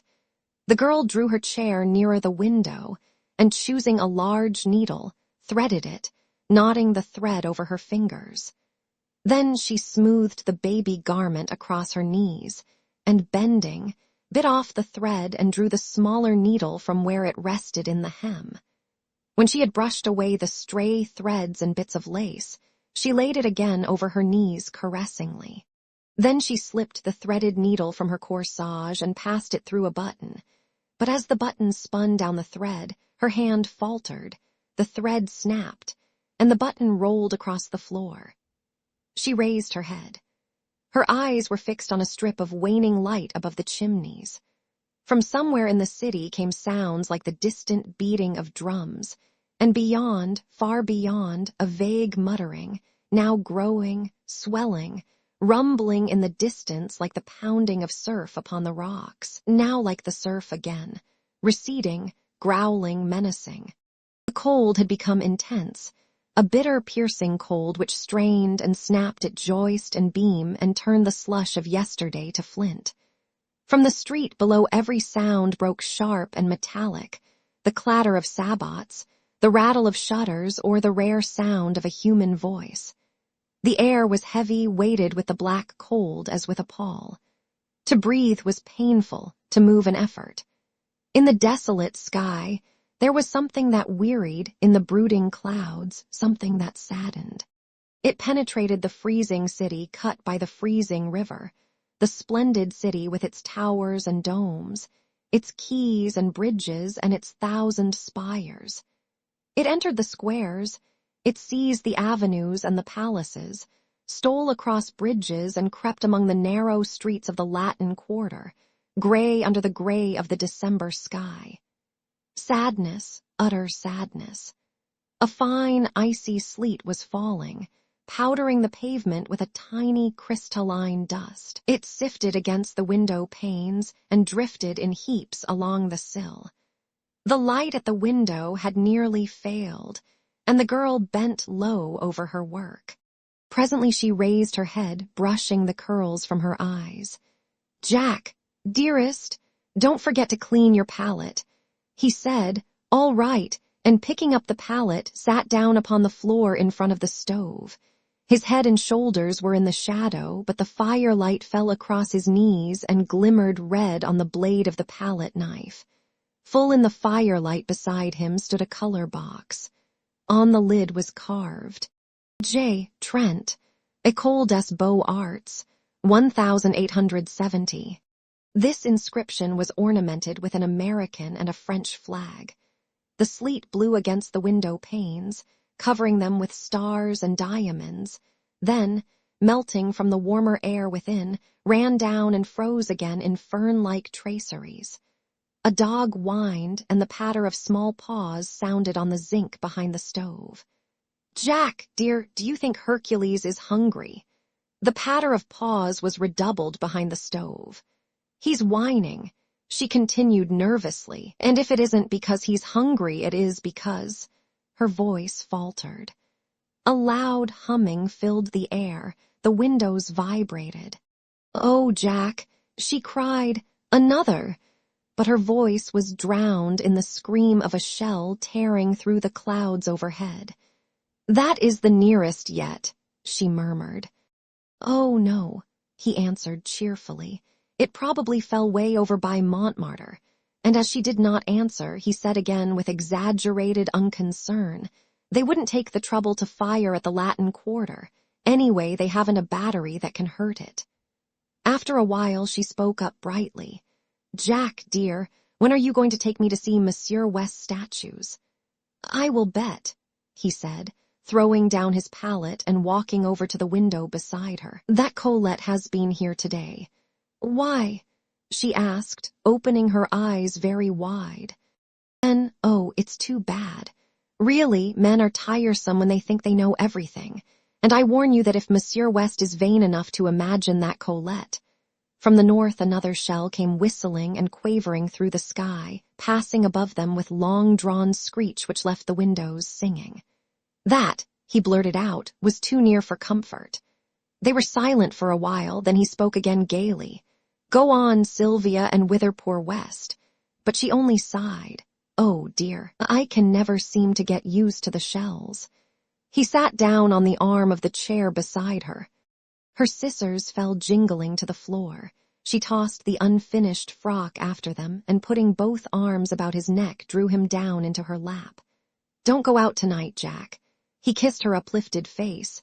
"You know I must, don't make it hard for me. But when I hear the shells and know you are out in the city, but they all fall in Montmartre. They may all fall in the Beaux-Arts. You said yourself that two struck the Quai d'Orsay. Mere accident." Jack, have pity on me, take me with you. And who will there be to get dinner? She rose and flung herself on the bed. Oh, I can't get used to it, and I know you must go, but I beg you not to be late to dinner. If you knew what I suffer, I cannot help it, and you must be patient with me, dear. He said, It is as safe there as it is in our own house. She watched him fill for her the alcohol lamp, and when he had lighted it and had taken his hat to go, she jumped up and clung to him in silence. After a moment he said, Now, Sylvia, remember my courage is sustained by yours. Come, I must go. She did not move, and he repeated, I must go. Then she stepped back, and he thought she was going to speak and waited, but she only looked at him, and a little impatiently he kissed her again, saying, Don't worry, dearest. When he had reached the last flight of stairs on his way to the street, a woman hobbled out of the housekeeper's lodge waving a letter and calling, Monsieur Jack, Monsieur Jack. This was left by Monsieur Fallowby. He took the letter, and leaning on the threshold of the lodge, read it. Dear Jack, I believe Braith is dead broke, and I'm sure Fallowby is. Braith swears he isn't, and Fallowby swears he is, so you can draw your own conclusions. I've got a scheme for a dinner, and if it works, I will let you fellows in. Yours faithfully, West. P.S. Fallowby has shaken Hartman and his gang, thank the Lord. There is something rotten there, or it may be he's only a miser. P.S. I'm more desperately in love than ever, but I'm sure she does not care a straw for me. All right, said Trent with a smile to the concierge, but tell me, how is Papa Cottard? The old woman shook her head and pointed to the curtained bed in the lodge. Pierre Cottard. He cried cheerily, How goes the wound today? He walked over to the bed and drew the curtains. An old man was lying among the tumbled sheets. Better, smiled Trent. Better, repeated the man wearily, and after a pause, Have you any news, Monsieur Jack? I haven't been out today. I will bring you any rumor I may hear, though goodness knows I've got enough of rumors. He muttered to himself. Then aloud, Cheer up, you're looking better. And the sortie? Oh, the sortie, that's for this week. General Troku sent orders last night. It will be terrible. It will be sickening, thought Trent as he went out into the street and turned the corner toward the Rue de Seine. Slaughter, slaughter, phew, I'm glad I'm not going. The street was almost deserted. A few women muffled in tattered military capes crept along the frozen pavement, and a wretchedly clad gamin hovered over the sewer hole on the corner of the boulevard. A rope around his waist held his rags together. From the rope hung a rat, still warm and bleeding. There's another in there, he yelled at Trent. I hit him, but he got away. Trent crossed the street and asked, How much?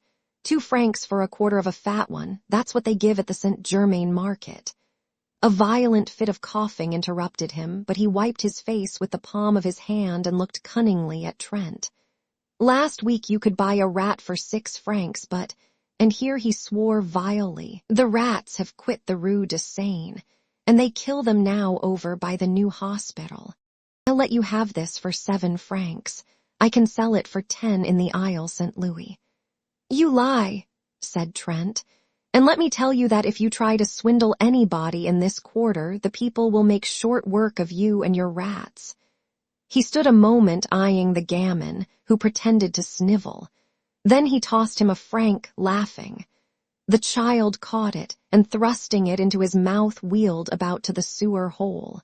For a second he crouched, motionless, alert, his eyes on the bars of the drain, then leaping forward he hurled a stone into the gutter, and Trent left him to finish a fierce gray rat that writhed squealing at the mouth of the sewer. Suppose Braith should come to that, he thought. Poor little chap. And hurrying he turned in the dirty passage des Beaux-Arts and entered the 3rd house to the left. Monsieur is at home, quavered the old concierge. Home? A garret absolutely bare, save for the iron bedstead in the corner, and the iron basin and pitcher on the floor. West appeared at the door, winking with much mystery, and motioned Trent to enter. Braith, who was painting in bed to keep warm, looked up, laughed, and shook hands. Any news? The perfunctory question was answered as usual by, nothing but the canon. Trent sat down on the bed. Where on earth did you get that? He demanded, pointing to a half-finished chicken nestling in a wash basin. West grinned. Are you millionaires, you two? Out with it. Braith, looking a little ashamed, oh, it's one of West's exploits, but was cut short by West, who said he would tell the story himself. You see, before the siege, I had a letter of introduction to a type here, a fat banker, German-American variety. You know the species, I see. Well, of course I forgot to present the letter, but this morning, judging it to be a favorable opportunity, I called on him. The villain lives in comfort. Fires, my boy. Fires in the ante-rooms. The Buttons finally condescends to carry my letter and card up, leaving me standing in the hallway, which I did not like. So I entered the first room I saw and nearly fainted at the sight of a banquet on a table by the fire. Down comes Buttons, very insolent. No, oh no, his master is not at home, and in fact is too busy to receive letters of introduction just now, the siege and many business difficulties. I deliver a kick to Buttons, pick up this chicken from the table, toss my card onto the empty plate, and addressing Buttons as a species of Prussian pig, march out with the honors of war. Trent shook his head. I forgot to say that Hartman often dines there, and I draw my own conclusions, continued West. Now about this chicken, half of it is for Braith and myself, and half for Colette, but of course you will help me eat my part because I'm not hungry. Neither am I, began Braith, but Trent, with a smile at the pinched faces before him, shook his head saying, What nonsense. You know I'm never hungry. West hesitated, reddened, and then slicing off Braith's portion, but not eating any himself, said good night, and hurried away to number 470 Rue Serpent, where lived a pretty girl named Colette, orphan after Sedan, and heaven alone knew where she got the roses in her cheeks, for the siege came hard on the poor. That chicken will delight her, but I really believe she's in love with West, said Trent, then walking over to the bed. See here, old man, no dodging, you know, how much have you left? The other hesitated and flushed. Come, old chap, insisted Trent. Braith drew a purse from beneath his bolster and handed it to his friend with a simplicity that touched him. 7 sons, he counted. You make me tired. Why on earth don't you come to me? I take it D ill, Braith. How many times must I go over the same thing and explain to you that because I have money it is my duty to share it, and your duty and the duty of every American to share it with me? You can't get a cent, the city's blockaded, and the American minister has his hands full with all the German riffraff, and deuce knows what. Why don't you act sensibly? I will, Trent, but it's an obligation that perhaps I can never even in part repay. I'm poor and... Of course you'll pay me. If I were a usurer, I would take your talent for security. When you are rich and famous. Don't, Trent. All right, only no more monkey business. He slipped a dozen gold pieces into the purse and tucking it again under the mattress smiled at Braith. How old are you? He demanded. 16. Trent laid his hand lightly on his friend's shoulder. I'm 22, and I have the rights of a grandfather as far as you are concerned. You'll do as I say until you're 21. The siege will be over then, I hope, said Braith, trying to laugh, but the prayer in their hearts. How long, O Lord, how long? Was answered by the swift scream of a shell soaring among the storm clouds of that December night. West, standing in the doorway of a house in the Rue Serpentine, was speaking angrily. He said he didn't care whether Hartman liked it or not. He was telling him, not arguing with him. You call yourself an American, he sneered.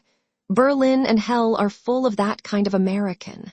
You come loafing about Colette with your pockets stuffed with white bread and beef, and a bottle of wine at 30 francs, and you can't really afford to give $1 to the American ambulance and public assistance, which Braith does, and he's half-starved. Hartman retreated to the curbstone, but West followed him, his face like a thunder cloud. "Don't you dare to call yourself a countryman of mine," he growled. "No, nor an artist either. Artists don't worm themselves into the service of the public defense, where they do nothing but feed like rats on the people's food. And I'll tell you now," he continued, dropping his voice, for Hartman had started as though stung, "you might better keep away from that Alsatian brasserie and the smug-faced thieves who haunt it. You know what they do with suspects." "You lie, you hound," screamed Hartman, and flung the bottle in his hand straight at West's face. West had him by the throat in a second, and forcing him against the dead wall shook him wickedly.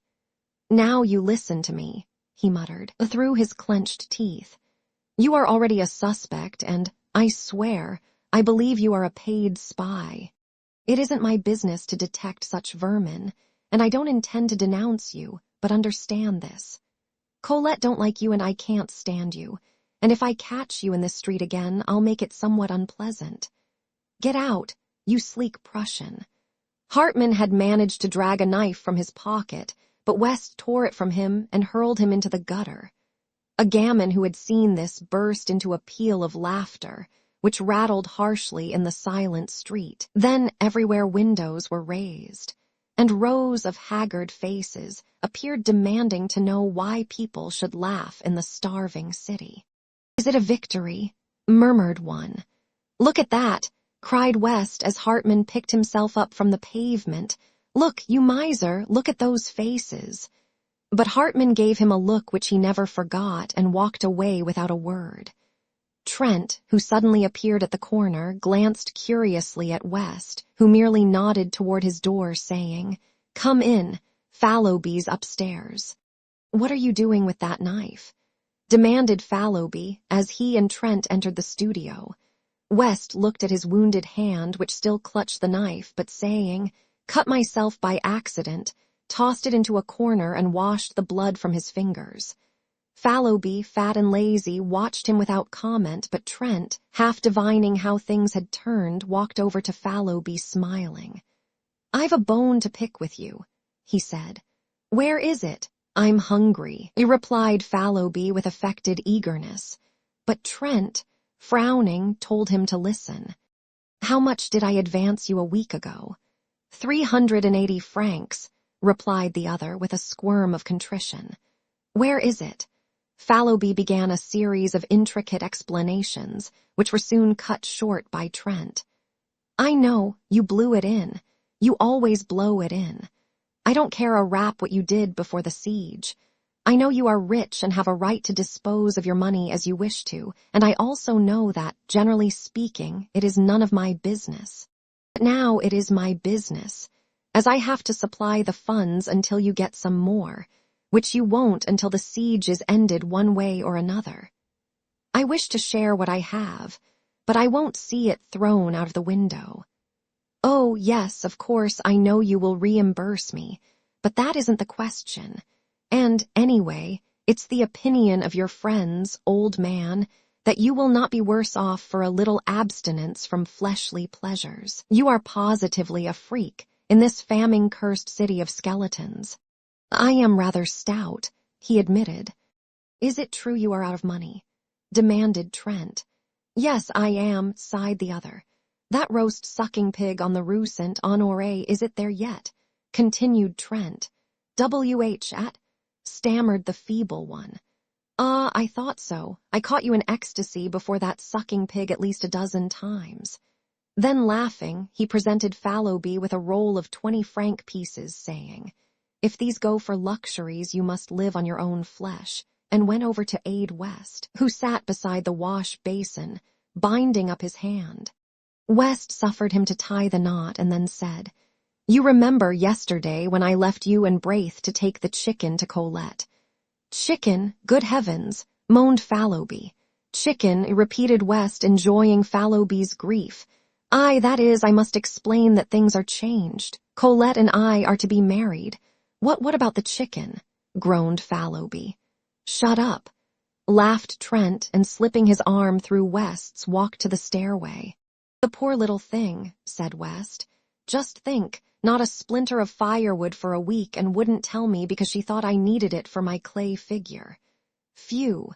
When I heard it, I smashed that smirking clay nymph to pieces, and the rest can freeze and be hanged.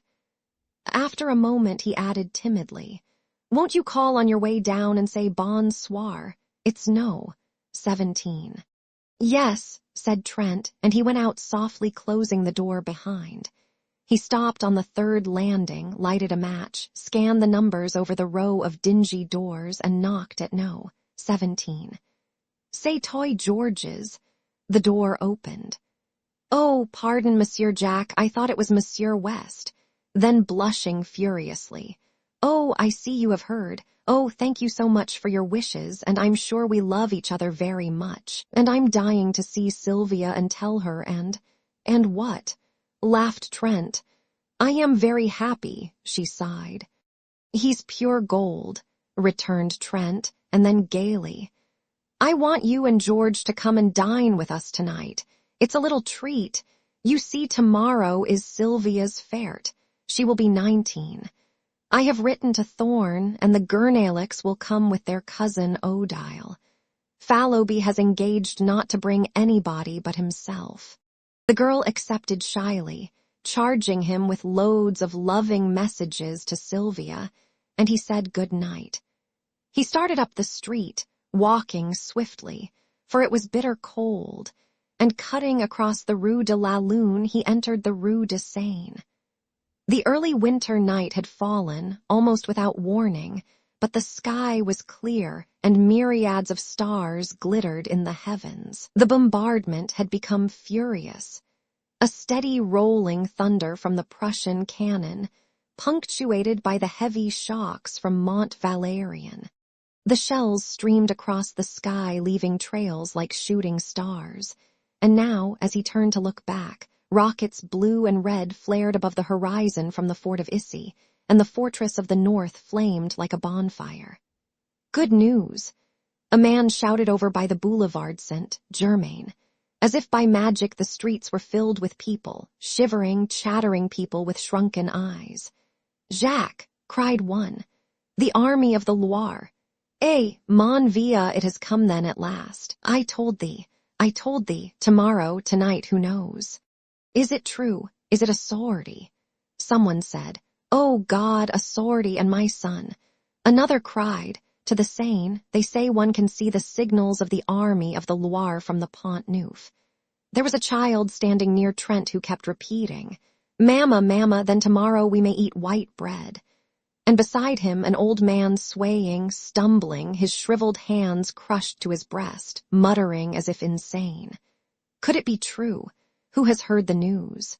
The shoemaker on the Rue de Bussy had it from a mobile who had heard a franc-tirer repeat it to a captain of the National Guard. Trent followed the throng surging through the Rue de Seine to the river.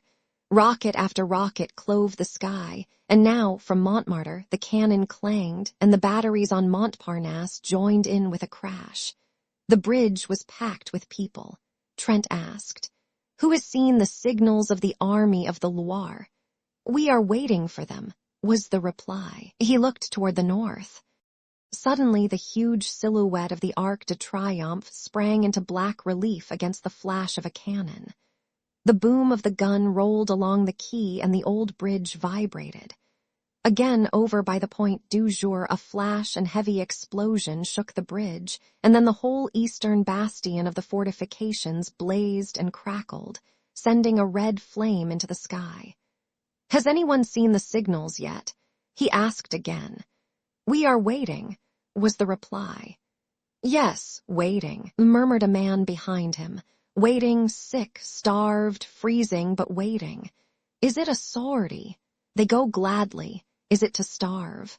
They starve. They have no time to think of surrender. Are they heroes, these Parisians? Answer me, Trent. The American ambulance surgeon turned about and scanned the parapets of the bridge. "Any news, doctor?" asked Trent mechanically. "News," said the doctor. "I don't know any. I haven't time to know any. What are these people after?" "They say that the army of the Loire has signaled Mont Valérien." Poor devils. The doctor glanced about him for an instant, and then, "I'm so harried and worried that I don't know what to do. After the last sortie, we had the work of 50 ambulances on our poor little corps. Tomorrow there's another sortie, and I wish you fellows could come over to headquarters. We may need volunteers. How is Madam?" He added abruptly. "Well," replied Trent, "but she seems to grow more nervous every day. I ought to be with her now." "Take care of her," said the doctor, then with a sharp look at the people, "I can't stop now, good night." And he hurried away muttering, "Poor devils." But Trent leaned over the parapet and blinked at the black river surging through the arches. Dark objects, carried swiftly on the breast of the current, struck with a grinding, tearing noise against the stone piers, spun around for an instant and hurried away into the darkness, the ice from the Marne. As he stood staring into the water, a hand was laid on his shoulder. "Hello, Southwark," he cried, turning around. "This is a queer place for you. Trent, I have something to tell you. Don't stay here. Don't believe in the army of the Loire." And the attaché of the American legation slipped his arm through Trent's and drew him toward the Louvre.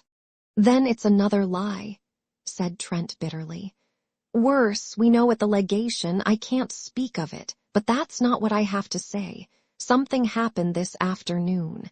The Alsatian brasserie was visited and an American named Hartman has been arrested. Do you know him?" "I know a German who calls himself an American. His name is Hartman."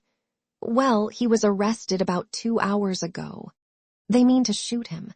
"What?" "Of course, we at the legation can't allow them to shoot him offhand, but the evidence seems conclusive." "Is he a spy?" "Well, the papers seized in his rooms are pretty damning proofs, and besides he was caught, they say, swindling the Public Food Committee. He drew rations for 50, how, I don't know. He claims to be an American artist here, and we have been obliged to take notice of it at the legation.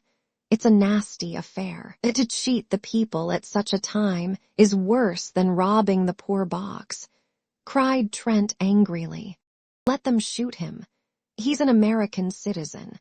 "Yes, oh yes," said the other with bitterness. "American citizenship is a precious privilege when every goggle-eyed German—" His anger choked him. Southwark shook hands with him warmly. "It can't be helped. We must own the carrion. I am afraid you may be called upon to identify him as an American artist," he said with a ghost of a smile on his deep-lined face, and walked away through the Cours la Réunie. Trent swore silently for a moment, and then drew out his watch. 7 o'clock. "Sylvia will be anxious," he thought, and hurried back to the river. The crowd still huddled shivering on the bridge, a somber, pitiful congregation, peering out into the night for the signals of the army of the Loire. And their hearts beat time to the pounding of the guns, their eyes lighted with each flash from the bastions, and hope rose with the drifting rockets. A black cloud hung over the fortifications. From horizon to horizon, the cannon smoke stretched in wavering bands, now capping the spires and domes with cloud, now blowing in streamers and shreds along the streets, now descending from the housetops, enveloping quays, bridges, and river in a sulphurous mist. And through the smoke pall the lightning of the cannon played, while from time to time a rift above showed a fathomless black vault set with stars. He turned again into the Rue de Seine, that sad abandoned street, with its rows of closed shutters and desolate ranks of unlighted lamps. He was a little nervous and wished once or twice for a revolver, but the slinking forms which passed him in the darkness were too weak with hunger to be dangerous, he thought, and he passed on unmolested to his doorway. But there somebody sprang at his throat. Over and over the icy pavement he rolled with his assailant, tearing at the noose about his neck, and then with a wrench sprang to his feet. "Get up!" he cried to the other. Slowly and with great deliberation, a small gamin picked himself out of the gutter and surveyed Trent with disgust. "That's a nice clean trick," said Trent. "A whelp of your age, you'll finish against a dead wall. Give me that cord." The urchin handed him the noose without a word. Trent struck a match and looked at his assailant. It was the rat killer of the day before. I thought so," he muttered. "Tines say toy," said the gamin tranquilly. The impudence, the overpowering audacity of the ragamuffin took Trent's breath away. "Do you know, you young strangler," he gasped, "that they shoot thieves of your age?" The child turned a passionless face to Trent. "Shoot, then." That was too much, and he turned on his heel and entered his hotel. Groping up the unlighted stairway, he at last reached his own landing and felt about in the darkness for the door. From his studio came the sound of voices, West's hearty laugh and Fallowby's chuckle, and at last he found the knob and, pushing back the door, stood a moment confused by the light. "Hello, Jack," cried West. "You're a pleasant creature, inviting people to dine and letting them wait. Here's Fallowby weeping with hunger." "Shut up," observed the latter. "Perhaps he's been out to buy a turkey." "He's been out garroting, look at his noose," laughed Gurnalic. "So now we know where you get your cash," added West. "Vive le coup du Père François." Trent shook hands with everybody and laughed at Sylvia's pale face. "I didn't mean to be late. I stopped on the bridge a moment to watch the bombardment. Were you anxious, Sylvia?"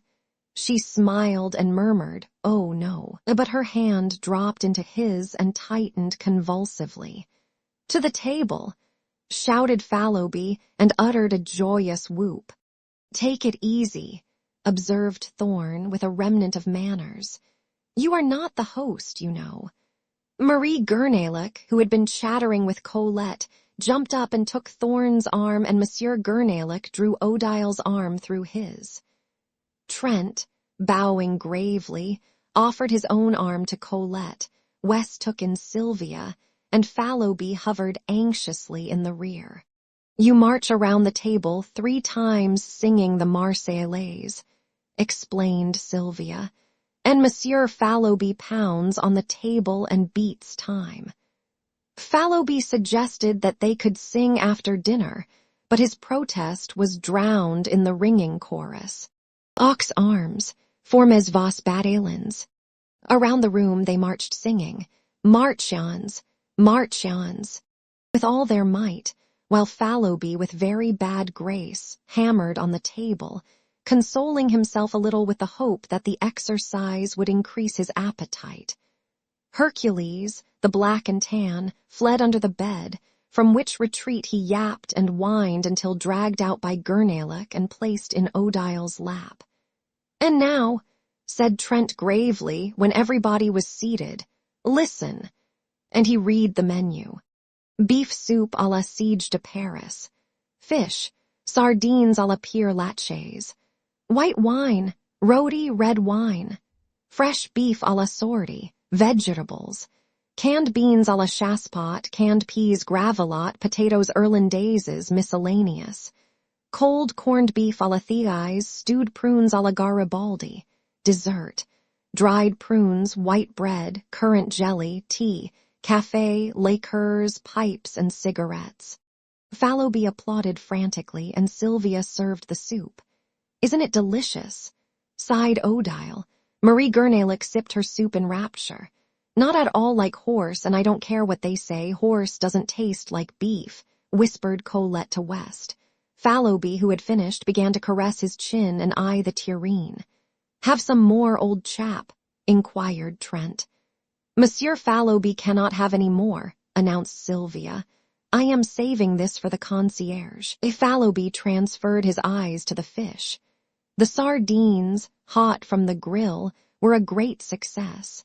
While the others were eating, Sylvia ran downstairs with the soup for the old concierge and her husband, and when she hurried back, flushed and breathless, and had slipped into her chair with a happy smile at Trent, that young man arose, and silence fell over the table. For an instant he looked at Sylvia and thought he had never seen her so beautiful. "You all know," he began, "that today is my wife's 19th birthday." Fallowby, bubbling with enthusiasm, waved his glass in circles about his head to the terror of Odile and Colette, his neighbors, and Thorne, West, and Gurneylock refilled their glasses 3 times before the storm of applause which the toast of Sylvia had provoked subsided. 3 times the glasses were filled and emptied to Sylvia, and again to Trent, who protested. "This is irregular," he cried. "The next toast is to the twin republics, France and America."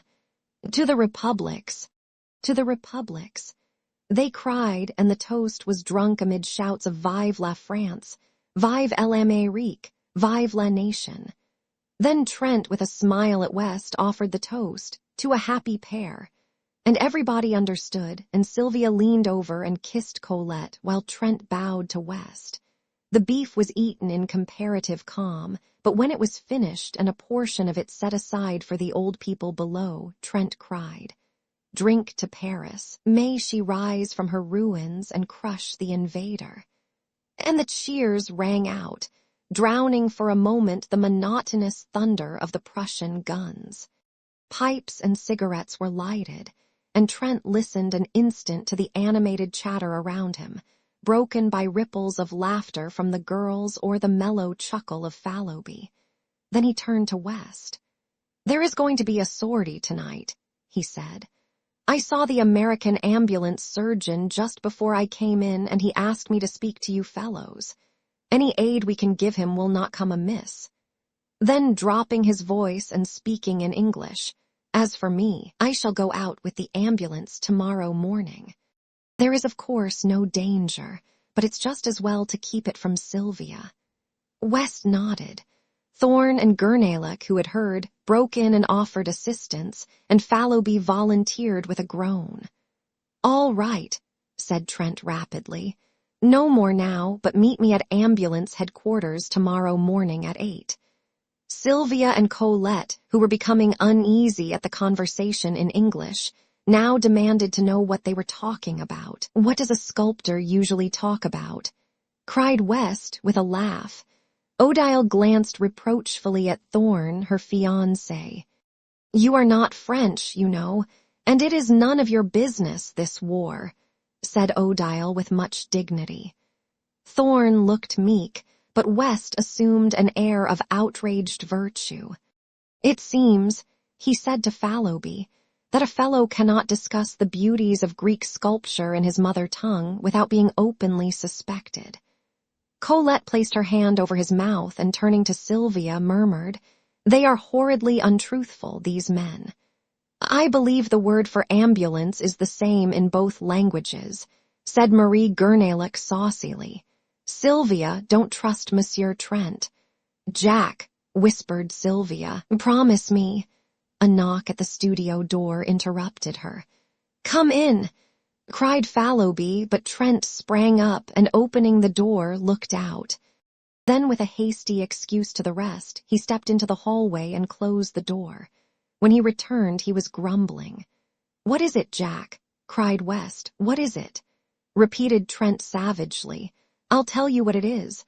I have received a dispatch from the American minister to go at once and identify and claim as a fellow countryman and a brother artist, a rascally thief and a German spy." "Don't go," suggested Fallowby. "If I don't, they'll shoot him at once." "Let them," growled Thorne. "Do you fellows know who it is?" "Hartman," shouted West, inspired. Sylvia sprang up deathly white, but Odile slipped her arm around her and supported her to a chair, saying calmly, "Sylvia has fainted. It's the hot room. Bring some water." Trent brought it at once. Sylvia opened her eyes, and after a moment rose and, supported by Marie Gurneylock and Trent, passed into the bedroom. It was the signal for breaking up, and everybody came and shook hands with Trent, saying they hoped Sylvia would sleep it off and that it would be nothing. When Marie Gurneylock took leave of him, she avoided his eyes, but he spoke to her cordially and thanked her for her aid. "Anything I can do, Jack?" inquired West, lingering, and then hurried downstairs to catch up with the rest. Trent leaned over the banisters, listening to their footsteps and chatter, and then the lower door banged and the house was silent. He lingered, staring down into the blackness, biting his lips, then with an impatient movement, "I am crazy." He muttered and, lighting a candle, went into the bedroom. Sylvia was lying on the bed. He bent over her, smoothing the curly hair on her forehead. "Are you better, dear Sylvia?" She did not answer, but raised her eyes to his. For an instant he met her gaze, but what he read there sent a chill to his heart, and he sat down, covering his face with his hands. At last she spoke in a voice, changed and strained, a voice which he had never heard, and he dropped his hands and listened, bolt upright in his chair. "Jack, it has come at last. I have feared it and trembled. Ah, how often have I lain awake at night with this on my heart and prayed that I might die before you should ever know of it. For I love you, Jack, and if you go away I cannot live. I have deceived you. It happened before I knew you, but since that first day when you found me weeping in the Luxembourg and spoke to me, Jack, I have been faithful to you in every thought and deed. I loved you from the first and did not dare to tell you this, fearing that you would go away. And since then my love has grown, and oh, I suffered. But I dared not tell you, and now you know, but you do not know the worst. For him, now, what do I care? He was cruel, oh, so cruel." She hid her face in her arms. "Must I go on? Must I tell you? Can you not imagine, oh?" "Jack," he did not stir. His eyes seemed dead. I was so young, I knew nothing, and he said that he loved me." Trent rose and struck the candle with his clenched fist, and the room was dark. The bells of St. Sulpice told the hour, and she started up, speaking with feverish haste. "I must finish. When you told me you loved me, you asked me nothing. But then, even then, it was too late, and that other life which binds me to him must stand forever between you and me. For there is another whom he has claimed and is good to. He must not die. They cannot shoot him for that other's sake." Trent sat motionless, but his thoughts ran on in an interminable whirl. Sylvia, little Sylvia, who shared with him his student life, who bore with him the dreary desolation of the siege without complaint. This slender, blue-eyed girl whom he was so quietly fond of, whom he teased or caressed as the whim suited, who sometimes made him the least bit impatient with her passionate devotion to him. Could this be the same Sylvia who lay weeping there in the darkness? Then he clenched his teeth. Let him die. Let him die. But then, for Sylvia's sake and for that other's sake, yes, he would go, he must go. His duty was plain before him. But Sylvia, he could not be what he had been to her, and yet a vague terror seized him now all was said. Trembling, he struck a light. She lay there, her curly hair tumbled about her face, her small white hands pressed to her breast. He could not leave her, and he could not stay. He never knew before that he loved her. She had been a mere comrade, this girl wife of his. Ah, he loved her now with all his heart and soul, and he knew it only when it was too late. Too late? Why? Then he thought of that other one, binding her, linking her forever to the creature, who stood in danger of his life. With an oath he sprang to the door, but the door would not open. Or was it that he pressed it back, locked it, and flung himself on his knees beside the bed, knowing that he dared not for his life's sake leave what was his all in life? It was 4 a.m. when he came out of the prison of the condemned with the secretary of the American legation. A knot of people had gathered around the American minister's carriage, which stood in front of the prison, the horses stamping and pawing in the icy street, the coachman huddled on the box, wrapped in furs. Southwark helped the secretary into the carriage and shook hands with Trent, thanking him for coming. "How the scoundrel did stare," he said. "Your evidence was worse than a kick, but it saved his skin for the moment at least, and prevented complications." The secretary sighed. "We have done our part. Now let them prove him a spy and we wash our hands of him. "Jump in, Captain. Come along, Trent." "I have a word to say to Captain Southwark. I won't detain him," said Trent hastily, and dropping his voice, "Southwark, help me now. You know the story from the blackguard. You know the child is at his rooms. Get it and take it to my own apartment, and if he is shot, I will provide a home for it." "I understand," said the captain gravely. "Will you do this at once?" "At once," he replied. Their hands met in a warm clasp, and then Captain Southwark climbed into the carriage, motioning Trent to follow, but he shook his head, saying, "Goodbye," and the carriage rolled away. He watched the carriage to the end of the street, then started toward his own quarter, but after a step or two hesitated, stopped, and finally turned away in the opposite direction. Something, perhaps it was the sight of the prisoner he had so recently confronted, nauseated him. He felt the need of solitude and quiet to collect his thoughts. The events of the evening had shaken him terribly, but he would walk it off, forget, bury everything, and then go back to Sylvia.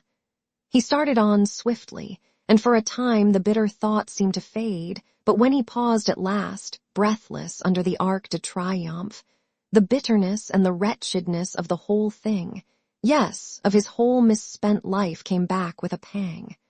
Then the face of the prisoner, stamped with the horrible grimace of fear, grew in the shadows before his eyes.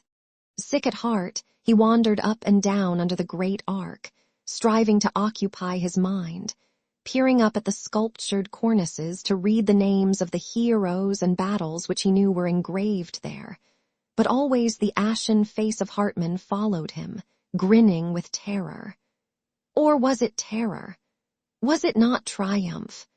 At the thought he leaped like a man who feels a knife at his throat, but after a savage tramp around the square, came back again and sat down to battle with his misery. The air was cold, but his cheeks were burning with angry shame. Shame? Why? Was it because he had married a girl whom chance had made a mother? Did he love her? Was this miserable bohemian existence, then, his end and aim in life? He turned his eyes upon the secrets of his heart and read an evil story, the story of the past, and he covered his face for shame, while, keeping time to the dull pain throbbing in his head, his heart beat out the story for the future. Shame and disgrace. Roused at last from a lethargy which had begun to numb the bitterness of his thoughts, he raised his head and looked about. A sudden fog had settled in the streets. The arches of the arc were choked with it. He would go home. A great horror of being alone seized him, but he was not alone. The fog was peopled with phantoms. All around him in the mist they moved, drifting through the arches in lengthening lines, and vanished, while from the fog others rose up, swept past, and were engulfed. He was not alone, for even at his side they crowded, touched him, swarmed before him, beside him, behind him, pressed him back, seized, and bore him with them through the mist. Down a dim avenue, through lanes and alleys white with fog, they moved, and if they spoke their voices were dull as the vapor which shrouded them. At last in front, a bank of masonry and earth cut by a massive iron-barred gate towered up in the fog. Slowly and more slowly they glided, shoulder to shoulder and thigh to thigh. Then all movement ceased. A sudden breeze stirred the fog. It wavered and eddied. Objects became more distinct. A pallor crept above the horizon, touching the edges of the watery clouds, and drew dull sparks from 1,000 bayonets. Bayonets! They were everywhere, cleaving the fog or flowing beneath it in rivers of steel. High on the wall of masonry and earth a great gun loomed, and around it figures moved in silhouettes. Below, a broad torrent of bayonets swept through the iron-barred gateway, out into the shadowy plain. It became lighter. Faces grew more distinct among the marching masses, and he recognized one. "You, Philippe." The figure turned its head. Trent cried, "Is there room for me?" But the other only waved his arm in a vague adieu and was gone with the rest. Presently the cavalry began to pass, squadron on squadron, crowding out into the darkness. then many cannon, then an ambulance, then again the endless lines of bayonets. Beside him, a cuirassier sat on his steaming horse, and in front, among a group of mounted officers, he saw a general, with the astrakhan collar of his dolman turned up about his bloodless face. Some women were weeping near him, and one was struggling to force a loaf of black bread into a soldier's haversack.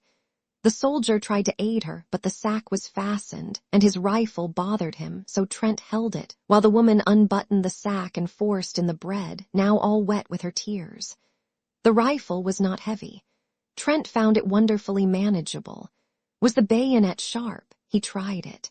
Then a sudden longing, a fierce, imperative desire took possession of him. "Chouette!" cried a gamin, clinging to the barred gate. "Encore toi mon via." Trent looked up, and the rat-killer laughed in his face. But when the soldier had taken the rifle again, and thanking him, ran hard to catch his battalion, he plunged into the throng about the gateway. "Are you going?" he cried to a Marine who sat in the gutter bandaging his foot. "Yes." Then a girl, a mere child, caught him by the hand and led him into the café which faced the gate. The room was crowded with soldiers, some, white and silent, sitting on the floor, others groaning on the leather-covered settees. The air was sour and suffocating. "Choose," said the girl with a little gesture of pity. "They can't go." In a heap of clothing on the floor he found a capote and képi. She helped him buckle his knapsack, cartridge box, and belt, and showed him how to load the chassepot rifle, holding it on her knees. When he thanked her, she started to her feet. "You are a foreigner." "American," he said, moving toward the door, but the child barred his way. "I am a Breton. My father is up there with the cannon of the Marine. He will shoot you if you are a spy." They faced each other for a moment. Then, sighing, he bent over and kissed the child. "Pray for France, little one," he murmured, and she repeated with a pale smile. "For France and you, beau monsieur." He ran across the street and through the gateway. Once outside, he edged into line and shouldered his way along the road. A corporal passed, looked at him, repassed, and finally called an officer. "You belong to the 60th, growled the corporal, looking at the number on his képi. "We have no use for franc tireurs," added the officer, catching sight of his black trousers. "I wish to volunteer in place of a comrade," said Trent, and the officer shrugged his shoulders and passed on. Nobody paid much attention to him, one or two merely glancing at his trousers. The road was deep with slush and mud-plowed and torn by wheels and hoofs. A soldier in front of him wrenched his foot in an icy rut and dragged himself to the edge of the embankment, groaning. The plain on either side of them was gray with melting snow. Here and there, behind dismantled hedgerows, stood wagons, bearing white flags with red crosses. Sometimes the driver was a priest in rusty hat and gown, sometimes a crippled mobile. Once they passed a wagon driven by a sister of charity. Silent, empty houses with great rents in their walls, and every window blank, huddled along the road. Further on, within the zone of danger, nothing of human habitation remained except here and there a pile of frozen bricks or a blackened cellar choked with snow. For some time Trent had been annoyed by the man behind him, who kept treading on his heels. Convinced at last that it was intentional, he turned to remonstrate and found himself face to face with a fellow student from the Beaux Arts. Trent stared. "I thought you were in the hospital." The other shook his head, pointing to his bandaged jaw. "I see you can't speak. Can I do anything?" The wounded man rummaged in his haversack and produced a crust of black bread. "He can't eat it, his jaw is smashed, and he wants you to chew it for him," said the soldier next to him. Trent took the crust, and grinding it in his teeth morsel by morsel, passed it back to the starving man. From time to time, mounted orderlies sped to the front, covering them with slush. It was a chilly, silent march through sodden meadows wreathed in fog. Along the railroad embankment across the ditch, another column moved parallel to their own. Trent watched it, a somber mass, now distinct, now vague, now blotted out in a puff of fog. Once for half an hour he lost it, but when again it came into view, he noticed a thin line detach itself from the flank and, bellying in the middle, swing rapidly to the west. At the same moment, a prolonged crackling broke out in the fog in front. Other lines began to slough off from the column, swinging east and west, and the crackling became continuous. A battery passed at full gallop, and he drew back with his comrades to give it way. It went into action a little to the right of his battalion, and as the shot from the first rifled piece boomed through the mist, the cannon from the fortifications opened with a mighty roar. An officer galloped by shouting something which Trent did not catch, but he saw the ranks in front suddenly part company with his own, and disappear in the twilight. More officers rode up and stood beside him, peering into the fog. Away in front the crackling had become one prolonged crash. It was dreary waiting. Trent chewed some bread for the man behind, who tried to swallow it, and after a while shook his head, motioning Trent to eat the rest himself. A corporal offered him a little brandy and he drank it, but when he turned around to return the flask, the corporal was lying on the ground. Alarmed, he looked at the soldier next to him, who shrugged his shoulders and opened his mouth to speak, but something struck him, and he rolled over and over into the ditch below. At that moment, the horse of one of the officers gave a bound and backed into the battalion, lashing out with his heels. One man was ridden down, another was kicked in the chest and hurled through the ranks. The officer sank his spurs into the horse and forced him to the front again, where he stood trembling. The cannonade seemed to draw nearer. A staff officer, riding slowly up and down the battalion, suddenly collapsed in his saddle and clung to his horse's mane. One of his boots dangled, crimsoned and dripping, from the stirrup. Then out of the mist in front men came running. The roads, the fields, the ditches were full of them, and many of them fell. For an instant he imagined he saw horsemen riding about like ghosts in the vapors beyond, and a man behind him cursed horribly, declaring he too had seen them, and that they were Uhlans. But the battalion stood inactive, and the mist fell again over the meadows.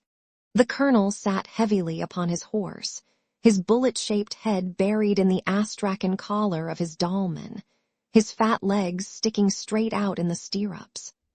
The buglers clustered about him with bugles poised, and behind him a staff officer in a pale blue jacket smoked a cigarette and chatted with a captain of hussars. From the road in front came the sound of furious galloping, and an orderly reined up beside the colonel, who motioned him to the rear without turning his head. Then, on the left, a confused murmur arose, which ended in a shout. A hussar passed like the wind, followed by another and another, and then squadron after squadron whirled by them into the sheeted mists. At that instant the colonel reared in his saddle, the bugles clanged, and the whole battalion scrambled down the embankment, over the ditch, and started across the soggy meadow. Almost at once Trent lost his cap. Something snatched it from his head. He thought it was a tree branch. A good many of his comrades rolled over in the slush and ice, and he imagined that they had slipped. One pitched right across his path, and he stopped to help him up, but the man screamed when he touched him, and an officer shouted, "Forward! Forward!" So he ran on again. It was a long jog through the mist, and he was often obliged to shift his rifle. When at last they lay panting behind the railroad embankment, he looked about him. He had felt the need of action, of a desperate physical struggle, of killing and crushing. He had been seized with a desire to fling himself among masses and tear right and left. He longed to fire, to use the thin, sharp bayonet on his chasspot. He had not expected this. He wished to become exhausted, to struggle and cut until incapable of lifting his arm. Then he had intended to go home. He heard a man say that half the battalion had gone down in the charge, and he saw another examining a corpse under the embankment. The body, still warm, was clothed in a strange uniform, but even when he noticed the spiked helmet lying a few inches further away, he did not realize what had happened. The colonel sat on his horse a few feet to the left, his eyes sparkling under the crimson képi. Trent heard him reply to an officer, "I can hold it but another charge, and I won't have enough men left to sound a bugle." "Were the Prussians here?" Trent asked of a soldier who sat wiping the blood trickling from his hair. "Yes, the Hussars cleaned them out. We caught their cross fire." "We are supporting a battery on the embankment," said another. Then the battalion crawled over the embankment and moved along the lines of twisted rails. Trent rolled up his trousers and tucked them into his woolen socks. But they halted again, and some of the men sat down on the dismantled railroad track. Trent looked for his wounded comrade from the bow arts. He was standing in his place, very pale.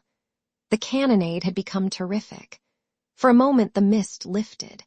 He caught a glimpse of the 1st Battalion motionless on the railroad track in front, of regiments on either flank, and then, as the fog settled again, the drums beat and the music of the bugles began away on the extreme left. A restless movement passed among the troops. The colonel threw up his arm, the drums rolled, and the battalion moved off through the fog. They were near the front now, for the battalion was firing as it advanced. Ambulances galloped along the base of the embankment to the rear, and the Hussars passed and repassed like phantoms. They were in the front at last, for all about them was movement and turmoil, while from the fog, close at hand, came cries and groans and crashing volleys. Shells fell everywhere, bursting along the embankment, splashing them with frozen slush. Trent was frightened. He began to dread the unknown, which lay there crackling and flaming in obscurity. The shock of the cannon sickened him. He could even see the fog light up with a dull orange as the thunder shook the earth. It was near, he felt certain, for the colonel shouted forward. And the 1st Battalion was hastening into it. He felt its breath, he trembled, but hurried on. A fearful discharge in front terrified him.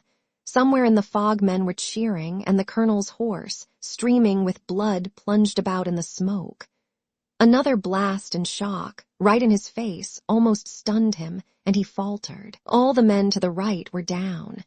His head swam, the fog and smoke stupefied him. He put out his hand for a support and caught something. It was the wheel of a gun carriage, and a man sprang from behind it, aiming a blow at his head with a rammer, but stumbled back shrieking with a bayonet through his neck, and Trent knew that he had killed. Mechanically he stooped to pick up his rifle, but the bayonet was still in the man, who lay, beating with red hands against the sod. It sickened him, and he leaned on the cannon. Men were fighting all around him now, and the air was foul with smoke and sweat. Somebody seized him from behind and another in front, but others in turn seized them or struck them solid blows. The click, click, click of bayonets infuriated him, and he grasped the rammer and struck out blindly until it was shivered to pieces. A man threw his arm around his neck and bore him to the ground, but he throttled him and raised himself on his knees. He saw a comrade seize the cannon and fall across it with his skull crushed in. He saw the colonel tumble clean out of his saddle into the mud. Then consciousness fled. When he came to himself, he was lying on the embankment among the twisted rails. On every side huddled men who cried out and cursed and fled away into the fog, and he staggered to his feet and followed them. Once he stopped to help a comrade with a bandaged jaw, who could not speak but clung to his arm for a time and then fell dead in the freezing mire. And again he aided another, who groaned. "Trent, c'est moi, Philippe," until a sudden volley in the midst relieved him of his charge. An icy wind swept down from the heights, cutting the fog into shreds. For an instant, with an evil leer, the sun peered through the naked woods of Vincennes. sank like a blood clot in the battery smoke, lower, lower, into the blood-soaked plain. When midnight sounded from the belfry of St. Sulpice, the gates of Paris were still choked with fragments of what had once been an army. They entered with the night, a sullen horde, spattered with slime, faint with hunger and exhaustion. There was little disorder at first, and the throng at the gates parted silently as the troops tramped along the freezing streets. Confusion came as the hours passed. Swiftly and more swiftly, crowding squadron after squadron and battery on battery, horses plunging and caissons jolting. The remnants from the front surged through the gates, a chaos of cavalry and artillery struggling for the right-of-way. Close upon them stumbled the infantry, here a skeleton of a regiment marching with a desperate attempt at order, there a riotous mob of mobiles crushing their way to the streets, then a turmoil of horsemen, cannon, troops without officers, officers without men, then again a line of ambulances, the wheels groaning under their heavy loads. Dumb with misery, the crowd looked on. All through the day the ambulances had been arriving, and all day long the ragged throng whimpered and shivered by the barriers. At noon the crowd was increased tenfold, filling the squares about the gates, and swarming over the inner fortifications. At 4 o'clock in the afternoon, the German batteries suddenly wreathed themselves in smoke, and the shells fell fast on Montparnasse. At 20 minutes after 4-2 projectiles struck a house in the Rue de Bac, and a moment later, the first shell fell in the Latin Quarter. Braith was painting in bed when West came in very much scared. "I wish you would come down. Our house has been knocked into a cocked hat, and I'm afraid that some of the pillagers may take it into their heads to pay us a visit tonight." Braith jumped out of bed and bundled himself into a garment which had once been an overcoat. "Anybody hurt?" he inquired, struggling with a sleeve full of dilapidated lining. "No, Colette is barricaded in the cellar, and the concierge ran away to the fortifications. There will be a rough gang there if the bombardment keeps up. You might help us." "Of course," said Braith, but it was not until they had reached the Rue Serpent and had turned in the passage which led to West's cellar that the latter cried, "Have you seen Jack Trent today?" "No," replied Braith, looking troubled. "He was not at ambulance headquarters. He stayed to take care of Sylvia, I suppose." A bomb came crashing through the roof of a house at the end of the alley and burst in the basement, showering the street with slate and plaster. A second struck a chimney and plunged into the garden, followed by an avalanche of bricks, and another exploded with a deafening report in the next street. They hurried along the passage to the steps which led to the cellar. Here again Braith stopped. "Don't you think I had better run up to see if Jack and Sylvia are well entrenched? I can get back before dark." "No, go in and find Colette, and I'll go." No, let me go, there's no danger." "I know it," replied West calmly, and dragging Braith into the alley pointed to the cellar steps. The iron door was barred. "Colette! Colette!" he called. The door swung inward, and the girls sprang up the stairs to meet them. At that instant, Braith, glancing behind him, gave a startled cry, and pushing the two before him into the cellar, jumped down after them and slammed the iron door. A few seconds later, a heavy jar from the outside shook the hinges. "They are here," muttered West, very pale. "That door," observed Colette calmly, "will hold forever." Braith examined the low iron structure, now trembling with the blows rained on it from without. West glanced anxiously at Colette, who displayed no agitation, and this comforted him. "I don't believe they will spend much time here," said Braith. "They only rummage in cellars for spirits, I imagine. Unless they hear that valuables are buried there. But surely nothing is buried here," exclaimed Braith uneasily. "Unfortunately there is," growled West. "That miserly landlord of mine." A crash from the outside, followed by a yell, cut him short. Then blow after blow shook the doors, until there came a sharp snap. A clinking of metal and a triangular bit of iron fell inwards, leaving a hole through which struggled a ray of light. Instantly West knelt, and shoving his revolver through the aperture, fired every cartridge. For a moment the alley resounded with the racket of the revolver, then absolute silence followed. Presently a single questioning blow fell upon the door, and a moment later another and another, and then a sudden crack zigzagged across the iron plate. "Here," said West, seizing Colette by the wrist. "You follow me, Braith." And he ran swiftly toward a circular spot of light at the further end of the cellar. The spot of light came from a barred manhole above. West motioned Braith to mount on his shoulders. "Push it over. You must." With little effort, Braith lifted the barred cover, scrambled out on his stomach, and easily raised Colette from West's shoulders. "Quick, old chap," cried the latter. Braith twisted his legs around a fence chain and leaned down again. The cellar was flooded with a yellow light, and the air reeked with the stench of petroleum torches. The iron door still held, but a whole plate of metal was gone, and now as they looked a figure came creeping through, holding a torch. "Quick," whispered Braith. "Jump." And West hung dangling until Colette grasped him by the collar, and he was dragged out. Then her nerves gave way, and she wept hysterically. But West threw his arm around her and led her across the gardens into the next street, where Braith, after replacing the manhole cover and piling some stone slabs from the wall over it, rejoined them.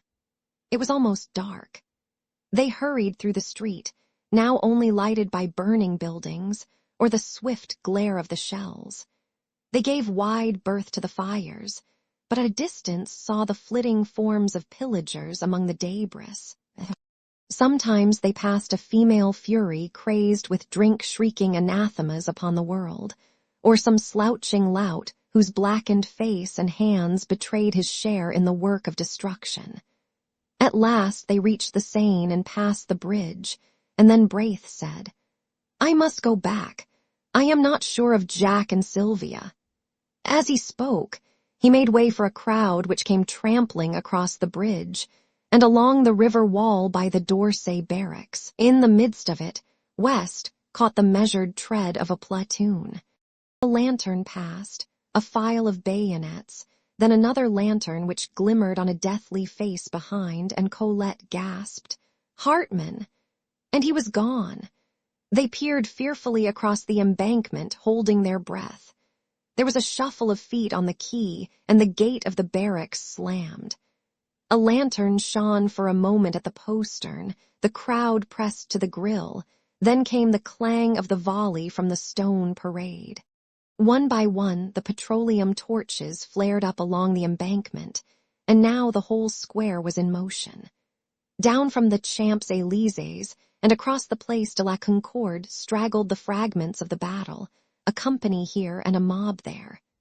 They poured in from every street followed by women and children, and a great murmur, borne on the icy wind, swept through the Arc de Triomphe and down the dark avenue. "Perdis! Perdis!" A ragged end of a battalion was pressing past, the spectre of annihilation. West groaned. Then a figure sprang from the shadowy ranks and called West's name, and when he saw it was Trent, he cried out. Trent seized him, white with terror. "Sylvia!" West stared speechless, but Colette moaned, "Oh, Sylvia, Sylvia! And they are shelling the quarter." "Trent!" shouted Braith, but he was gone, and they could not overtake him. The bombardment ceased as Trent crossed the boulevard Saint-Germain, but the entrance to the Rue de Seine was blocked by a heap of smoking bricks. Everywhere the shells had torn great holes in the pavement. The café was a wreck of splinters and glass. The bookstore tottered, ripped from roof to basement, and the little bakery, long since closed, bulged outward above a mass of slate and tin. He climbed over the steaming bricks and hurried into the Rue de Tournon. On the corner a fire blazed, lighting up his own street, and on the bank wall, beneath a shattered gas lamp, a child was writing with a bit of cinder. Here fell the first shell. The letters stared him in the face. The rat killer finished and stepped back to view his work, but catching sight of Trent's bayonet, screamed and fled, and as Trent staggered across the shattered street, from holes and crannies in the ruins fierce women fled from their work of pillage, cursing him. At first he could not find his house, for the tears blinded him, but he felt along the wall and reached the door. A lantern burned in the concierge's lodge, and the old man lay dead beside it. Faint with fright, he leaned a moment on his rifle. Then, snatching the lantern, sprang up the stairs. He tried to call, but his tongue hardly moved. On the second floor, he saw plaster on the stairway, and on the third the floor was torn and the concierge lay in a pool of blood across the landing. The next floor was theirs. The door hung from its hinges, the walls gaped. He crept in and sank down by the bed, and their two arms were flung around his neck, and a tear-stained face sought his own. "Sylvia, oh, Jack, Jack, Jack!" From the tumbled pillow beside them a child wailed. "They brought it, it is mine," she sobbed. "Ours," he whispered, with his arms around them both. Then from the stairs below came Braith's anxious voice. "Trent is all well. The street of Our Lady of the Fields. The street is not fashionable, neither is it shabby. It is a pariah among streets, a street without a quarter. It is generally understood to lie outside the pale of the aristocratic Avenue de l'Observatoire. The students of the Montparnasse quarter consider it swell and will have none of it. The Latin quarter, from the Luxembourg, its northern frontier, sneers at its respectability and regards with disfavor the correctly costumed students who haunt it. Few strangers go into it. At times, however, the Latin Quarter students use it as a thoroughfare between the Rue de Rennes and the Bullier.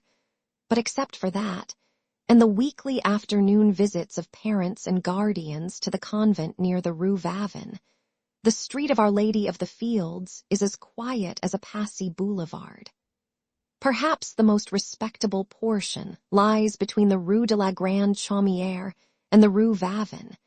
At least this was the conclusion arrived at by the Reverend Joel Byram as he rambled through it with Hastings in charge.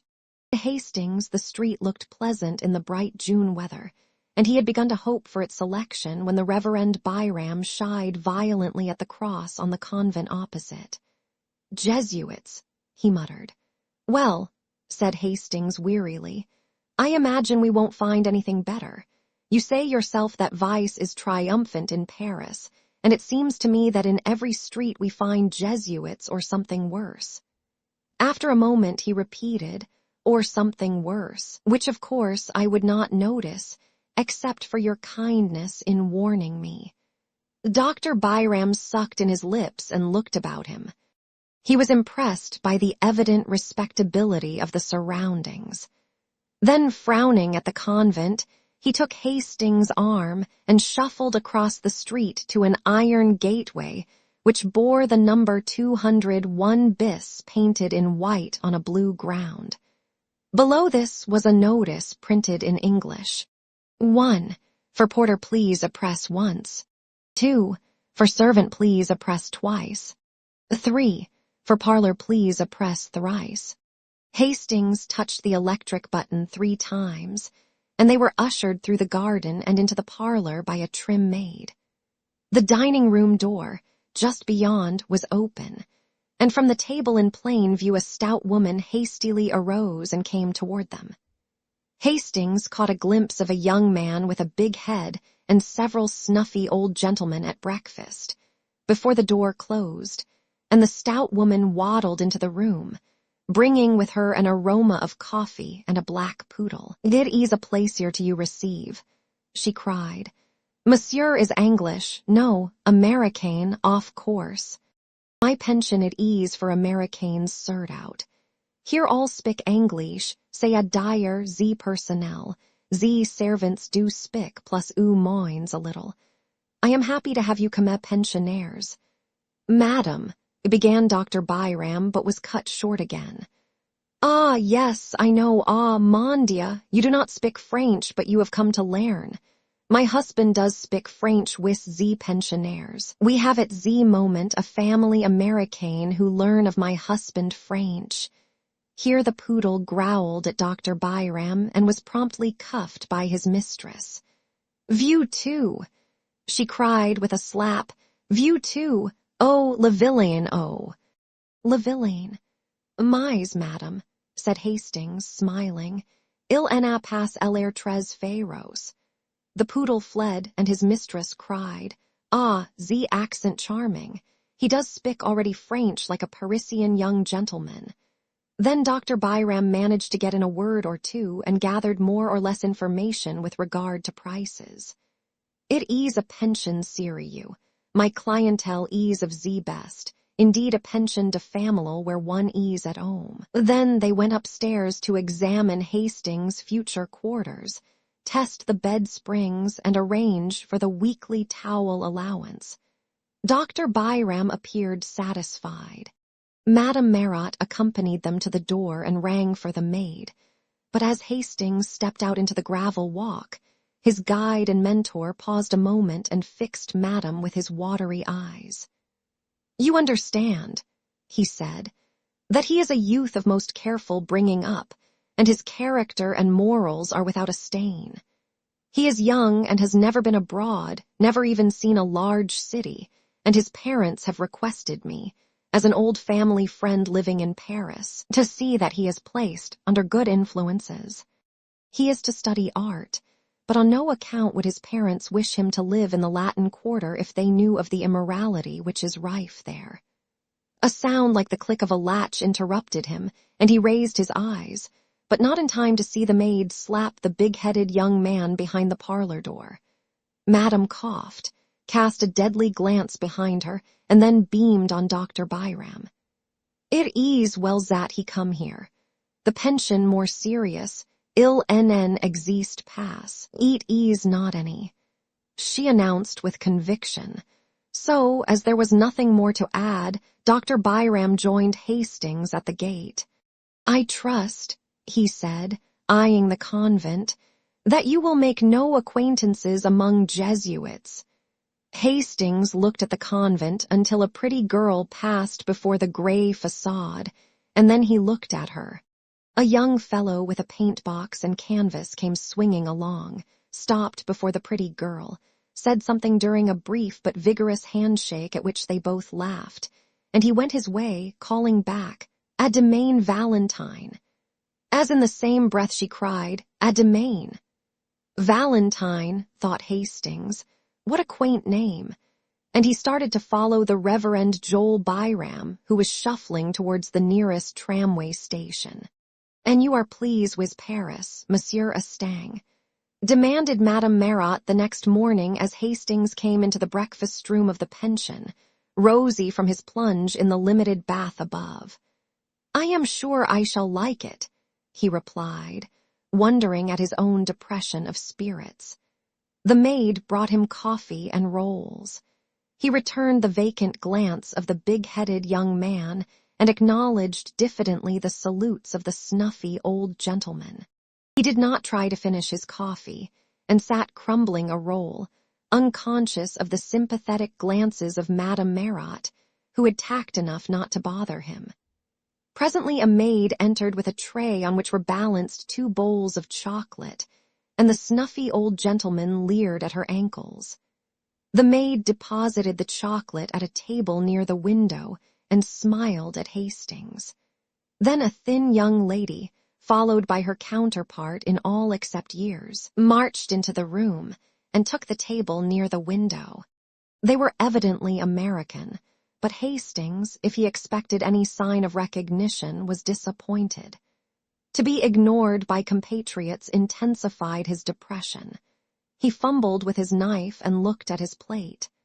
The thin young lady was talkative enough. She was quite aware of Hastings' presence, ready to be flattered if he looked at her, but on the other hand she felt her superiority, for she had been 3 weeks in Paris, and he, it was easy to see, had not yet unpacked his steamer trunk. Her conversation was complacent. She argued with her mother upon the relative merits of the Louvre and the Bon Marché, but her mother's part of the discussion was mostly confined to the observation. "Why, Susie?" The snuffy old gentleman had left the room in a body, outwardly polite and inwardly raging. They could not endure the Americans, who filled the room with their chatter. The big-headed young man looked after them with a knowing cough, murmuring, "Gay old birds." "They look like bad old men, Mr. Bladen," said the girl.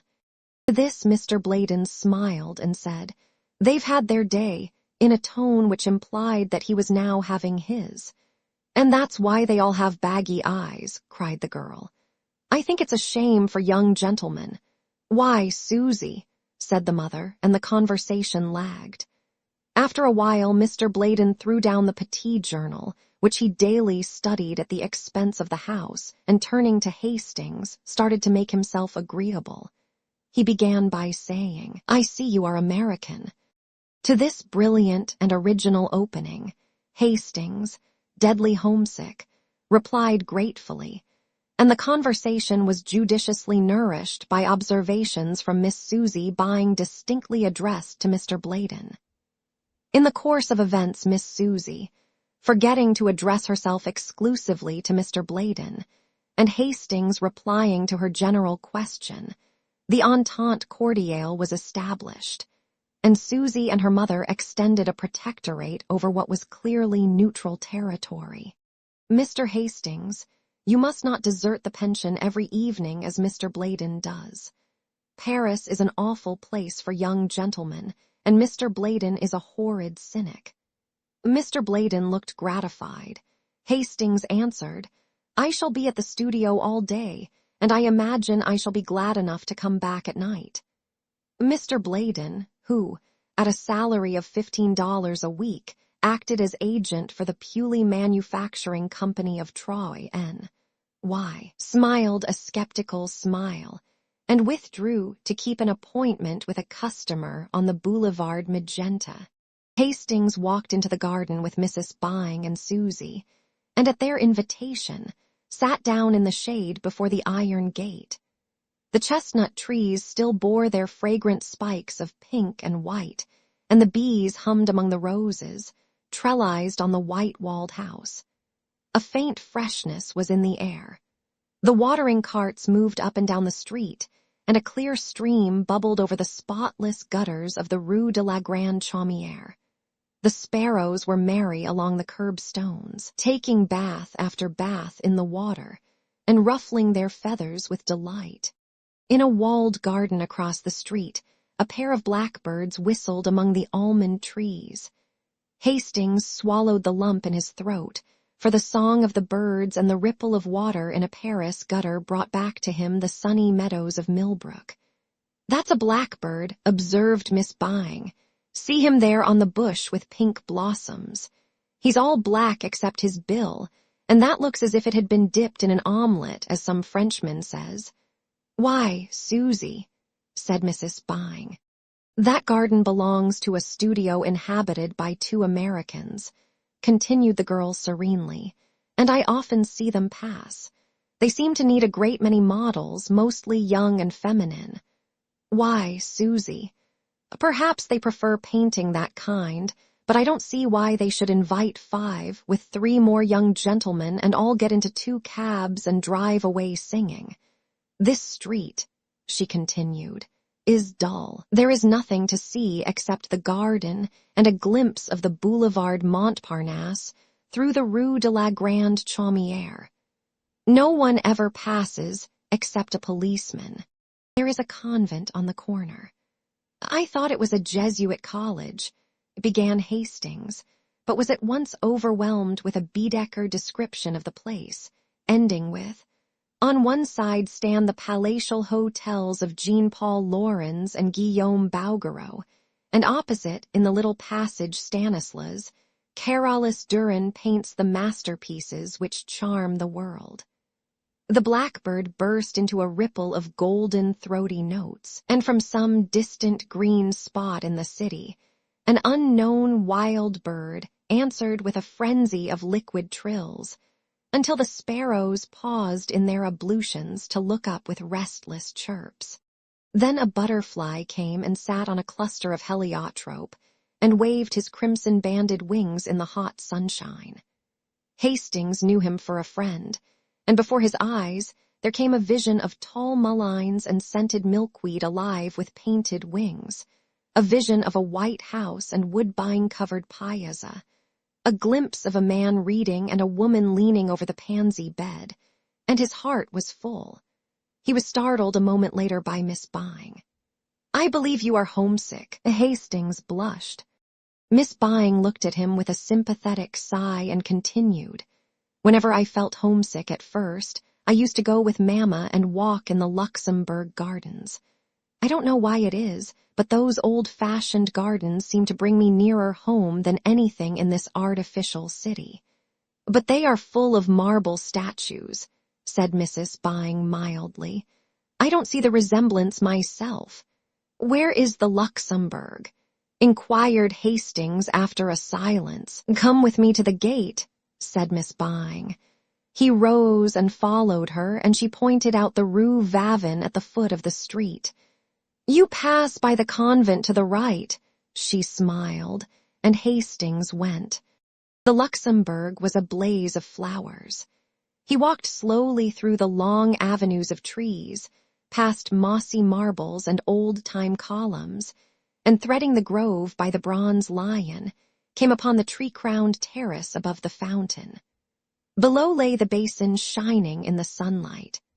Flowering almonds encircled the terrace, and in a greater spiral, groves of chestnuts wound in and out and down among the moist thickets by the western palace wing.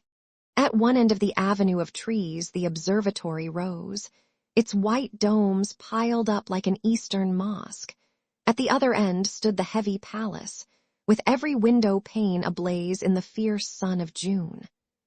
Around the fountain, children and white-capped nurses armed with bamboo poles were pushing toy boats, whose sails hung limp in the sunshine.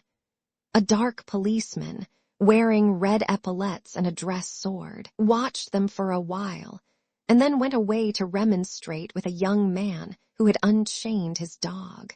The dog was pleasantly occupied in rubbing grass and dirt into his back while his legs waved into the air. The policeman pointed at the dog. He was speechless with indignation. "Well, Captain," smiled the young fellow. "Well, Monsieur Student," growled the policeman. "What do you come and complain to me for?" "If you don't chain him, I'll take him," shouted the policeman. "What's that to me, mon capitaine?" "Wah, tea. Isn't that bulldog yours?" "If it was, don't you suppose I'd chain him?" The officer glared for a moment in silence, then deciding that as he was a student he was wicked, grabbed at the dog, who promptly dodged. Around and around the flower beds they raced, and when the officer came too near for comfort, the bulldog cut across a flower bed, which perhaps was not playing fair.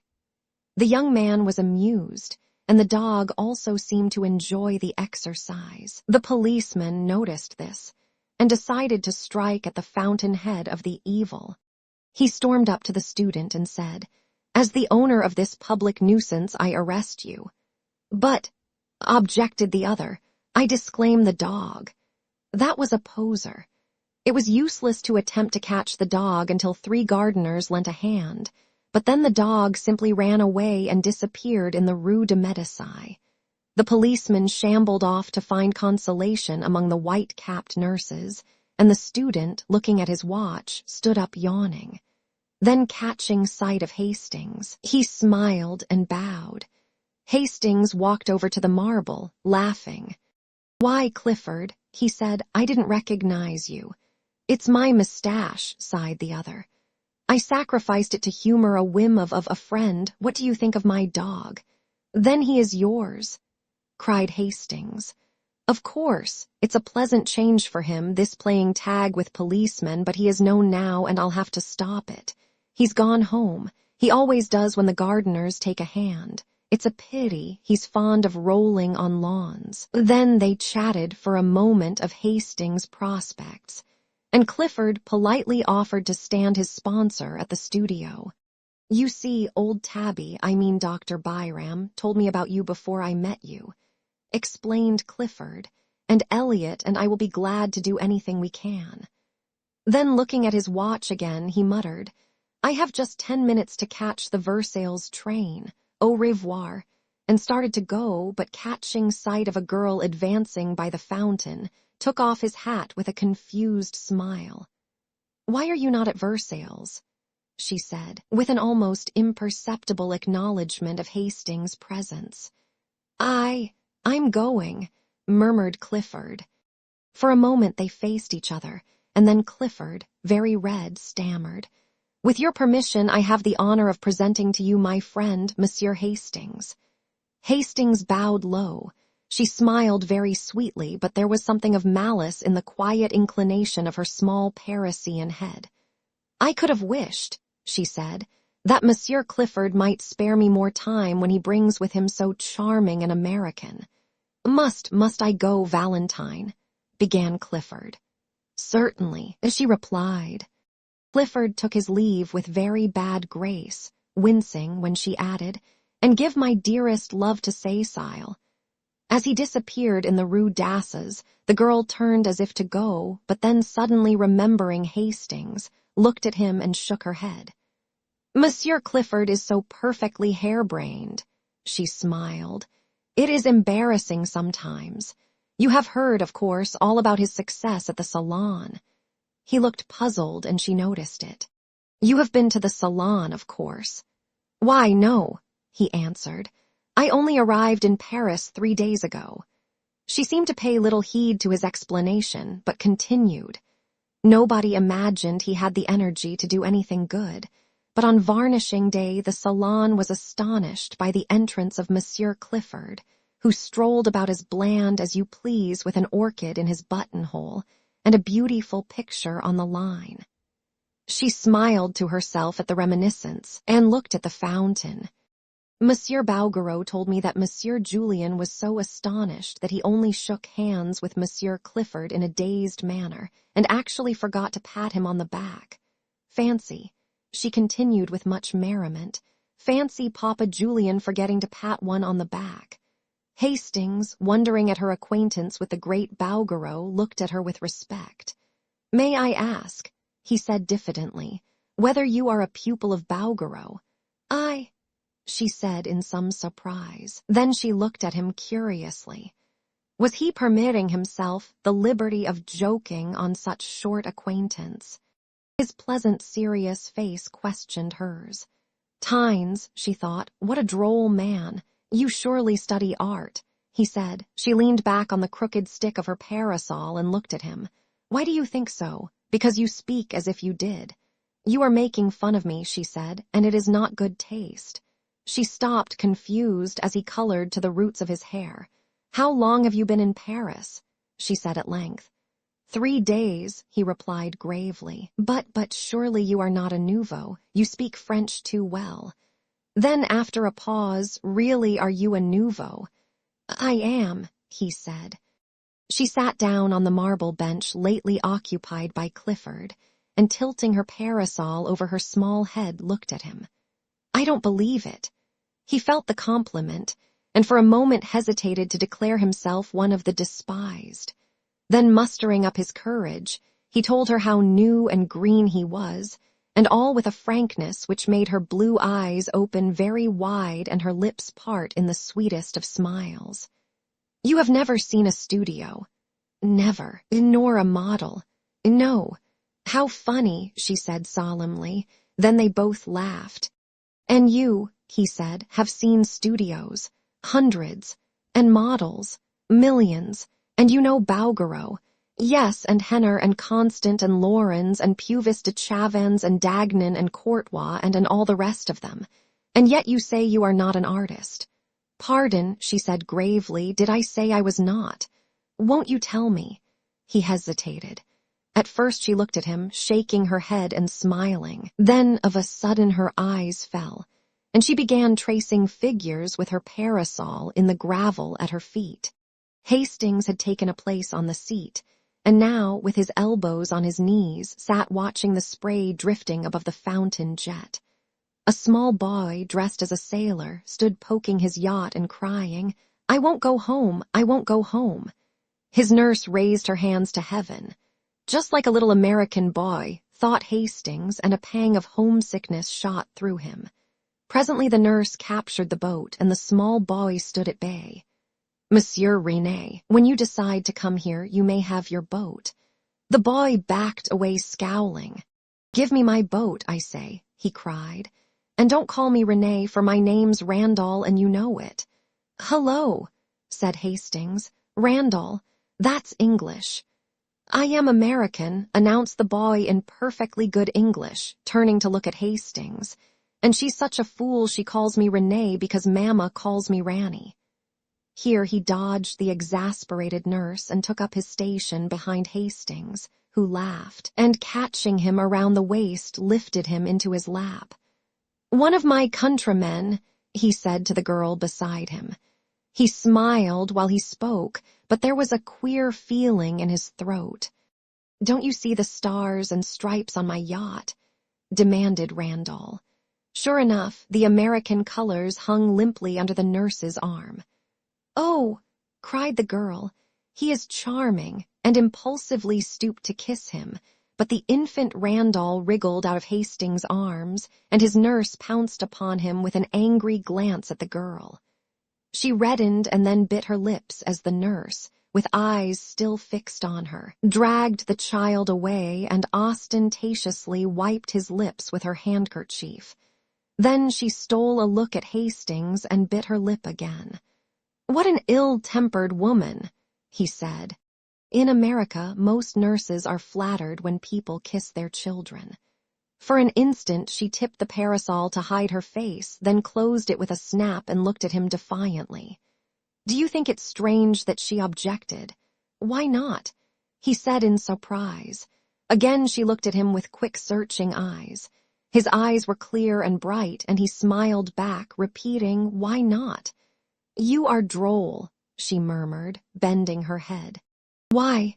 But she made no answer, and sat silent, tracing curves and circles in the dust with her parasol.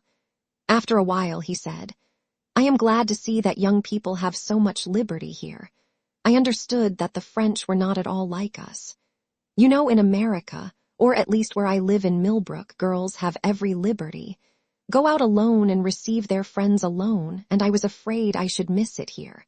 But I see how it is now, and I am glad I was mistaken." She raised her eyes to his, and kept them there. He continued pleasantly, "Since I have sat here, I have seen a lot of pretty girls walking alone on the terrace there. And then you are alone too. Tell me, for I do not know French customs, do you have the liberty of going to the theater without a chaperone?" For a long time she studied his face, and then with a trembling smile said, "Why do you ask me?" "Because you must know, of course," he said gaily. "Yes," she replied indifferently, "I know." He waited for an answer, but getting none, decided that perhaps she had misunderstood him. "I hope you don't think I mean to presume on our short acquaintance," he began. "In fact, it is very odd, but I don't know your name. When Mr. Clifford presented me, he only mentioned mine. Is that the custom in France?" "It is the custom in the Latin Quarter," she said with a queer light in her eyes. Then suddenly she began talking almost feverishly. "You must know, Monsieur Hastings, that we are all un peu sans gern here in the Latin Quarter. We are very bohemian, and etiquette and ceremony are out of place. It was for that Monsieur Clifford presented you to me with small ceremony, and left us together with less. Only for that, and I am his friend, and I have many friends in the Latin Quarter, and we all know each other very well, and I am not studying art, but what?" he said, bewildered. "I shall not tell you, it is a secret," she said with an uncertain smile. On both cheeks a pink spot was burning, and her eyes were very bright. Then in a moment her face fell. "Do you know Monsieur Clifford very intimately?" Not very. After a while she turned to him, grave and a little pale. My name is Valentine Tissot. Might I ask a service of you on such very short acquaintance? Oh, he cried, I should be honored. It is only this, she said gently. It is not much. Promise me not to speak to Monsieur Clifford about me. Promise me that you will speak to no one about me. I promise, he said, greatly puzzled. She laughed nervously. I wish to remain a mystery. It is a caprice. But, he began, I had hoped that you might give Monsieur Clifford permission to bring me to present me at your house. My house, she repeated. I mean where you live, in fact, to present me to your family. The change in the girl's face shocked him. I beg your pardon, he cried. I have hurt you. And as quick as a flash she understood him because she was a woman. My parents are dead, she said. Presently he began again, very gently. Would it displease you if I beg you to receive me? It is the custom. I cannot, she answered. Then glancing up at him, I am sorry, I should like to, but believe me, I cannot. He bowed seriously and looked vaguely uneasy. It isn't because I don't wish to. I like you. You are very kind to me. Kind, he cried, surprised and puzzled. I like you, she said slowly, and we will see each other sometimes if you will. At friends' houses. No, not at friends' houses. Where? Here, she said with defiant eyes. Why, he cried, in Paris you are much more liberal in your views than we are. She looked at him curiously. Yes, we are very bohemian. I think it is charming, he declared. You see, we shall be in the best of society, she ventured timidly, with a pretty gesture toward the statues of the dead queens, ranged in stately ranks above the terrace. He looked at her delighted, and she brightened at the success of her innocent little pleasantry. Indeed, she smiled, I shall be well chaperoned because you see we are under the protection of the gods themselves. Look, there are Apollo and Juno and Venus on their pedestals, counting them on her small gloved fingers, and Ceres, Hercules, but I can't make out. Hastings turned to look up at the winged god under whose shadow they were seated. Why, it's love, he said. There is a nouveau here, drawled Laffat, leaning around his easel and addressing his friend Bowles. There is a nouveau here who is so tender and green and appetizing that heaven help him if he should fall into a salad bowl. Hayseed, inquired Bowles, plastering in a background with a broken palette knife and squinting at the effect with approval. Yes, Squeedunk or Oshkosh, and how he ever grew up among the daisies and escaped the cows, heaven alone knows. Bowles rubbed his thumb across the outlines of his study to throw in a little atmosphere. As he said, glared at the model, pulled at his pipe, and finding it out struck a match on his neighbor's back to relight it. His name, continued Laffat, hurling a bit of bread at the hatch rack. His name is Hastings. He is a berry. He knows no more about the world. And here Mr. Laffat's face spoke volumes for his own knowledge of that planet. Then a maiden cat on its first moonlight stroll. Bowles, now having succeeded in lighting his pipe, repeated the thumb touch on the other edge of the study and said, Ah, yes, continued his friend. And would you imagine it, he seems to think that everything here goes on as it does in his D. Little backwoods ranch at home. Talks about the pretty girls who walk alone in the street, says how sensible it is, and how French parents are misrepresented in America, says that for his part he finds French girls, and he confessed to only knowing one, as jolly as American girls. I tried to set him right, tried to give him a pointer as to what sort of ladies walk about alone or with students, and he was either too stupid or too innocent to catch on. Then I gave it to him straight, and he said I was a vile-minded fool and marched off. Did you assist him with your shoe? Inquired Bowles, languidly interested. Well, no. He called you a vile-minded fool. He was correct, said Clifford from his easel in front. What do you mean? He demanded Laffat, turning red. "That," replied Clifford. "Who spoke to you? Is this your business?" sneered Bowles, but nearly lost his balance as Clifford swung about and eyed him. "Yes," he said slowly, "it's my business." No one spoke for some time. Then Clifford sang out, "I say, Hastings." And when Hastings left his easel and came around, he nodded toward the astonished Laffat. "This man has been disagreeable to you, and I want to tell you that any time you feel inclined to kick him, why, I will hold the other creature." Hastings, embarrassed, said, "Why no, I don't agree with his ideas, nothing more." Clifford said naturally, and slipping his arm through Hastings, strolled about with him and introduced him to several of his own friends, at which all the nouveaux opened their eyes with envy, and the studio were given to understand that Hastings, although prepared to do menial work as the latest nouveau, was already within the charmed circle of the old, respected and feared, the truly great. The rest finished, the model resumed his place, and work went on in a chorus of songs and yells, and every ear-splitting noise which the art student utters when studying the beautiful. 5 o'clock struck. The model yawned, stretched and climbed into his trousers, and the noisy contents of 6 studios crowded through the hall and down into the street. 10 minutes later, Hastings found himself on top of a Montrouge tram, and shortly afterward was joined by Clifford. They climbed down at the Rue Gay-Lussac. "I always stop here," observed Clifford. "I like the walk through the Luxembourg." "By the way," said Hastings, "how can I call on you when I don't know where you live?" "Why, I live opposite you." "What, the studio in the garden where the almond trees are and the blackbirds?" "Exactly," said Clifford. "I'm with my friend Elliot." Hastings thought of the description of the 2 American artists which he had heard from Miss Susie buying and looked blank. Clifford continued, "Perhaps you had better let me know when you think of coming so that I will be sure to be there."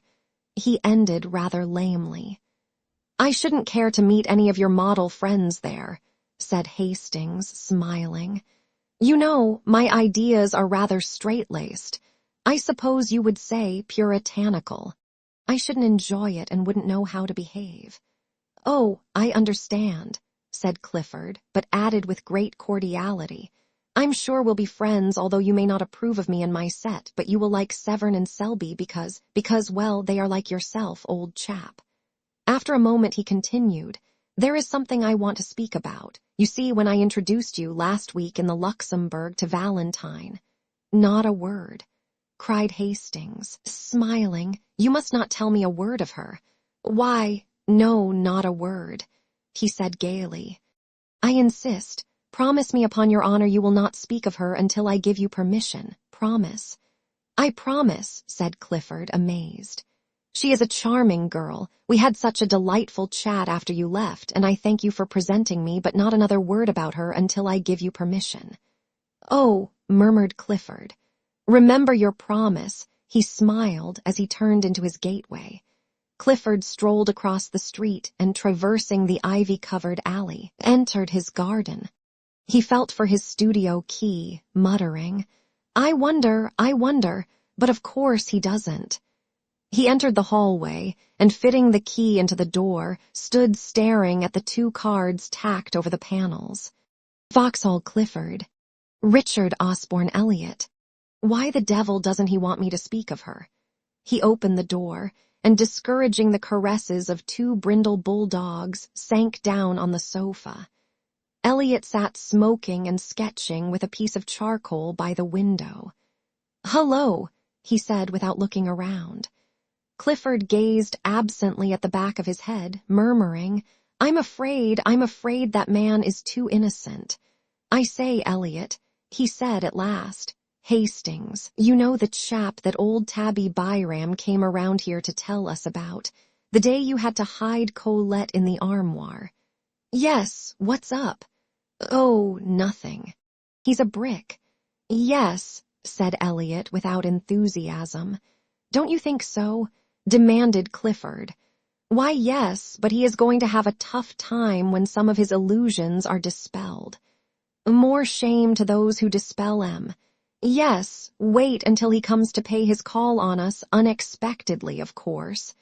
Clifford looked virtuous and lighted a cigar. I was just going to say, he observed, that I have asked him not to come without letting us know so I can postpone any orgy you may have intended. Ah, cried Elliot indignantly, I suppose you put it to him in that way. Not exactly, grinned Clifford. Then more seriously, I don't want anything to occur here to bother him. He's a brick, and it's a pity we can't be more like him. I am, observed Elliot complacently, only living with you. Listen, cried the other. I have managed to put my foot in it in great style. Do you know what I've done? Well, the first time I met him in the street, or rather, it was in the Luxembourg, I introduced him to Valentine. Did he object?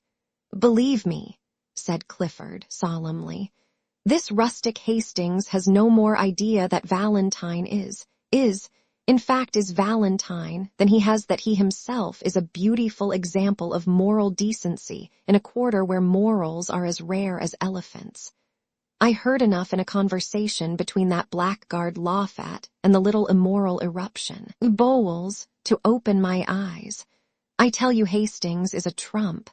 He's a healthy, clean-minded young fellow, bred in a small country village, brought up with the idea that saloons are way stations to hell, and as for women— Well, demanded Elliot. Well, said Clifford, his idea of the dangerous woman is probably a painted Jezebel. Probably, replied the other. He's a trump, said Clifford, and if he swears the world is as good and pure as his own heart, I'll swear he's right. Elliot rubbed his charcoal on his file to get a point and turned to his sketch, saying, He will never hear any pessimism from Richard Osborne E. He's a lesson to me, said Clifford. Then he unfolded a small perfumed note, written on rose-colored paper, which had been lying on the table before him. He read it, smiled, whistled a bar or two from Miss Heliot, and sat down to answer it on his best cream-laid note paper. When it was written and sealed, he picked up his stick and marched up and down the studio 2 or 3 times, whistling. Going out? Inquired the other without turning. Yes, he said, but lingered a moment over Elliot's shoulder, watching him pick out the lights in his sketch with a bit of bread.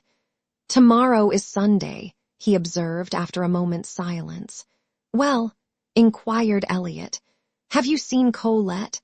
No, I will tonight. She and Rowden and Jacqueline are coming to Boulant's. I suppose you and Cecile will be there. Well, no, replied Clifford. Cecile dines at home tonight, and I had an idea of going to Mignon's.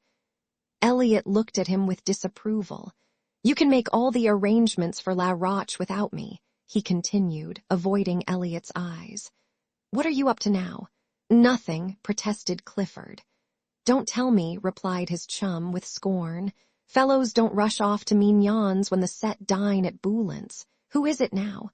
But no, I won't ask that. What's the use? Then he lifted up his voice in complaint and beat upon the table with his pipe. What's the use of ever trying to keep track of you? What will Cecile say? Oh, yes, what will she say? It's a pity you can't be constant 2 months, yes, by Jove. And the quarter is indulgent, but you abuse its good nature and mine too. Presently he arose, and jamming his hat on his head, marched to the door. Heaven alone knows why anyone puts up with your antics, but they all do, and so do I. If I were Cecile or any of the other pretty fools after whom you have toddled and will, in all human probabilities, continue to toddle, I say, if I were Cecile, I'd spank you. Now I'm going to Boulant's, and as usual I shall make excuses for you and arrange the affair, and I don't care a continental where you are going, but by the skull of the studio skeleton. If you don't turn up tomorrow with your sketching kit under one arm and Cecile under the other, if you don't turn up in good shape, I'm done with you, and the rest can think what they please. Good night. Clifford said good night with as pleasant a smile as he could muster, and then sat down with his eyes on the door. He took out his watch and gave Elliot 10 minutes to vanish, then rang the concierge's call, murmuring, oh dear, why the devil do I do it?" "Alfred," he said as that gimlet-eyed person answered the call, "make yourself clean and proper, Alfred, and replace your sabots with a pair of shoes. Then put on your best hat and take this letter to the big white house in the Rue de Dragon. There is no answer, mon petit Alfred." The concierge departed with a snort in which unwillingness for the errand and affection for Clifford were blended. Then with great care the young fellow arrayed himself in all the beauties of his and Elliot's wardrobe. He took his time about it, and occasionally interrupted his toilet to play his banjo, or make pleasing diversion for the bulldogs by gambling about on all fours. "I've got 2 hours before me," he thought, and borrowed a pair of Elliot's silken footgear, with which he and the dogs played ball until he decided to put them on. Then he lighted a cigarette and inspected his dress coat. When he had emptied it of 4 handkerchiefs, a fan, and a pair of crumpled gloves as long as his arm, he decided it was not suited to add eclat to his charms and cast about in his mind for a substitute. Elliot was too thin, and anyway his coats were now under lock and key. Rowden probably was as badly off as himself. Hastings was the man, but when he threw on a smoking jacket and sauntered over to Hastings' house, he was informed that he had been gone over an hour. Now, where in the name of all that's reasonable could he have gone? Muttered Clifford, looking down the street. The maid didn't know, so he bestowed upon her a fascinating smile and lounged back to the studio. Hastings was not far away. The Luxembourg is within 5 minutes' walk of the Rue Notre Dame des Champs, and there he sat under the shadow of a winged god, and there he had sat for an hour, poking holes in the dust and watching the steps which lead from the northern terrace to the fountain. The sun hung, a purple globe, above the misty hills of Meudon. Long streamers of clouds touched with rose swept low on the western sky, and the dome of the distant Invalides burned like an opal through the haze. Behind the palace, the smoke from a high chimney mounted straight into the air, purple until it crossed the sun, where it changed to a bar of smoldering fire. High above the darkening foliage of the chestnuts, the twin towers of St. Sulpice rose, an ever-deepening silhouette. A sleepy blackbird was caroling in some near thicket, and pigeons passed and repassed with the whisper of soft winds in their wings. The light on the palace windows had died away, and the dome of the Pantheon swam aglow above the northern terrace, a fiery Valhalla in the sky, while below in grim array, along the terrace ranged, the marble ranks of queens looked out into the west. From the end of the long walk by the northern facade of the palace came the noise of omnibuses and the cries of the street. Hastings looked at the palace clock.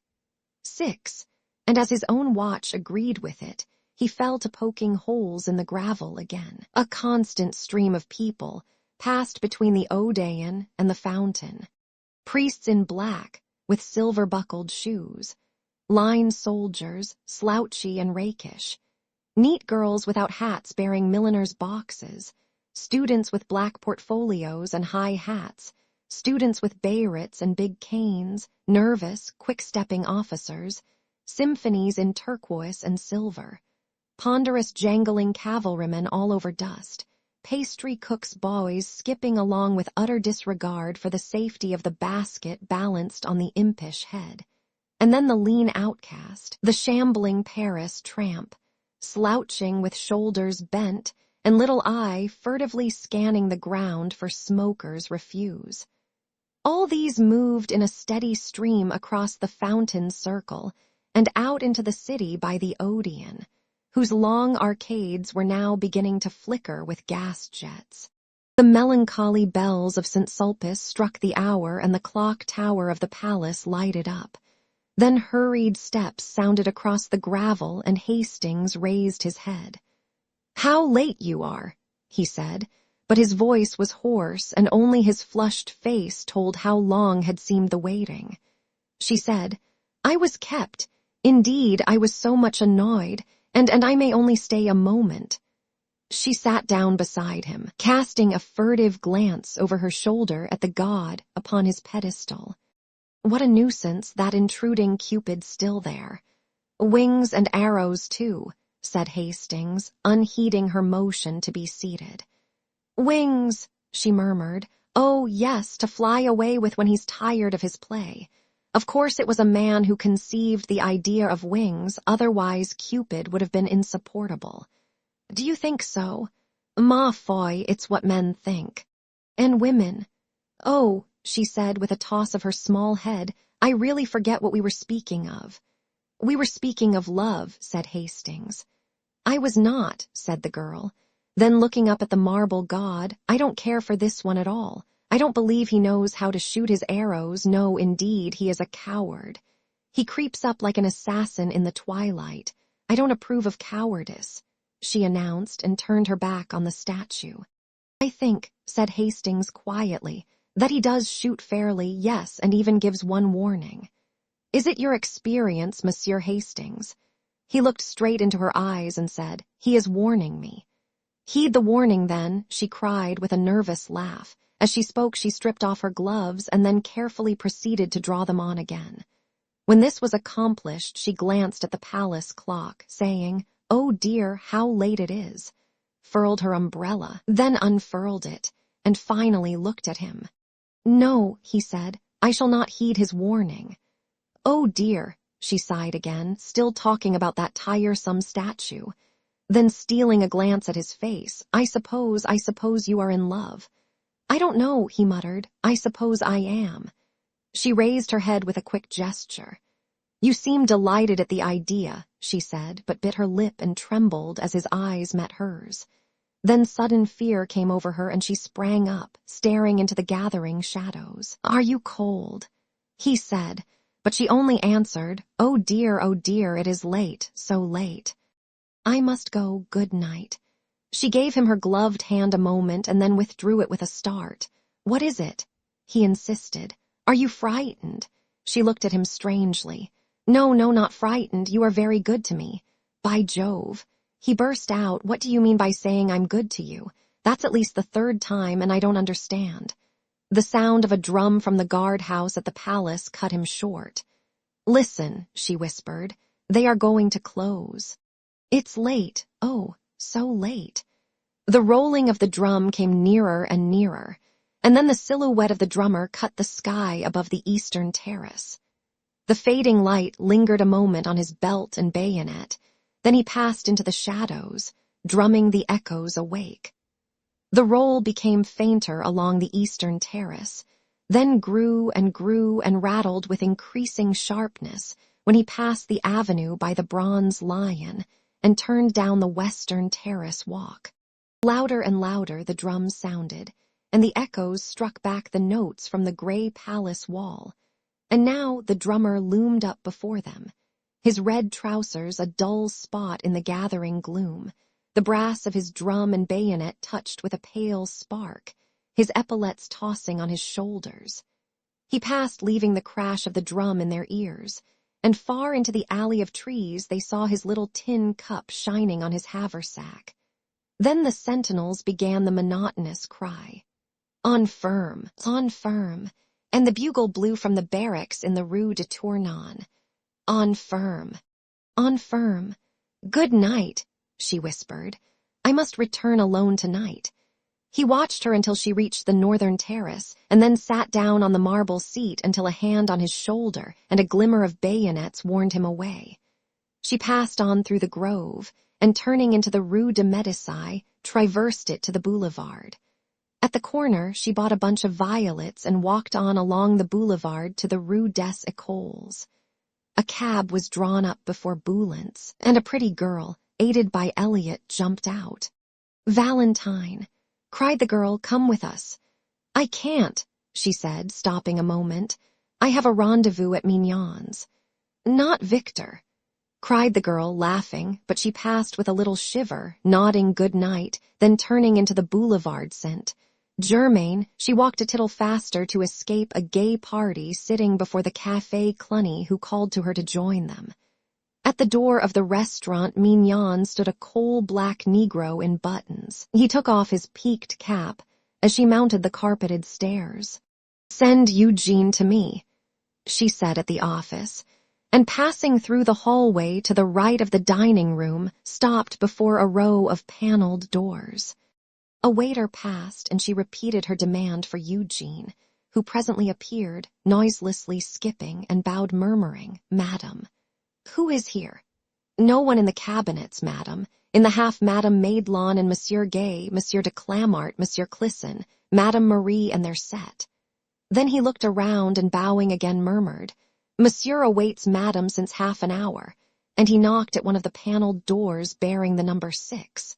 Clifford opened the door and the girl entered. The garçon bowed her in and whispering, "Will monsieur have the goodness to ring?" vanished. He helped her off with her jacket and took her hat and umbrella. When she was seated at the little table with Clifford opposite, she smiled and leaned forward on both elbows, looking him in the face. "What are you doing here?" she demanded. "Waiting," he replied, in accents of adoration. For an instant she turned and examined herself in the glass. The wide blue eyes, the curling hair, the straight nose and short curled lip flashed in the mirror an instant only, and then its depths reflected her pretty neck and back.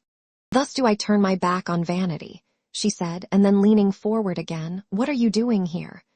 "Waiting for you," repeated Clifford, slightly troubled, and sessile. "Now don't, Valentine. Do you know," she said calmly, "I dislike your conduct." He was a little disconcerted and rang for Eugene to cover his confusion. The soup was bisque and the wine pommery, and the courses followed each other with the usual regularity until Eugene brought coffee, and there was nothing left on the table but a small silver lamp. "Valentine," said Clifford after having obtained permission to smoke, "is it the vaudeville or the El Dorado or both or the Nouveau Cirque or—" "It is here," said Valentine. "Well," he said, greatly flattered, "I'm afraid I couldn't amuse you." "Oh, yes, you are funnier than the El Dorado." "Now see here, don't guy me, Valentine. You always do, and you know what they say, a good laugh kills." "What?" Love and all that." She laughed until her eyes were moist with tears. "Tynes," she cried. "He is dead, then." Clifford eyed her with growing alarm. "Do you know why I came?" she said. "No," he replied uneasily, "I don't." "How long have you made love to me?"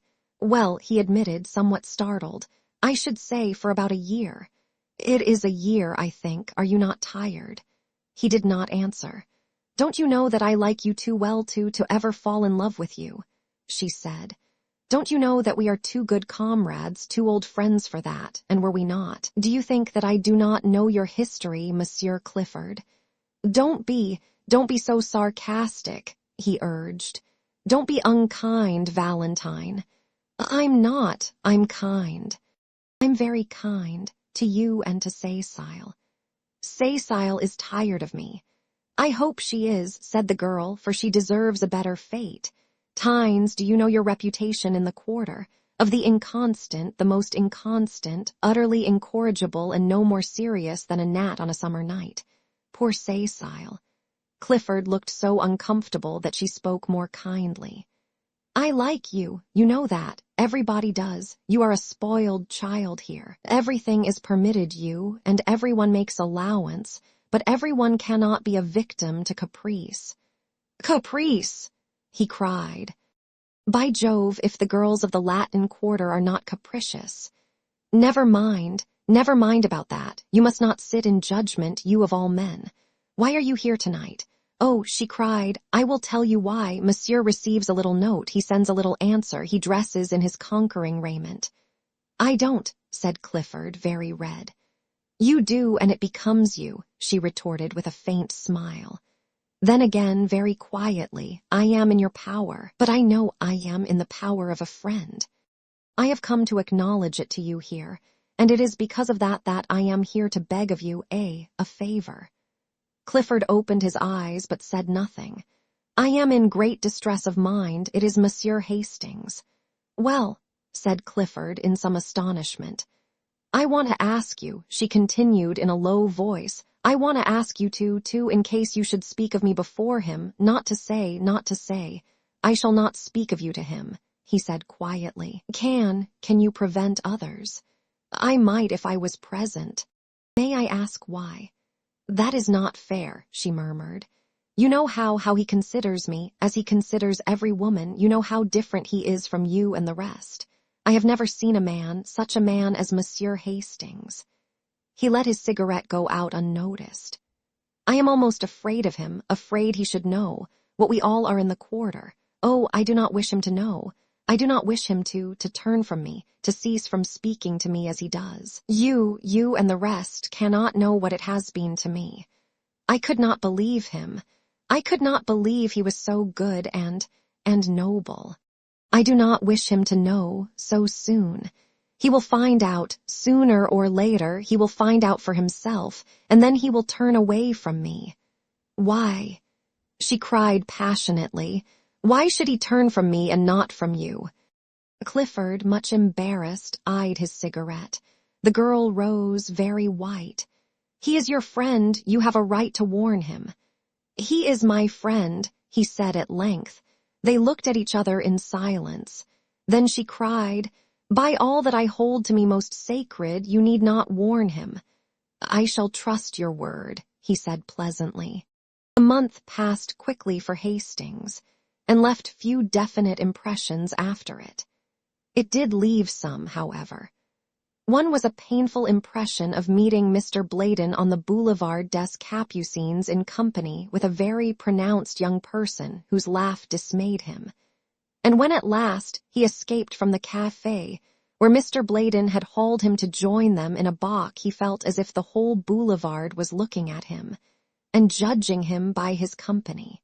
Later, an instinctive conviction regarding the young person with Mr. Bladen sent the hot blood into his cheek, and he returned to the pension in such a miserable state of mind that Miss Byng was alarmed, and advised him to conquer his homesickness at once.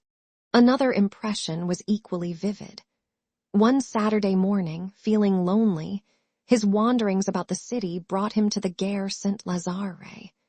It was early for breakfast, but he entered the hotel terminus and took a table near the window. As he wheeled about to give his order, a man passing rapidly along the aisle collided with his head, and looking up to receive the expected apology, he was met instead by a slap on the shoulder and a hearty, "What the deuce are you doing here, old chap?" It was Rowden, who seized him and told him to come along.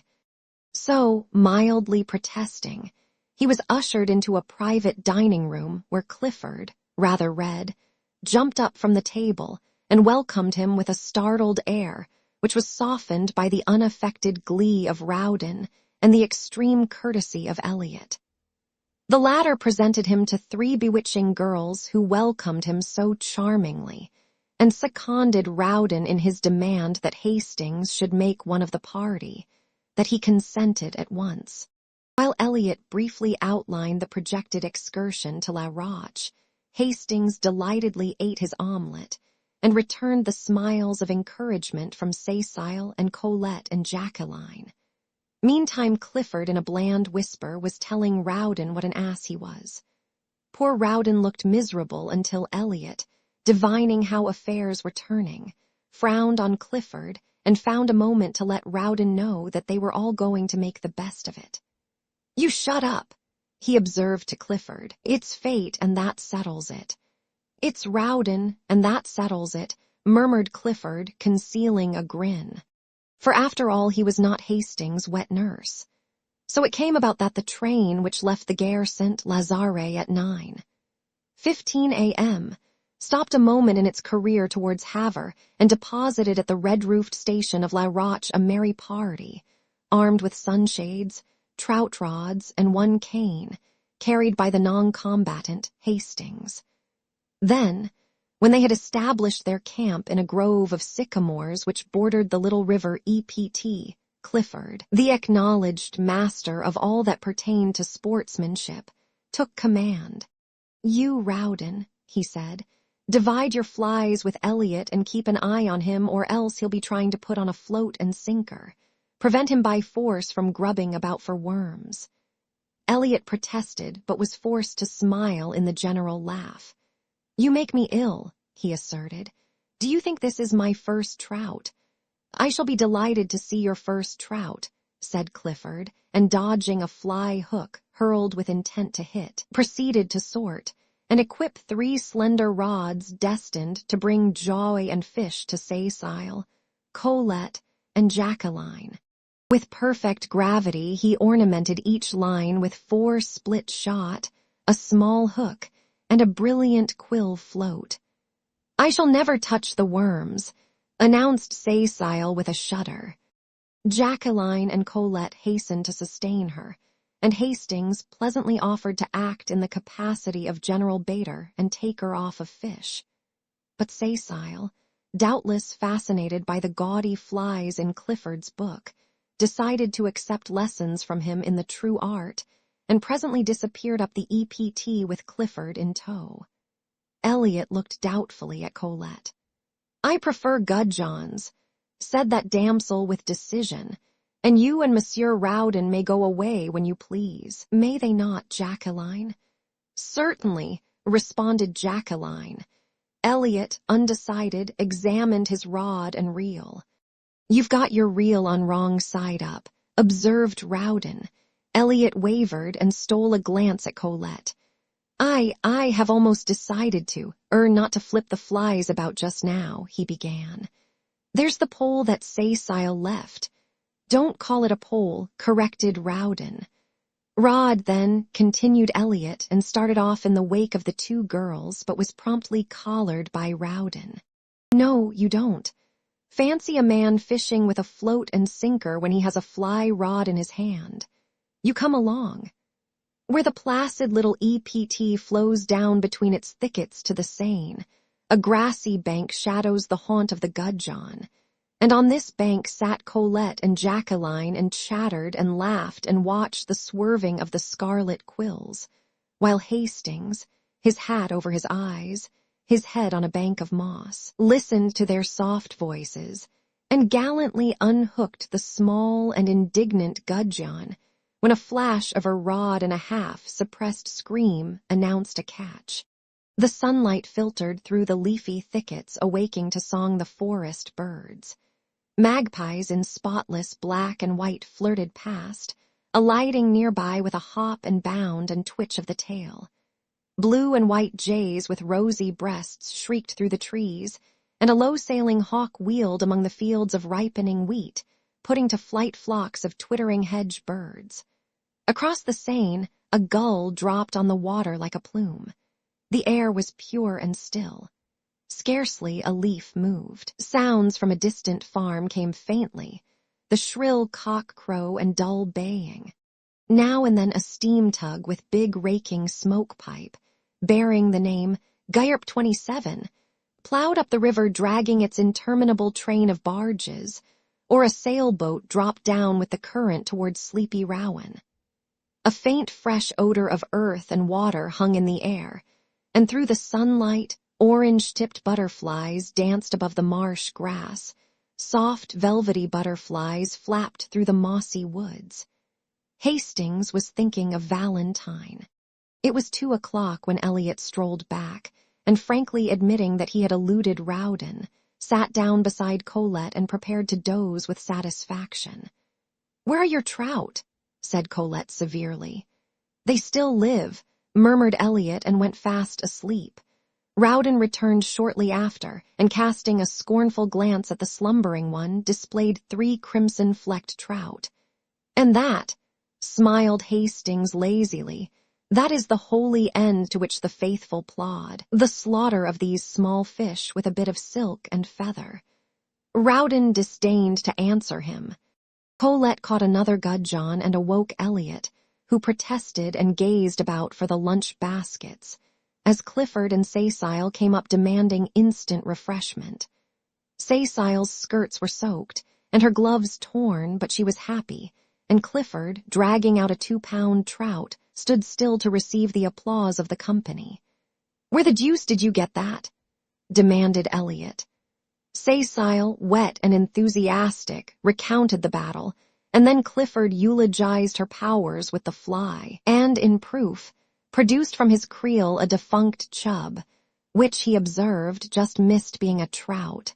They were all very happy at luncheon, and Hastings was voted charming. He enjoyed it immensely, only it seemed to him at moments that flirtation went further in France than in Millbrook, Connecticut, and he thought that Cecile might be a little less enthusiastic about Clifford, that perhaps it would be quite as well if Jacqueline sat further away from Rowden, and that possibly Colette could have, for a moment at least, taken her eyes from Elliot's face. Still he enjoyed it, except when his thoughts drifted to Valentine, and then he felt that he was very far away from her. La Roche is at least an hour and a half from Paris. It is also true that he felt a happiness, a quick heartbeat when, at 8 o'clock that night, the train which bore them from La Roche rolled into the Gare Saint-Lazare, and he was once more in the city of Valentine. "Good night," they said, pressing around him. "You must come with us next time." He promised, and watched them, 2 by 2, drift into the darkening city, and stood so long that, when again he raised his eyes, the vast boulevard was twinkling with gas jets, through which the electric lights stared like moons. It was with another quick heartbeat that he awoke next morning, for his first thought was of Valentine. The sun already gilded the towers of Notre Dame. The clatter of workmen's sabots awoke sharp echoes in the street below, and across the way a blackbird in a pink almond tree was going into an ecstasy of trills.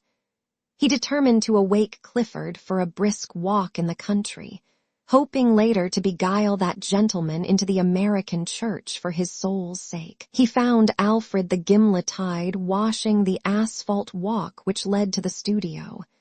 "Monsieur Elliot," he replied to the perfunctory inquiry, "Je ne sais pas." "And Monsieur Clifford," began Hastings, somewhat astonished.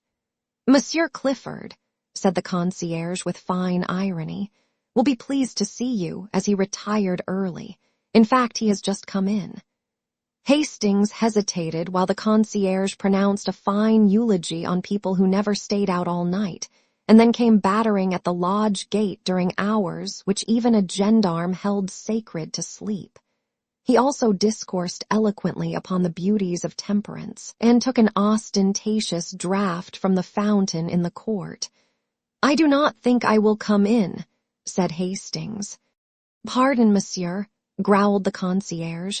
"Perhaps it would be well to see Monsieur Clifford. He possibly needs aid. He drives forth with hair-brushes and boots. It is a mercy if he has not set fire to something with his candle." Hastings hesitated for an instant, but swallowing his dislike of such a mission, walked slowly through the ivy-covered alley and across the inner garden to the studio. He knocked. Perfect silence. Then he knocked again, and this time something struck the door from within with a crash. "That," said the concierge, "was a boot." He fitted his duplicate key into the lock and ushered Hastings in. Clifford, in disordered evening dress, sat on the rug in the middle of the room. He held in his hand a shoe and did not appear astonished to see Hastings. "Good morning, do you use Pear's soap?" he inquired with a vague wave of his hand and a vaguer smile. Hastings' heart sank. "For heaven's sake," he said, "Clifford, go to bed. Not while that Alfred pokes his shaggy head in here and I have a shoe left." Hastings blew out the candle, picked up Clifford's hat and cane, and said, with an emotion he could not conceal, "This is terrible, Clifford. I never knew you did this sort of thing." "Well, I do," said Clifford. "Where is Elliot?" "Old chap," returned Clifford, becoming maudlin. "Providence which feeds sparrows and that sort of thing watcheth over the intemperate wanderer." "Where is Elliot?" But Clifford only wagged his head and waved his arm about. "He's out there, somewhere about." Then, suddenly feeling a desire to see his missing chum, lifted up his voice and howled for him. Hastings, thoroughly shocked, sat down on the lounge without a word. Presently, after shedding several scalding tears, Clifford brightened up and rose with great precaution. "Old chap," he observed, "do you want to see miracle? Well, here goes. I'm going to begin." He paused, beaming at vacancy. Miracle," he repeated. Hastings supposed he was alluding to the miracle of his keeping his balance and said nothing. "I'm going to bed," he announced. "Poor old Clifford's going to bed, and that's miracle." And he did with a nice calculation of distance and equilibrium which would have wrung enthusiastic yells of applause from Elliot had he been there to assist en connaisseur. But he was not. He had not yet reached the studio. He was on his way, however, and smiled with magnificent condescension on Hastings, who, half an hour later, found him reclining upon a bench in the Luxembourg. He permitted himself to be aroused, dusted, and escorted to the gate. Here, however, he refused all further assistance, and bestowing a patronizing bow upon Hastings, steered a tolerably true course for the Rue Vavin. Hastings watched him out of sight, and then slowly retraced his steps toward the fountain. At first he felt gloomy and depressed, but gradually the clear air of the morning lifted the pressure from his heart, and he sat down on the marble seat under the shadow of the winged god. The air was fresh and sweet with perfume from the orange flowers. Everywhere pigeons were bathing, dashing the water over their iris-hued breasts, flashing in and out of the spray, or nestling, almost to the neck, along the polished basin. The sparrows, too, were abroad in force, soaking their dust-colored feathers in the limpid pool, and chirping with might and main. Under the sycamores which surrounded the duck pond opposite the fountain of Marie de Médicis, the waterfowl cropped the herbage, or waddled in rows down the bank to embark on some solemn, aimless cruise. Butterflies, somewhat lame from a chilly night's repose under the lilac leaves, crawled over and over the white phlox, or took a rheumatic flight toward some sun-warmed shrub. The bees were already busy among the heliotrope, and one or two gray flies with brick-colored eyes sat in a spot of sunlight beside the marble seat, or chased each other about, only to return again to the spot of sunshine and rub their forelegs, exulting. The sentries paced briskly before the painted boxes, pausing at times to look toward the guard-house for their relief. They came at last. With a shuffle of feet and click of bayonets, the word was passed, the relief fell out, and away they went, crunch, crunch across the gravel. A mellow chime floated from the clock tower of the palace, the deep bell of St. Sulpice echoed the stroke. Hastings sat dreaming in the shadow of the god, and while he mused, somebody came and sat down beside him. At first he did not raise his head. It was only when she spoke that he sprang up. "You, at this hour?" "I was restless, I could not sleep." Then in a low, happy voice, "And you, at this hour?" I slept, but the sun awoke me." "I could not sleep," she said, and her eyes seemed for a moment touched with an indefinable shadow. Then, smiling, "I am so glad, I seem to know you were coming. Don't laugh, I believe in dreams." "Did you really dream of my being here?"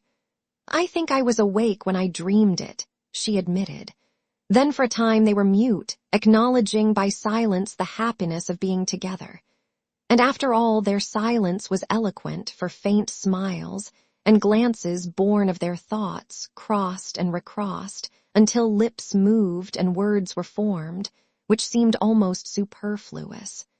What they said was not very profound. Perhaps the most valuable jewel that fell from Hastings' lips bore direct reference to breakfast. "I have not yet had my chocolate," she confessed, but what a material man you are." "Valentine," he said impulsively, I do wish that you would, just for this once, give me the whole day, just for this once." "Oh dear," she smiled, "not only material, but selfish." "Not selfish, hungry," he said, looking at her. "A cannibal too, oh dear. Will you, Valentine? But my chocolate. Take it with me. But day Juner. Together at St. Cloud. But I can't. Together all day long, will you, Valentine?" She was silent. Only for this once. Again that indefinable shadow fell across her eyes, and when it was gone she sighed. Yes, together only for this once. "All day," he said, doubting his happiness. "All day," she smiled, and "Oh, I am so hungry," he laughed, enchanted. "What a material young lady it is." On the boulevard St. Mitchell there is a creamery painted white and blue outside, and neat and clean as a whistle inside. The auburn-haired young woman who speaks French like a native and rejoices in the name of Murphy smiled at them as they entered, and tossing a fresh napkin over the zinc tete-a-tete table, whisked before them 2 cups of chocolate and a basket full of crisp, fresh croissants. The primrose-colored pats of butter, each stamped with a shamrock in relief, seemed saturated with the fragrance of Normandy pastures. "How delicious," they said in the same breath, and then laughed at the coincidence. "With but a single thought," he began. "How absurd." She cried with cheeks all rosy. "I'm thinking I'd like a croissant." "So am I," he replied triumphant. "That proves it." Then they had a quarrel, she accusing him of behavior unworthy of a child in arms, and he denying it, and bringing counter-charges, until Mademoiselle Murphy laughed in sympathy, and the last croissant was eaten under a flag of truce. Then they rose, and she took his arm with a bright nod to Mile. Murphy, who cried them a merry "Bonjour, madame, bonjour, monsieur," and watched them hail a passing cab and drive away. "Dieu, quel est beau," she sighed, adding after a moment, "Do they be married? I dunno. Ma foi, ils ont bien l'air." The cab swung around the Rue de Médicis, turned into the Rue de Vaugirard, followed it to where it crosses the Rue de Rennes, and taking that noisy thoroughfare, drew up before the Gare Montparnasse. They were just in time for a train and scampered up the stairway and out to the cars, as the last note from the starting gong rang through the arched station. The guard slammed the door of their compartment. A whistle sounded, answered by a screech from the locomotive, and the long train glided from the station, faster, faster, and sped out into the morning sunshine. The summer wind blew in their faces from the open window and sent the soft hair dancing on the girl's forehead. "We have the compartment to ourselves," said Hastings. She leaned against the cushioned window seat, her eyes bright and wide open, her lips parted. The wind lifted her hat and fluttered the ribbons under her chin. With a quick movement she untied them, and drawing a long hat pin from her hat, laid it down on the seat beside her. The train was flying. The color surged in her cheeks, and with each quick-drawn breath, her breath rose and fell under the cluster of lilies at her throat. Trees, houses, ponds danced past, cut by a mist of telegraph poles. "Faster, faster," she cried. His eyes never left her, but hers, wide open and blue as the summer sky, seemed fixed on something far ahead, something which came no nearer but fled before them as they fled.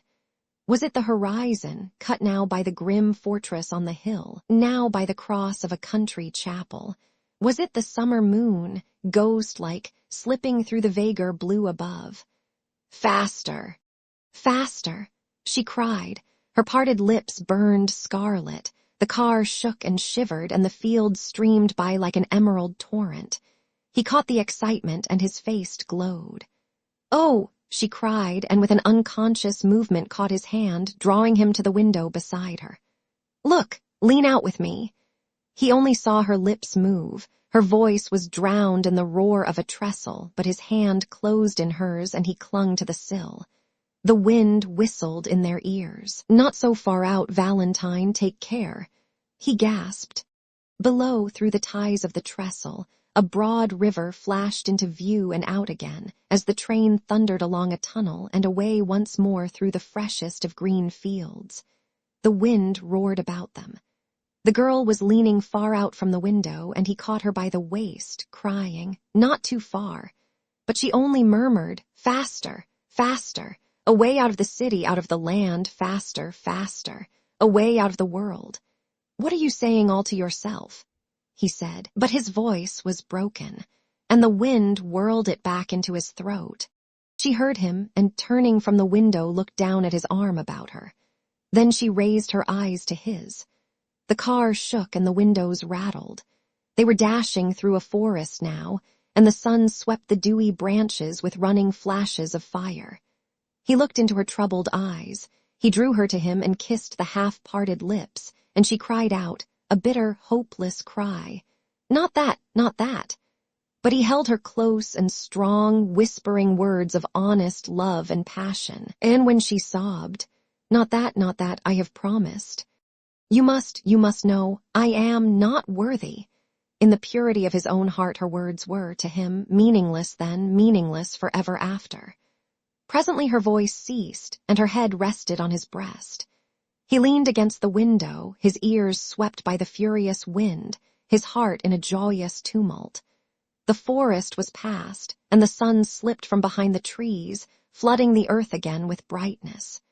She raised her eyes and looked out into the world from the window. Then she began to speak, but her voice was faint, and he bent his head close to hers and listened.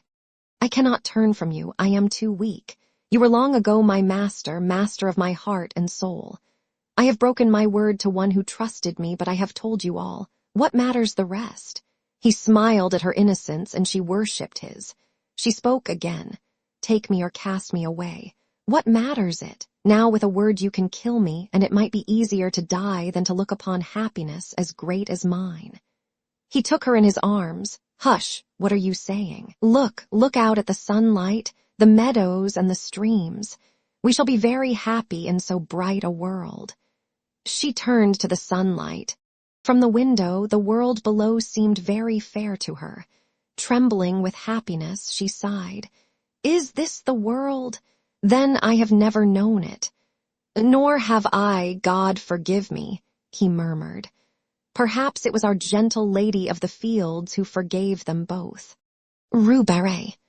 One morning at Julian's, a student said to Selby, "That is Foxhall Clifford," pointing with his brushes at a young man who sat before an easel doing nothing. Selby, shy and nervous, walked over and began, "My name is Selby. I have just arrived in Paris and bring a letter of introduction."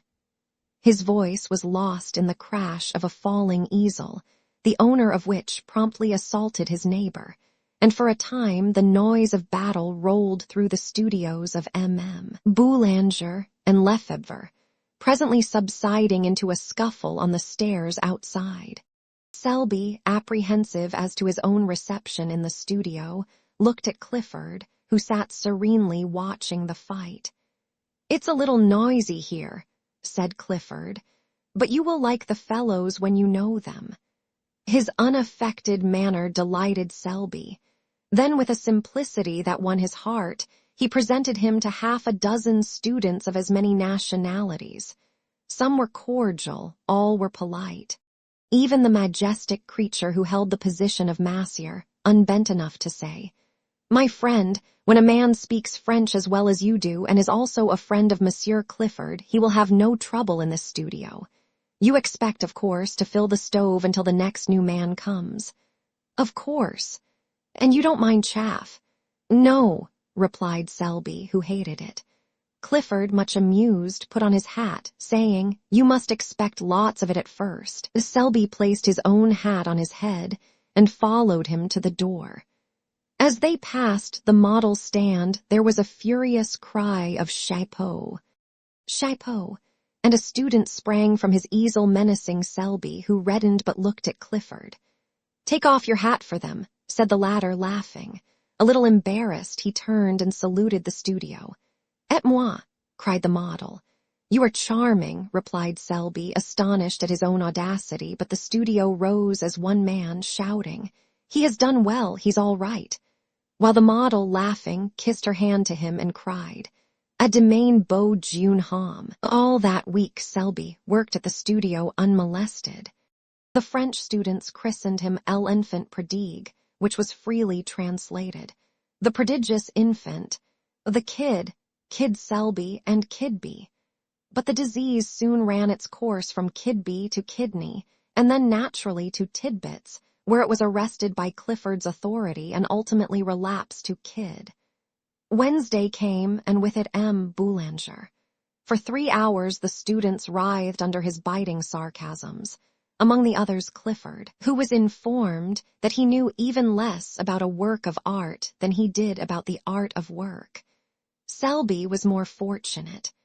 The professor examined his drawing in silence, looked at him sharply, and passed on with a noncommittal gesture. He presently departed arm in arm with Bouguereau, to the relief of Clifford, who was then at liberty to jam his hat on his head and depart. The next day he did not appear, and Selby, who had counted on seeing him at the studio, a thing which he learned later it was vanity to count on, wandered back to the Latin Quarter alone. Paris was still strange and new to him. He was vaguely troubled by its splendor. No tender memories stirred his American bosom at the Place du Châtelet, nor even by Notre Dame. The Palais de Justice, with its clock and turrets and stalking sentinels in blue and vermilion, the Place Saint-Michel with its jumble of omnibuses and ugly water-spitting griffins, the hill of the Boulevard Saint-Michel, the tooting trams, the policemen dawdling 2 by 2, and the table-lined terraces of the Café Vaishit were nothing to him, as yet, nor did he even know, when he stepped from the stones of the Place Saint-Michel to the asphalt of the boulevard, that he had crossed the frontier and entered the student zone, the famous Latin Quarter. A cabman hailed him as bourgeois, and urged the superiority of driving over walking. A gamin, with an appearance of great concern, requested the latest telegraphic news from London, and then, standing on his head, invited Selby to feats of strength. A pretty girl gave him a glance from a pair of violet eyes. He did not see her, but she, catching her own reflection in a window, wondered at the color burning in her cheeks. Turning to resume her course, she met Foxhall Clifford and hurried on. Clifford, open-mouthed, followed her with his eyes. Then he looked after Selby, who had turned into the Boulevard Saint-Germain toward the Rue de Seine. Then he examined himself in the shop window. The result seemed to be unsatisfactory. "I'm not a beauty," he mused, "but neither am I a hobgoblin. What does she mean by blushing at Selby? I never before saw her look at a fellow in my life. Neither has anyone in the quarter. Anyway, I can swear she never looks at me, and goodness knows I have done all that respectful adoration can do." He sighed, and murmuring a prophecy concerning the salvation of his immortal soul, swung into that graceful lounge which at all times characterized Clifford. With no apparent exertion, he overtook Selby at the corner, and together they crossed the sunlit boulevard and sat down under the awning of the Café du Cercle. Clifford bowed to everybody on the terrace, saying, "You shall meet them all later, but now let me present you to 2 of the sights of Paris, Mr. Richard Elliot and Mr. Stanley Rowden." The sights looked amiable and took vermouth. "You cut the studio today," said Elliot, suddenly turning on Clifford, who avoided his eyes. "To commune with nature," observed Rowden. "What's her name this time?" asked Elliot, and Rowden answered promptly. "Name Yvette, nationality Breton." "Wrong," replied Clifford blandly. "It's Rue Barré." The subject changed instantly, and Selby listened in surprise to names which were new to him, and eulogies on the latest Prix de Rome winner. He was delighted to hear opinions boldly expressed and points honestly debated, although the vehicle was mostly slang, both English and French. He longed for the time when he too should be plunged into the strife for fame. The bells of St. Sulpice struck the hour, and the palace of the Luxembourg answered chime on chime. With a glance at the sun, dipping low in the golden dust behind the Palais Bourbon, they rose and, turning to the east, crossed the boulevard Saint-Germain and sauntered toward the École de Médecine. At the corner, a girl passed them, walking hurriedly. Clifford smirked. Elliot and Rowden were agitated, but they all bowed, and without raising her eyes, she returned their salute. But Selby, who had lagged behind, fascinated by some gay shop window, looked up to meet two of the bluest eyes he had ever seen. The eyes were dropped in an instant, and the young fellow hastened to overtake the others. "By Jove," he said, "do you fellows know I have just seen the prettiest girl?" An exclamation broke from the trio, gloomy, foreboding, like the chorus in a Greek play. "Rue Barré." "What?"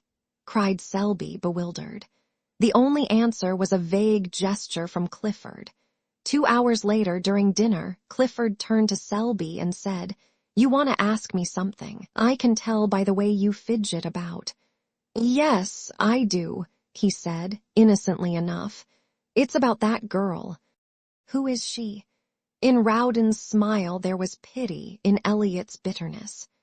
"Her name," said Clifford solemnly, "is unknown to anyone, at least." He added with much conscientiousness, "as far as I can learn. Every fellow in the quarter bows to her and she returns the salute gravely, but no man has ever been known to obtain more than that. Her profession, judging from her music roll, is that of a pianist.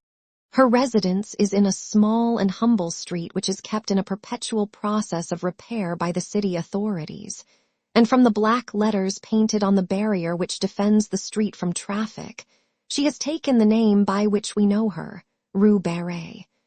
Mr. Rowden, in his imperfect knowledge of the French tongue, called our attention to it as Rue Barry." "I didn't," said Rowden hotly. "And Rue Barry, or Rue Barré, is today an object of adoration to every rapin in the quarter." "We are not rapins," corrected Elliot. "I am not," returned Clifford. "And I beg to call to your attention, Selby, that these two gentlemen have at various and apparently unfortunate moments offered to lay down life and limb at the feet of Rue Barré. The lady possesses a chilling smile which she uses on such occasions, and," here he became gloomily impressive, "I have been forced to believe that neither the scholarly grace of my friend Elliot nor the buxom beauty of my friend Rowden have touched that heart of ice." Elliot and Rowden, boiling with indignation, cried out, "And you?" "I," said Clifford blandly, "do fear to tread where you rush in." 24 hours later, Selby had completely forgotten Rue Barré. During the week he worked with might and main at the studio, and Saturday night found him so tired that he went to bed before dinner and had a nightmare about a river of yellow ochre in which he was drowning. Sunday morning, apropos of nothing at all, he thought of Rue Barré, and 10 seconds afterwards he saw her. It was at the flower market on the Marble Bridge. She was examining a pot of pansies. The gardener had evidently thrown heart and soul into the transaction, but Rue Barré shook her head. It is a question whether Selby would have stopped then, and there to inspect a cabbage rose had not Clifford unwound for him the yarn of the previous Tuesday. It is possible that his curiosity was piqued, for with the exception of a hen turkey, a boy of 19 is the most openly curious biped alive. From 20 until death he tries to conceal it. But to be fair to Selby, it is also true that the market was attractive. Under a cloudless sky, the flowers were packed and heaped along the marble bridge to the parapet. The air was soft. The sun spun a shadowy lacework among the palms and glowed in the hearts of 1,000 roses. Spring had come. was in full tide. The watering carts and sprinklers spread freshness over the boulevard. The sparrows had become vulgarly obtrusive, and the credulous sane angler anxiously followed his gaudy quill floating among the soapsuds of the levoirs. The white-spiked chestnuts clad in tender green vibrated with the hum of bees. Shoddy butterflies flaunted their winter rags among the heliotrope. There was a smell of fresh earth in the air, an echo of the woodland brook in the ripple of the Seine, and swallows soared and skimmed among the anchored river craft. Somewhere in a window, a caged bird was singing its heart out to the sky. Selby looked at the cabbage rows and then at the sky. Something in the song of the caged bird may have moved him, or perhaps it was that dangerous sweetness in the air of May. At first he was hardly conscious that he had stopped, then he was scarcely conscious why he had stopped, then he thought he would move on, then he thought he wouldn't, then he looked at Rue Barré. The gardener said, "Mademoiselle, this is undoubtedly a fine pot of pansies." Rue Barré shook her head. The gardener smiled. She evidently did not want the pansies. She had bought many pots of pansies there, 2 or 3 every spring, and never argued. What did she want then? The pansies were evidently a feeler toward a more important transaction. The gardener rubbed his hands and gazed about him. "These tulips are magnificent," he observed, "and these hyacinths." He fell into a trance at the mere sight of the scented thickets. "That," murmured Rue, pointing to a splendid rose bush with her furled parasol, but in spite of her, her voice trembled a little. Selby noticed it, more shame to him that he was listening, and the gardener noticed it, and burying his nose in the roses, scented a bargain. Still, to do him justice, he did not add a centime to the honest value of the plant, for after all, Rue was probably poor, and anyone could see she was charming. 50 francs, mademoiselle. The gardener's tone was grave. Rue felt that argument would be wasted. They both stood silent for a moment.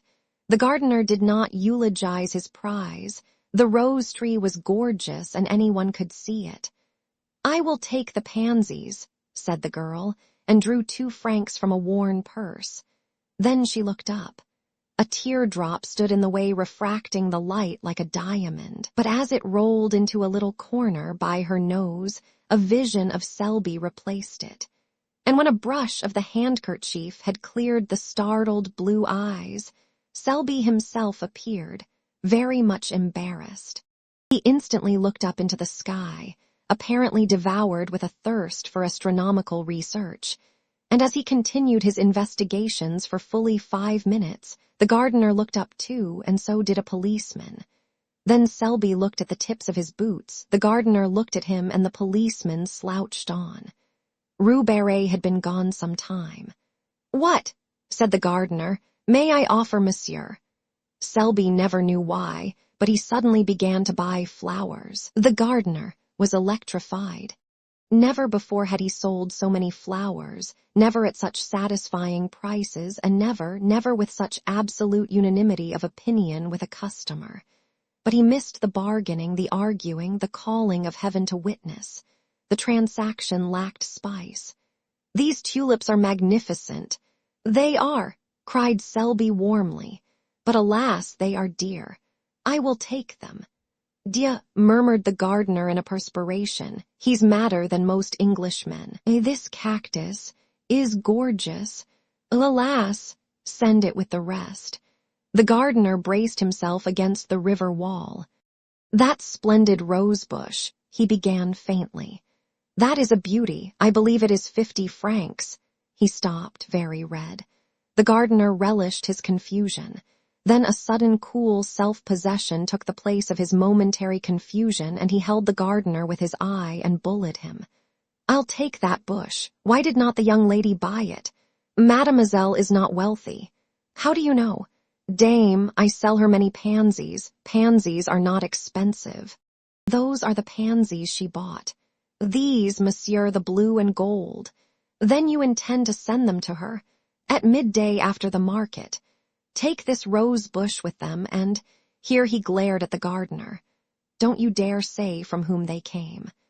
The gardener's eyes were like saucers, but Selby, calm and victorious, said, "Send the others to the Hotel du Sénat, 7 Rue de Tournon. I will leave directions with the concierge." Then he buttoned his glove with much dignity and stalked off. But when well around the corner and hidden from the gardener's view, the conviction that he was an idiot came home to him in a furious blush. 10 minutes later, he sat in his room in the Hotel du Sénat, repeating with an imbecile smile, "What an ass I am, what an ass." An hour later found him in the same chair, in the same position, his hat and gloves still on, his stick in his hand. But he was silent, apparently lost in contemplation of his boot toes, and his smile was less imbecile and even a bit retrospective. About 5 o'clock that afternoon, the little sad-eyed woman who fills the position of concierge at the Hotel du Sénat held up her hands in amazement to see a wagon-load of flower-bearing shrubs draw up before the doorway. She called Joseph, the intemperate garçon, who, while calculating the value of the flowers in petits verres, gloomily disclaimed any knowledge as to their destination. "Voyons," said the little concierge, "cherchons la femme." "You," he suggested. The little woman stood a moment pensive and then sighed. Joseph caressed his nose, a nose which for gaudiness could vie with any floral display. Then the gardener came in, hat in hand, and a few minutes later Selby stood in the middle of his room, his coat off, his shirt sleeves rolled up. The chamber originally contained, besides the furniture, about 2 square feet of walking room, and now this was occupied by a cactus. The bed groaned under crates of pansies, lilies and heliotrope. The lounge was covered with hyacinths and tulips, and the washstand supported a species of young tree warranted to bear flowers at some time or other. Clifford came in a little later, fell over a box of sweet peas, swore a little, apologized, and then, as the full splendor of the floral fete burst upon him, sat down in astonishment upon a geranium. The geranium was a wreck, but Selby said, "Don't mind," and glared at the cactus. "Are you going to give a ball?" demanded Clifford. "No, I'm very fond of flowers," said Selby, but the statement lacked enthusiasm. "I should imagine so. Then, after a silence, that's a fine cactus." Selby contemplated the cactus, touched it with the air of a connoisseur, and pricked his thumb. Clifford poked a pansy with his stick.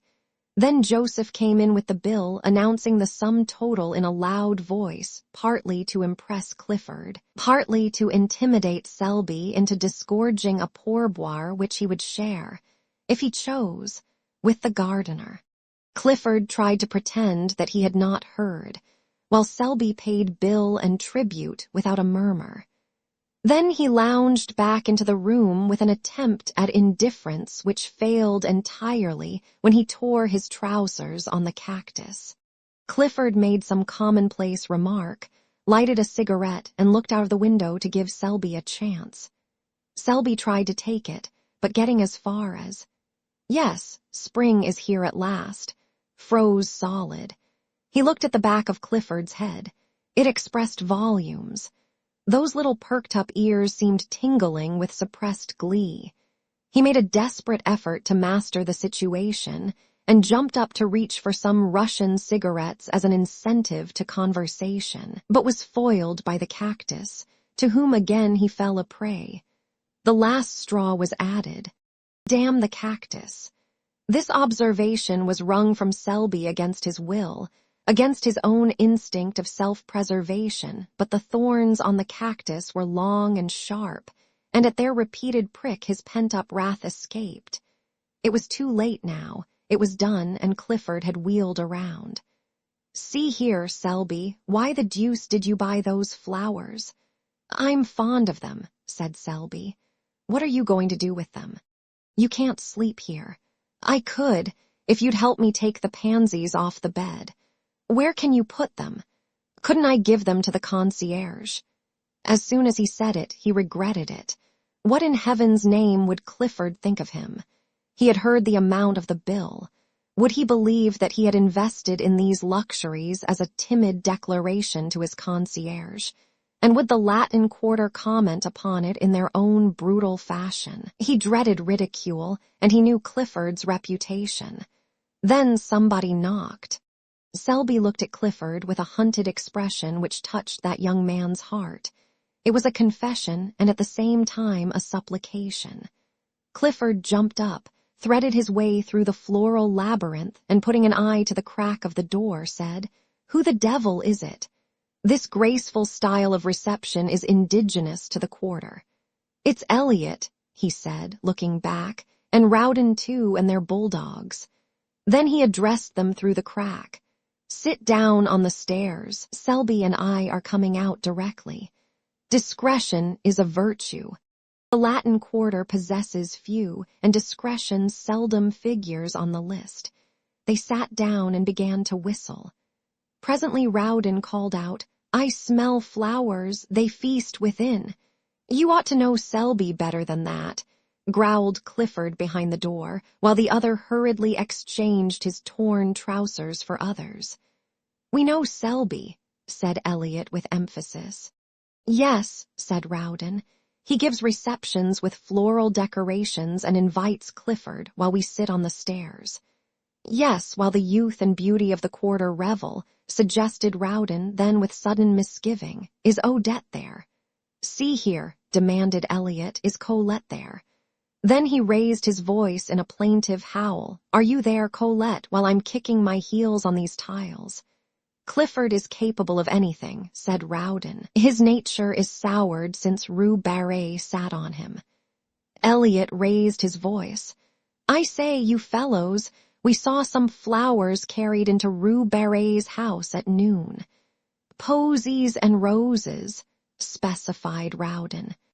"Probably for her," added Elliot, caressing his bulldog. Clifford turned with sudden suspicion upon Selby. The latter hummed a tune, selected a pair of gloves, and choosing a dozen cigarettes, placed them in a case. Then walking over to the cactus, he deliberately detached a blossom, drew it through his buttonhole, and picking up hat and stick, smiled upon Clifford, at which the latter was mightily troubled. Monday morning at Julian's, students fought for places. Students with prior claims drove away others who had been anxiously squatting on coveted taborets since the door was opened in hopes of appropriating them at roll call. Students squabbled over palettes, brushes, portfolios, or rent the air with demands for sicery and bread. The former, a dirty ex-model, who had in palmier days posed as Judas, now dispensed stale bread at 1 sou and made enough to keep himself in cigarettes. Monsieur Julian walked in, smiled a fatherly smile, and walked out. His disappearance was followed by the apparition of the clerk, a foxy creature who flitted through the battling hordes in search of prey. 3 men who had not paid dues were caught and summoned. A 4th was scented, followed, outflanked, his retreat towards the door cut off, and finally captured behind the stove. About that time, the revolution assuming an acute form, howls rose for Jules. Jules came, umpired 2 fights with a sad resignation in his big brown eyes, shook hands with everybody, and melted away in the throng, leaving an atmosphere of peace and goodwill. The lions sat down with the lambs, the massiers marked the best places for themselves and friends, and mounting the model stands opened the roll calls. The word was passed. "They begin with C this week." They did. Clisson. Clisson jumped like a flash and marked his name on the floor in chalk before a front seat. Karen. Karen galloped away to secure his place. Bang went an easel. Nom de Dieu. In French, "Where in H.L. are you goin'?" In English, crash. A paint box fell with brushes and all on board. "Dieu, spat. A blow, a short rush, a clinch and scuffle, and the voice of the massier, stern and reproachful. "Cotchon." Then the roll call was resumed. "Clifford." The massier paused and looked up, one finger between the leaves of the ledger. "Clifford." Clifford was not there. He was about 3 miles away in a direct line, and every instant increased the distance. Not that he was walking fast. On the contrary, he was strolling with that leisurely gait peculiar to himself. Elliot was beside him, and 2 bulldogs covered the rear. Elliot was reading the Gil Blas, from which he seemed to extract amusement, but deeming boisterous mirth unsuitable to Clifford's state of mind, subdued his amusement to a series of discreet smiles. The latter, moodily aware of this, said nothing, but leading the way into the Luxembourg Gardens installed himself upon a bench by the northern terrace and surveyed the landscape with disfavor. Elliot, according to the Luxembourg regulations, tied the 2 dogs and then, with an interrogative glance toward his friend, resumed the Gil Blas and the discreet smiles. The day was perfect. The sun hung over Notre Dame, setting the city in a glitter. The tender foliage of the chestnuts cast a shadow over the terrace and flecked the paths and walks with tracery so blue that Clifford might here have found encouragement for his violent impressions had he but looked. But as usual in this period of his career, his thoughts were anywhere except in his profession. Around about, the sparrows quarreled and chattered their courtship songs. The big rosy pigeons sailed from tree to tree. The flies whirled in the sunbeams, and the flowers exhaled 1,000 perfumes which stirred Clifford with languorous wistfulness. Under this influence he spoke. "Elliot, you are a true friend." "You make me ill," replied the latter, folding his paper. "It's just as I thought. You are tagging after some new petticoat again." And he continued wrathfully, "If this is what you've kept me away from Julian's for, if it's to fill me up with the perfections of some little idiot—" "Not idiot," remonstrated Clifford gently. "See here," cried Elliot, "have you the nerve to try to tell me that you are in love again?" "Again?" "Yes, again and again and again, and by George have you." "This," observed Clifford sadly, "is serious." For a moment Elliot would have laid hands on him, then he laughed from sheer helplessness. "Oh, go on, go on. Let's see, there's Clemence and Marie Telek and Cosette and Fifine, Colette Marie Verdier. All of whom are charming, most charming, but I never was serious." "So help me, Moses," said Elliot solemnly. "Each and every one of those named have separately and in turn torn your heart with anguish, and have also made me lose my place at Julian's in this same manner. Each and every one, separately and in turn. Do you deny it? What you say may be founded on facts in a way, but give me the credit of being faithful to one at a time, until the next came along. But this is really very different. Elliot, believe me, I am all broken up." Then, there being nothing else to do, Elliot gnashed his teeth and listened. It's Rue Barré." "Well," observed Elliot with scorn, "if you are moping and moaning over that girl, the girl who has given you and myself every reason to wish that the ground would open and engulf us, well, go on." "I'm going on. I don't care. Timidity has fled." "Yes, your native timidity." "I'm desperate, Elliot. Am I in love? Never did I feel so and miserable. I can't sleep. Honestly, I'm incapable of eating properly. Same symptoms noticed in the case of Colette. Listen, will you? Hold on a moment, I know the rest by heart. Now let me ask you something. Is it your belief that Rue Barré is a pure girl?" "Yes," said Clifford, turning red. "Do you love her? Not as you dangle and tiptoe after every pretty inanity. I mean, do you honestly love her?" "Yes," said the other doggedly, "I would." "Hold on a moment, would you marry her?" Clifford turned scarlet. "Yes," he muttered. "Pleasant news for your family," growled Elliot in suppressed fury. "Dear father, I have just married a charming grisette whom I'm sure you'll welcome with open arms, in company with her mother, a most estimable and cleanly wash lady. Good heavens! This seems to have gone a little further than the rest. Thank your stars, young man, that my head is level enough for us both. Still, in this case, I have no fear. Rue Barré sat on your aspirations in a manner unmistakably final." "Rue Barré," began Clifford, drawing himself up, but he suddenly ceased, for there where the dappled sunlight glowed in spots of gold, along the sun-flecked path tripped Rue Barré. Her gown was spotless, and her big straw hat, tipped a little from the white forehead, threw a shadow across her eyes. Elliot stood up and bowed. Clifford removed his head covering with an air so plaintive, so appealing, so utterly humble that Rue Barré smiled. The smile was delicious, and when Clifford, incapable of sustaining himself on his legs from sheer astonishment, toppled slightly, she smiled again in spite of herself. A few moments later she took a chair on the terrace and, drawing a book from her music roll, turned the pages, found the place, and then placing it open downwards in her lap, sighed a little, smiled a little, and looked out over the city. She had entirely forgotten Foxhall Clifford. After a while she took up her book again, but instead of reading began to adjust a rose in her corsage. The rose was big and red. It glowed like fire there over her heart, and like fire it warmed her heart, now fluttering under the silken petals. Rue Barré sighed again. She was very happy. The sky was so blue, the air so soft and perfumed, the sunshine so caressing, and her heart sang within her, sang to the rose in her breast. This is what it sang. "Out of the throng of passers-by, out of the world of yesterday, out of the millions passing, one has turned aside to me." So her heart sang under his rose on her breast.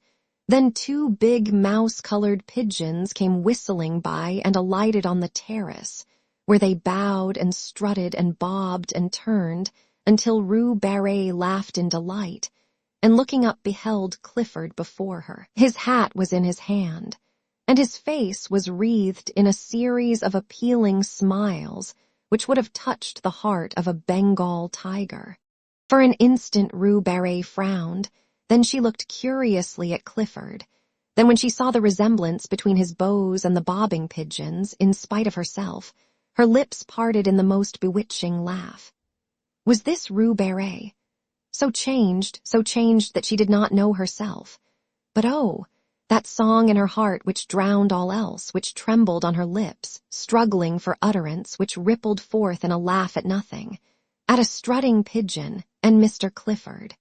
And you think, because I return the salute of the students in the quarter, that you may be received in particular as a friend. I do not know you, monsieur, but vanity is man's other name. Be content, Monsieur Vanity, I shall be punctilious, oh, most punctilious in returning your salute. But I beg, I implore you to let me render you that homage which has so long. Oh dear, I don't care for homage. Let me only be permitted to speak to you now and then, occasionally, very occasionally. And if you, why not another? Not at all, I will be discretion itself. Discretion, why? Her eyes were very clear, and Clifford winced for a moment, but only for a moment. Then the devil of recklessness seizing him, he sat down and offered himself, soul and body, goods and chattels. And all the time he knew he was a fool, and that infatuation is not love, and that each word he uttered bound him in honor from which there was no escape. And all the time Elliot was scowling down on the Fountain Plaza, and savagely checking both bulldogs from their desire to rush to Clifford's rescue. For even they felt there was something wrong, as Elliot stormed within himself and growled maledictions. When Clifford finished, he finished in a glow of excitement, but Rue Barré's response was long in coming, and his ardor cooled, while the situation slowly assumed its just proportions. Then regret began to creep in, but he put that aside and broke out again in protestations. At the first word, Rue Barré checked him. "I thank you," she said, speaking very gravely. No man has ever before offered me marriage." She turned and looked out over the city. After a while she spoke again. "You offer me a great deal. I am alone, I have nothing, I am nothing." She turned again and looked at Paris, brilliant, fair, in the sunshine of a perfect day. He followed her eyes. "Oh," she murmured, "it is hard. Hard to work always, always alone with never a friend you can have in honor. And the love that is offered means the streets, the boulevard, when passion is dead. I know it, we know it. We others who have nothing, have no one, and who give ourselves unquestioning. When we love, yes, unquestioning, heart and soul knowing the end." She touched the rose at her breast. For a moment she seemed to forget him, then quietly, "I thank you, I am very grateful." She opened the book and, plucking a petal from the rose, dropped it between the leaves. Then looking up she said gently, "I cannot accept." It took Clifford a month to entirely recover, although at the end of the first week he was pronounced convalescent by Eliot, who was an authority, and his convalescence was aided by the cordiality with which Rue Barré acknowledged his solemn salutes. 40 times a day he blessed Rue Barré for her refusal and thanked his lucky stars, and at the same time, oh, wondrous heart of ours, he suffered the tortures of the blighted. Eliot was annoyed, partly by Clifford's reticence, partly by the unexplainable thaw in the frigidity of Rue Barré. At their frequent encounters, when she, tripping along the Rue de Seine, with music roll and big straw hat, would pass Clifford and his familiars steering an easterly course to the Café Vachette, and at the respectful uncovering of the band would color and smile at Clifford, Eliot's slumbering suspicions awoke. But he never found out anything, and finally gave it up as beyond his comprehension, merely qualifying Clifford as an idiot and reserving his opinion of Rue Barré. And all this time Selby was jealous. At first he refused to acknowledge it to himself, and cut the studio for a day in the country. But the woods and fields of course aggravated his case, and the brooks babbled of Rue Barré, and the mowers calling to each other across the meadow ended in a quavering Rue Barré. That day spent in the country made him angry for a week, and he worked sulkily at Julian's, all the time tormented by a desire to know where Clifford was and what he might be doing. This culminated in an erratic stroll on Sunday which ended at the flower market on the Pont au Change, began again, was gloomily extended to the morgue, and again ended at the Marble Bridge. It would never do, and Selby felt it, so he went to see Clifford, who was convalescing on mint juleps in his garden. They sat down together and discussed morals and human happiness, and each found the other most entertaining. Only Selby failed to pump Clifford, to the other's unfeigned amusement. But the juleps spread balm on the sting of jealousy, and trickled hope to the blighted, and when Selby said he must go, Clifford went too, and when Selby, not to be outdone, insisted on accompanying Clifford back to his door, Clifford determined to see Selby back halfway, and then finding it hard to part, they decided to dine together and flit. To flit, a verb applied to Clifford's nocturnal prowls, expressed, perhaps, as well as anything, the gaiety proposed. Dinner was ordered at Mignon's, and while Selby interviewed the chef, Clifford kept a fatherly eye on the butler. The dinner was a success, or was of the sort generally termed a success. Toward the dessert, Selby heard someone say as at a great distance, "Kid Selby, drunk as a lord." A group of men passed near them. It seemed to him that he shook hands and laughed a great deal, and that everybody was very witty. There was Clifford opposite swearing undying confidence in his chum Selby, and there seemed to be others there, either seated beside them, or continually passing with the swish of skirts on the polished floor. The perfume of roses, the rustle of fans, the touch of rounded arms, and the laughter grew vaguer and vaguer. The room seemed enveloped in mist. Then, all in a moment, each object stood out painfully distinct, Only forms and visages were distorted and voices piercing. He drew himself up, calm, grave, for the moment master of himself, but very drunk. He knew he was drunk and was as guarded and alert, as keenly suspicious of himself, as he would have been of a thief at his elbow. His self-command enabled Clifford to hold his head safely under some running water and repair to the street considerably the worse for wear, but never suspecting that his companion was drunk. For a time, he kept his self-command. His face was only a bit paler, a bit tighter than usual. He was only a trifle slower and more fastidious in his speech. It was midnight when he left Clifford peacefully slumbering in somebody's armchair, with a long suede glove dangling in his hand, and a plummy boa twisted about his neck to protect his throat from draughts. He walked through the hall and down the stairs, and found himself on the sidewalk in a quarter he did not know. Mechanically, he looked up at the name of the street. The name was not familiar. He turned and steered his course toward some lights clustered at the end of the street. They proved farther away than he had anticipated, and after a long quest, he came to the conclusion that his eyes had been mysteriously removed from their proper places, and had been reset on either side of his head like those of a bird. It grieved him to think of the inconvenience this transformation might occasion him, and he attempted to cock up his head, hen-like, to test the mobility of his neck. Then an immense despair stole over him. Tears gathered in the tear ducts, his heart melted, and he collided with a tree. This shocked him into comprehension. He stifled the violent tenderness in his breast, picked up his hat and moved on more briskly.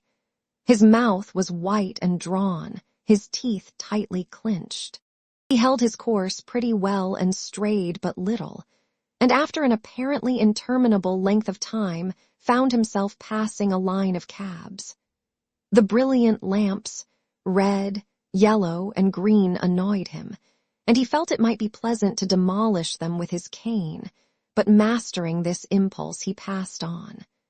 Later, an idea struck him that it would save fatigue to take a cab, and he started back with that intention. But the cabs seemed already so far away, and the lanterns were so bright and confusing that he gave it up, and pulling himself together looked around. A shadow, a mass, huge, undefined, rose to his right. He recognized the Arc de Triomphe and gravely shook his cane at it. Its size annoyed him. He felt it was too big. Then he heard something fall clattering to the pavement and thought probably it was his cane, but it didn't much matter. When he had mastered himself and regained control of his right leg, which betrayed symptoms of insubordination, he found himself traversing the Place de la Concorde at a pace which threatened to land him at the Madeleine. This would never do.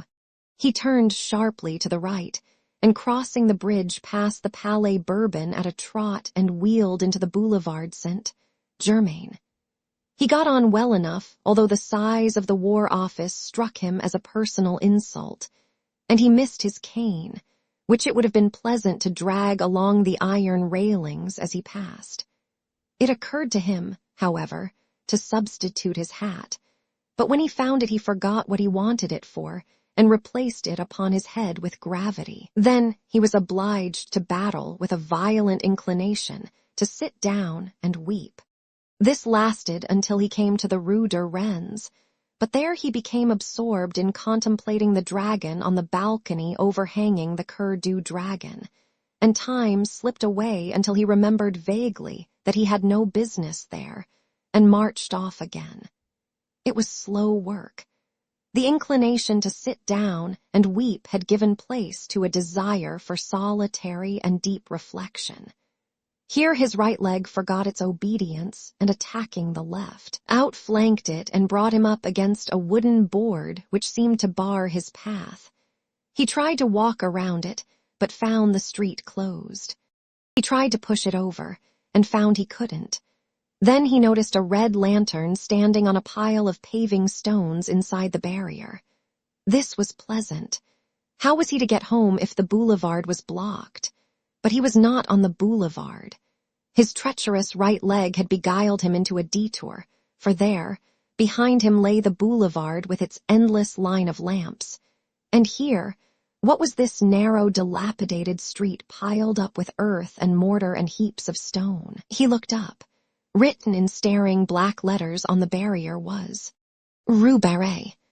He sat down. 2 policemen whom he knew came by and advised him to get up, but he argued the question from a standpoint of personal taste, and they passed on, laughing. For he was at that moment absorbed in a problem. It was how to see Rue Barré. She was somewhere or other in that big house with the iron balconies, and the door was locked, but what of that? The simple idea struck him to shout until she came. This idea was replaced by another equally lucid, to hammer on the door until she came. But finally rejecting both of these as too uncertain, he decided to climb into the balcony and, opening a window, politely inquire for Rue Barré. There was but one lighted window in the house that he could see. It was on the 2nd floor, and toward this he cast his eyes. Then mounting the wooden barrier and clambering over the piles of stones, he reached the sidewalk and looked up at the facade for a foothold. It seemed impossible, but a sudden fury seized him, a blind, drunken obstinacy, and the blood rushed to his head, leaping, beating in his ears like the dull thunder of an ocean. He set his teeth, and springing at a windowsill, dragged himself up and hung to the iron bars. Then reason fled. There surged in his brain the sound of many voices. His heart leaped up beating a mad tattoo, and gripping at cornice and ledge he worked his way along the facade, clung to pipes and shutters, and dragged himself up, over and into the balcony by the lighted window. His hat fell off and rolled against the pane. For a moment he leaned breathless against the railing. Then the window was slowly opened from within. They stared at each other for some time. Presently the girl took 2 unsteady steps back into the room. He saw her face, all crimsoned now. He saw her sink into a chair by the lamplit table, and without a word he followed her into the room, closing the big door-like panes behind him. Then they looked at each other in silence. The room was small and white. Everything was white about it. The curtained bed, the little washstand in the corner, the bare walls, the china lamp, and his own face. Had he known it, but the face and neck of Rue were surging in the color that dyed the blossoming rose tree there on the hearth beside her. It did not occur to him to speak. She seemed not to expect it. His mind was struggling with the impressions of the room. The whiteness, the extreme purity of everything occupied him, began to trouble him. As his eye became accustomed to the light, other objects grew from the surroundings and took their places in the circle of lamplight. There was a piano and a coal scuttle and a little iron trunk and a bathtub. Then there was a row of wooden pegs against the door, with a white chintz curtain covering the clothes underneath. On the bed lay an umbrella and a big straw hat, and on the table, a music roll unfurled, an inkstand, and sheets of ruled paper. Behind him stood a wardrobe faced with a mirror, but somehow he did not care to see his own face just then. He was sobering. The girl sat looking at him without a word. Her face was expressionless, yet the lips at times trembled almost imperceptibly. Her eyes, so wonderfully blue in the daylight, seemed dark and soft as velvet, and the color on her neck deepened and whitened with every breath. She seemed smaller and more slender than when he had seen her in the street, and there was now something in the curve of her cheek almost infantine. When at last he turned and caught his own reflection in the mirror behind him, a shock passed through him as though he had seen a shameful thing, and his clouded mind and his clouded thoughts grew clearer. For a moment their eyes met, then his sought the floor, his lips tightened, and the struggle within him bowed his head and strained every nerve to the breaking.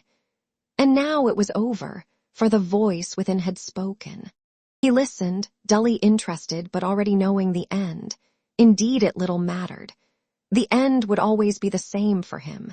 He understood now, always the same for him, and he listened, dully interested, to a voice which grew within him. After a while he stood up, and she rose at once, one small hand resting on the table. Presently he opened the window, picked up his hat, and shut it again. Then he went over to the rose bush and touched the blossoms with his face. One was standing in a glass of water on the table, and mechanically the girl drew it out, pressed it with her lips, and laid it on the table beside him. He took it without a word and, crossing the room, opened the door. The landing was dark and silent, but the girl lifted the lamp and, gliding past him, slipped down the polished stairs to the hallway. Then, unchaining the bolts, she drew open the iron wicket. Through this he passed with his rose.